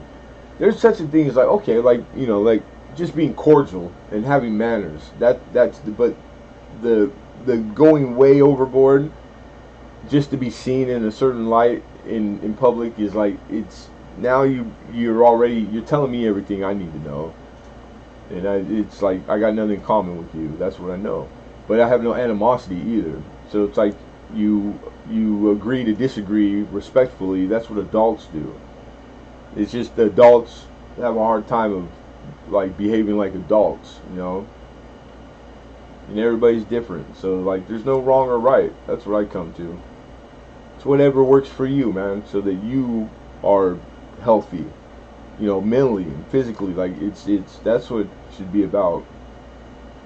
And the disdain or hate for people, other like that stuff is poison, man. It'll age you too fast. Shit like that. I will use manners though. Yeah, you can't like everybody. It's impossible. There's like 5 basic freaking personality types, and not all of them click. They're oil and water. So it's like, the sooner you recognize, yeah, I just can't, And there's people on here, quite a few of them, that I don't never say anything. I just don't say it. I don't go. I don't mess with, and it's because I already know. And it's nothing they did, nothing they said, but I'm just saving us both a lot of heartache. That's being responsible. You know what I'm saying? Or at least I think so. I don't know. Maybe I'm wrong.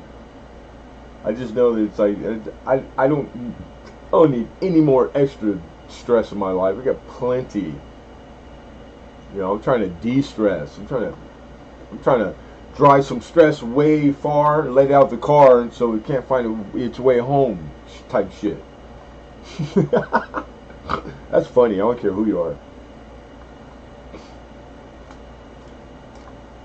But yeah, it's but man, if it was only that easy, right? It never will be. There'll always be something to deal with or have an opinion about. Yeah, right on, girl. I just know it feels a lot better when you're happy. What a simple, stupid statement, huh? Wow, that's some deep shit.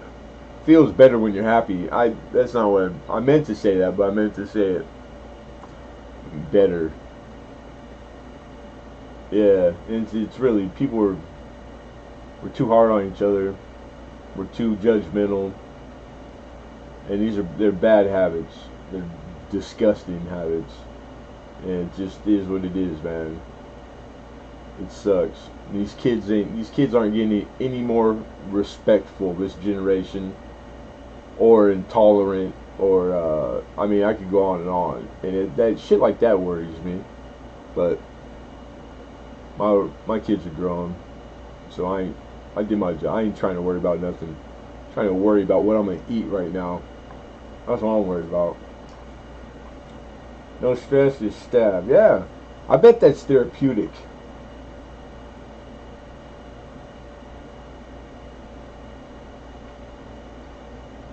I'm a firm believer in getting whatever it is. I don't care what it is. The easiest to the you might not even literally live and survive through it. I don't care.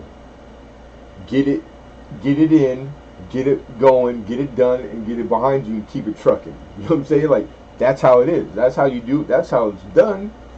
You don't put off for tomorrow what you can do today, like all these old adages, right? They're all true. Because it's like time is the commodity. Time goes by quick, and it gets quicker and quicker, and then pretty soon you wake up, you're 44, and you go, God damn, and then you look in the mirror and you go, oh, who the fuck is that? And then it's like, all kinds of shit's coming, and then some of it's going to be hard to deal with, but the sooner you deal with it, the sooner you get behind you, and you get off to the next day, whatever that is. So if you hope it's, man, tomorrow's going to be that good day, that day that, like, damn, I had a good day today. But you didn't plan on it, and you had no idea it was coming. I want those. I can't wait to get to them. Sometimes I have them. And then sometimes I get these runs of like, 1, 2, 3 years in a row where you don't get one. And it's like, damn, this is getting old. So, but shit's as hard as you make it. It's just, we're not 100% in control of our lives when you have other people, like spouse or kids or employers or family. Like we're not solely to ourselves. We have responsibility, like, to a lot of other people. So it matters.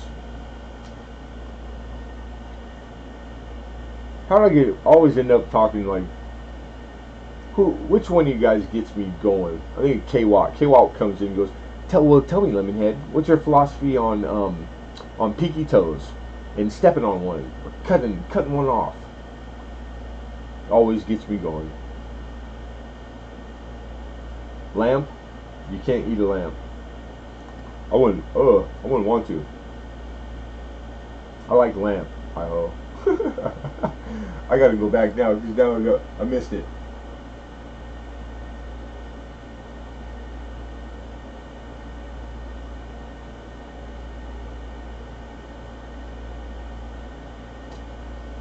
Oh, I like that statement. That's easier said than done, though. But that's the best advice that anybody could give somebody: the being in control and deciding what upsets you and what doesn't. That's like it because it's possible too. But it really, if you're not just already that person, it's hard. It is really, really hard. But there's stuff you can do and read and learn. Like it's something I'm working on because our minds are completely independent sometimes. They're their own like entity, and it's hard. It's hard to combat it. I protect my honor and ethics, and will fuck up anyone who compromises them. Yeah, I was that dude for some years, and always had my way with anybody.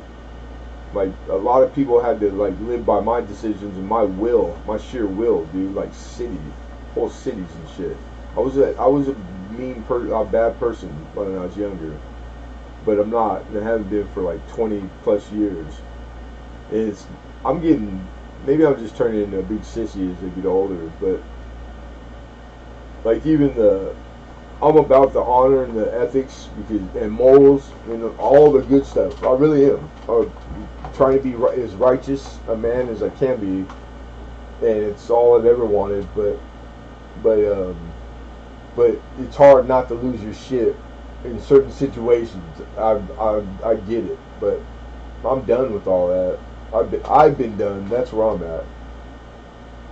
I think the last time I got stabbed 7 times in a bar by 5 guys, I had enough. I was done. It just took it out of me. It took that to go, what, maybe I need to rethink some stuff. You know what I'm saying? Like, shit, I should have been, because only you know what you need to work on, Yeah, I just wrote it as long as I could, and I think I knew, but I didn't know. But I knew. Yeah, that sucks. I have no idea what I'm trying to say. It's just I've seen enough violence, like real bad violence, all the time since I was a little kid that I don't want nothing to do with it, and no one should ever want anything to do with me with it because I used to do it professionally. So it's like I had my fill, man. I'm filled up with that shit. I see more dead people by the time I was 8 years old than you will watching TV all your life. You know what I'm saying? Like in back of a mortuary while my mom did hair and she drugged me around everywhere. But then it went into the real thing. And I grew up in like really uh, in South Compton in North Long Beach, dude. I'm a white kid. You know what I mean? Like I'm still here. Like it's I've lived it. I know. I ran with some really awful people too. So it's like I've been trying to pay amends and pay back the gods um, ever since. You know, like early 20s, maybe mid 20s. So I think I overdid work. I worked 7 days a week. I threw myself into work thinking that would raise a family. I got married, kids, and I worked 7 days. I worked my ass off. Broke my back twice. Like I just I did it too hard. And it wasn't a good balance. But I still mean well all the time. So it's like I don't get to the violence part no more. I try to avoid it at all costs because it doesn't fix nothing. It just makes more problem. But there's always the you never let another man. Like if your life is on the line, then you do whatever you have to do because that's okay with the gods. You know, the eye for an eye, tooth for. If you're defending, always you are always in the right. You take the moral high ground if you're in defense. Like I never started a fight a day in my life, but I will overboard try to finish it if I have to defend myself. You know what I mean? Which isn't really right either, but I don't know. But yeah, man, it's like there's enough assholes in the world that are violent. You know, more than we need, more than this world needs. I get you too. I hear you, brother. I do. I understand everything you're saying, brother.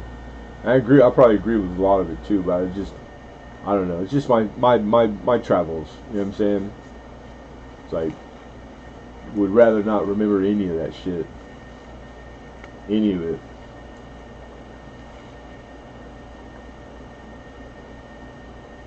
Well, good for you, Alex. Stay clear of that stuff. Nothing good about it, unless she's good looking. But even then, it's my standards have gotten low too. I'm joking. No, I mean, no, I love everybody equally. I love her.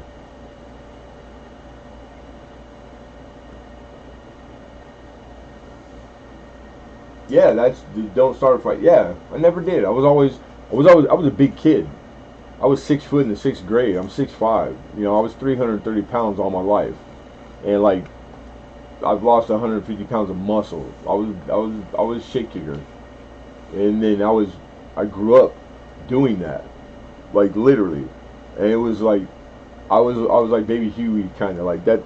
Like it took a lot for me to get mad, and because I could take it, I was big enough, like so I put up with a lot until a day came where I learned I don't have to, and that was bad. That was absolutely the worst thing that ever happened in my life when I realized what I was capable of because then it was impose your will on others at will.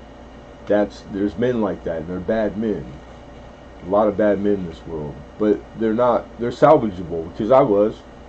So I know that, and I think that was the lesson. Because I know that, I'm more understanding, even if like where people would like they'll just go overboard on somebody. I don't no more, and because somebody did on me, like I've had just a handful of people in my life that like they didn't throw me away, so I try not to. But then the ones like I love the most threw me away. when I wasn't, and I didn't even, yeah. So life's a trip, man. Life is definitely a trip.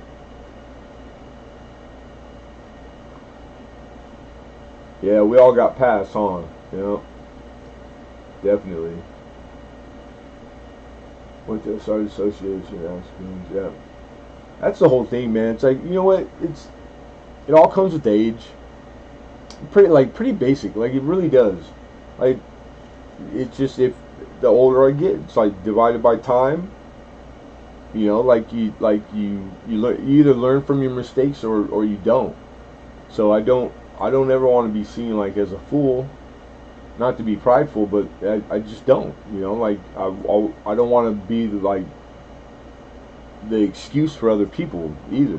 You know, if that makes any sense. I just it I try to simplify everything. Treat people the way they treat you is like the easiest way to live. But if like they treat you bad, it used to be I lived by like treat people the way they treat you. If you're good to me, I'll be really good to you. But if you're bad to me, I'm coming tenfold on you.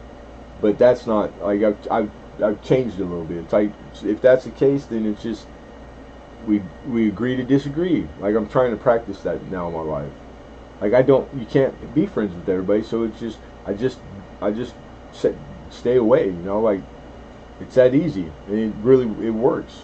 All the guys I grew up with, the worst ones, I finally got the balls because it took all 40 years for me to tell guys that I love I never want to see you again. Like I cut the bad fruit off. I have no friends because all my friends were scum. Not all of them, but 99% of them. And that was hard to do. It took a couple years too. It still happens occasionally too. Running across people and they just don't believe you, you know. But you have to do those things, man. If you really are about it, you know, you just want to be a decent human because really you should. Or if you believe in some kind of God, I mean, or the cosmos, like somebody's keeping record, then it's like you gotta get your shit right. Yeah, I've faced death way more times than I want to remember, dude. But yeah, Nate. But you said it too. You touched on it. I thought it's nature neutral. It works being yeah, neutral is a good place, but there's always like how do you put it? There's some stances that you got to take, even like if it ain't your place, because it's what's necessary. You know, like there is times where you could be copping out. I'm not saying you. I'm just saying in general, because it's happened to me. Where it's like, do I say something right now? You know, like, because I'm all about not taking up another man's plight because he's a man. You know, like everybody's responsible for themselves. But there's times where it's like, it's we're all part of a group. We're humans. You know what I mean? So it's like it's okay to like defend the defenseless or like women and children, not women, but women too. Yeah, I'm old fashioned, and old people like people that can't do for themselves. We do have a responsibility. You know, you do your best, but I don't know. It's a hard to that line gets. Sometimes I was guilty of doing it. It was hurting me and mine, and I didn't know it though. I didn't see it, and I'm paying for it now, big time. But you know, we get that paid off too eventually, or we won't. Whatever's gonna be is gonna be. I unplugged the house phone. There you go.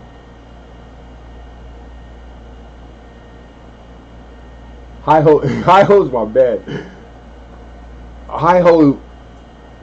And then sometimes I don't want to laugh because I don't even know if he was meant to be funny, and I don't want to be rude. But it's just like hi ho is funny, man, and he's been through some shit too.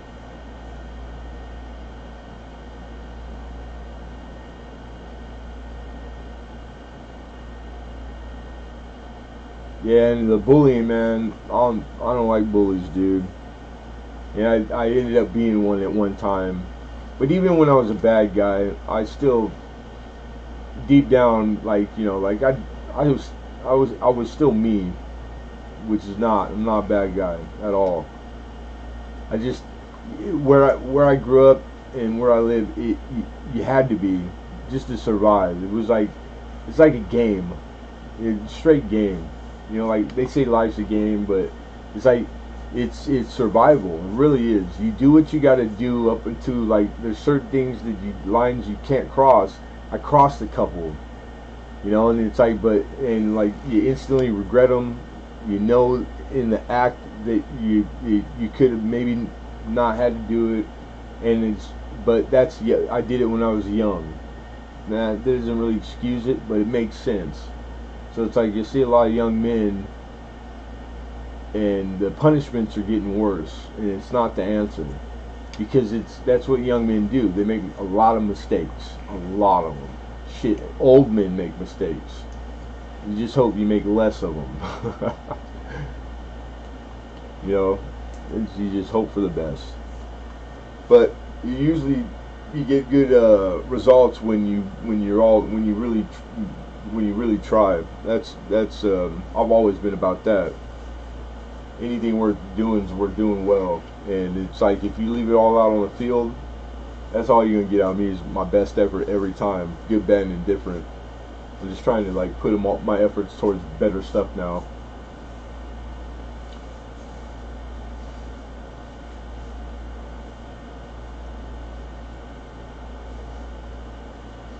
Yeah, playing possum. I just read that Roadrunner is definitely, dude. There's all kinds of like ways, but that is definitely one. Those are old adages, bro. You never. Always said you never let them see it coming, bro. Never.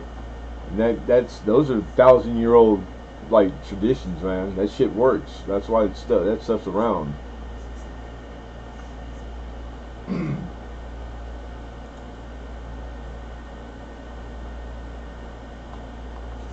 Just put myself on blast.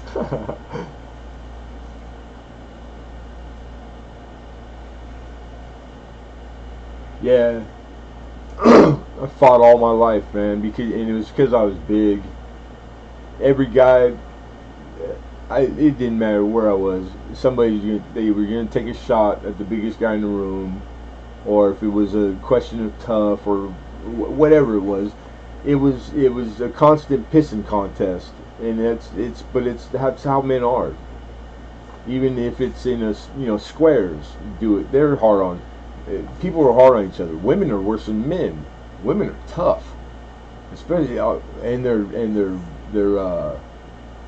man the psychological shit with women. You know, like how they're friends and like they turn around and like just instantly like just demolish a broad behind her back. It's like, man, you guys are tougher than us by far. Like the most downest, toughest woman on this planet, I'm scared of. Cause she's besting me. It's like you guys can when you need to. You got a couple more tools than us, I think. Yeah, and don't show your hand, of course. I mean, but see, all that stuff. I know all that, dude. They were habits. They were habits that I've been trying to break for years now, because you do things once it becomes habit. You do it unconsciously, involuntary, like blinking and breathing. And a lot of my habits, I didn't like them no more because I didn't need them. And they were awkward around people because I tried to put myself around people that they didn't go through the shit I went through. You know, like normal people. So like my reactions would freak people out sometimes. Is that's probably happened to you too? And you instantly feel bad, like, cause I wasn't. That's not what I was going for, but it's like I couldn't help myself. You know, like whatever it be, like little insignificant things. You know, like never not sitting with my back to the wall, or put myself in a room where I can see the rest of the room. Like, oh no, well come over here. No, I'm fine. Like just like shit, because people pick up on stuff. And then you always inevitably get to the explanation, and I don't lie. I've never lied. Even when I was a scumbag, I didn't lie, because to me it was like, real men don't lie, and because I'm that dude, I don't have to lie. I'll tell the truth even when it's not good for me, and I did that. There's times when I didn't have to go to jail, but I did, because I never lied. Take my medicine every time. If I earned it, I earned it. You know what I mean? Like it was but it was from a cocky place. That it was not good stuff. But now it's always good. You know what I mean? Because I don't lie. I'm never in a situation that it's associated with that kind of stuff. It's always only benefits me. Nothing. The truth is the only thing that is truly righteous. You know what I'm saying?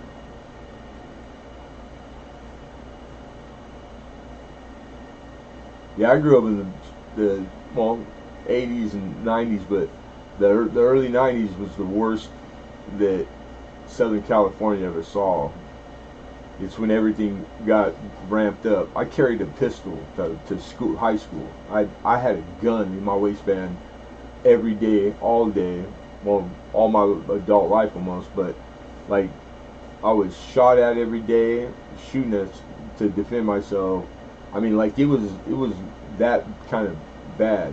The crime, the murder rate, the shit I saw. My God, it's like I feel so bad for and I'm so partial to where I grew up and the kids that live there now, the kids that were around then. It's like I had a lot on my plate back then. Like I had to take care of like a lot of people. I had to carry a lot. Like I was protector and like I was in some deep shit. It was weird. But I was always good to like people that you were supposed to be good to. I come across cats that I grew up with like every once in a while through the years that like squares, like all the we call them the baseball bunch. They were like the kids that were like we grew up since grade school, but we went our different ways, and how they made it through. It was all the one thing that I noticed. They all had a mom and a dad. They had parents, like real traditional. Like they had healthy things, but like their parents can take care of them while they're at school. When there's like a riot with 2,000 people and they're landing army helicopters on Atlantic, that was front page of the newspaper. That was me, our people, the shit that went down.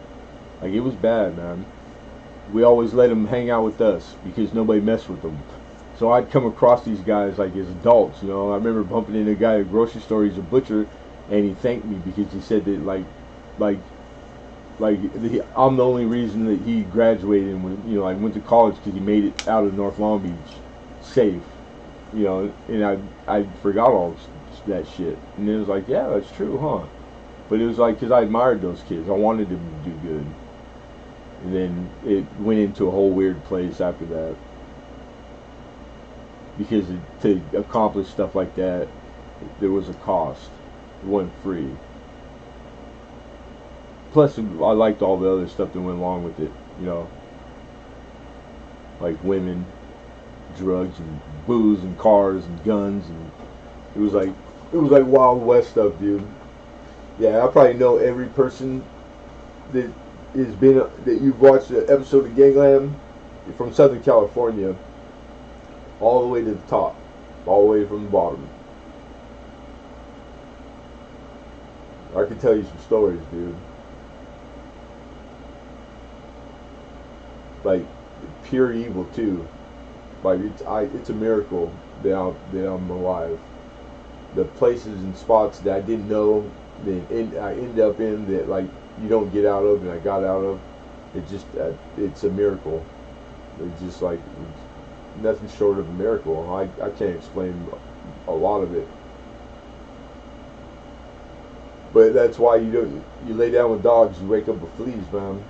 I made bad decisions, always meant well, but and then like I'm loyal to a fault, so I became loyal and admired guys that I didn't know what the fuck I was getting into, and before it was too late.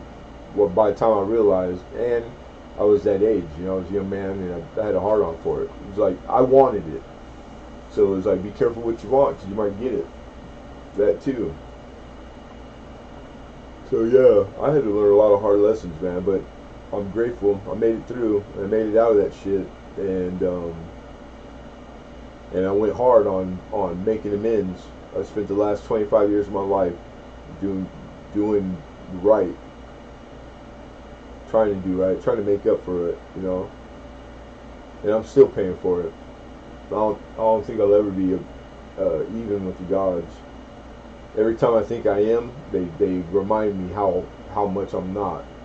Like I haven't paid back enough yet. So I just gotta keep on doing right, which is, you know, it's not like I wake up and go do right today. I'm just a person. I'm just living. And I gotta start finish getting to work, and it's 12:30 now. Now it's starting to get kind of late, which means it's really late for some of you. And I've been rambling, telling way too much. Sitting here, what Marley say? I'm ratting myself out.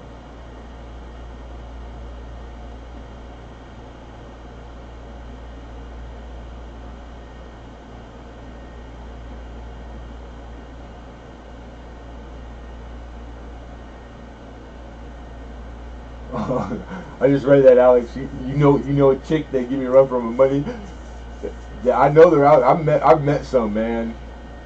These alpha females, and these man, they ain't no joke, dude. And you know it's hard too because I'm attracted to women like that. I think those type of women are sexy. It's like any woman that can manhandle a man. It's like something about that. But then it's like, careful what you ask for.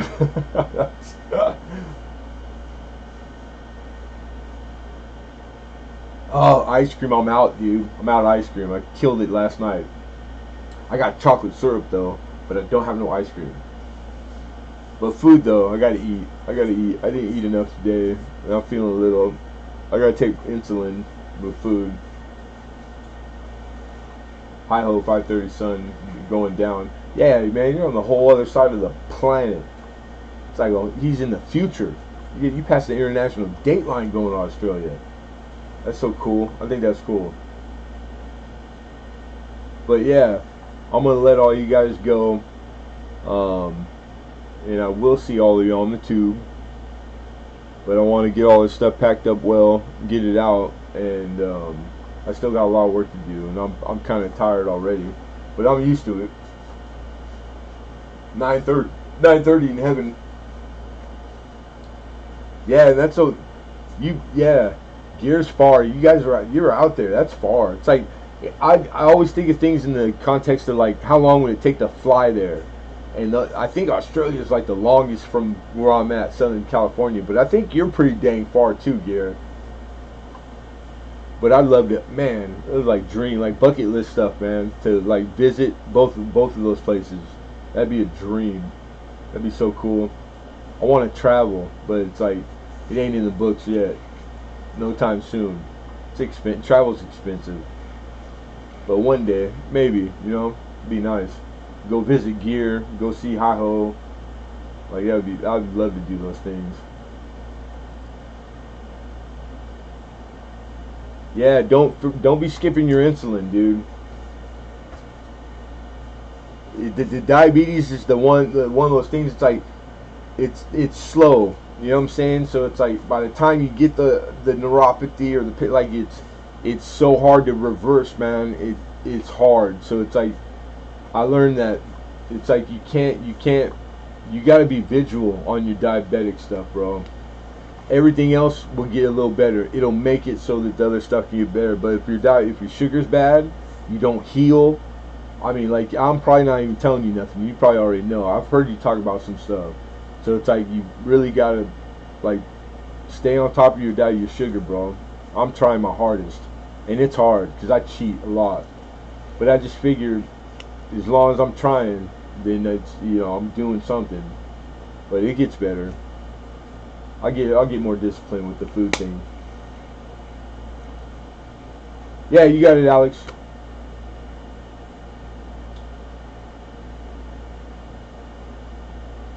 K-Watt. We see you later, Mama. And everybody, thank you. Appreciate the heck out of all you guys. You know that. if I don't say it enough, I always mean to, and I try to, because I'm very appreciative, and I get to do this, and I enjoy this, and it's because you guys come and partake, and then I even enjoy the after more so. So it's like, thank you very much. Thank you very, very much. All you guys. I treasure every one of you. Alright? So I'm gonna bid adieu, and I'm gonna kick rocks. So everybody be well. I'll usually type in the chat too. Be nice to each other.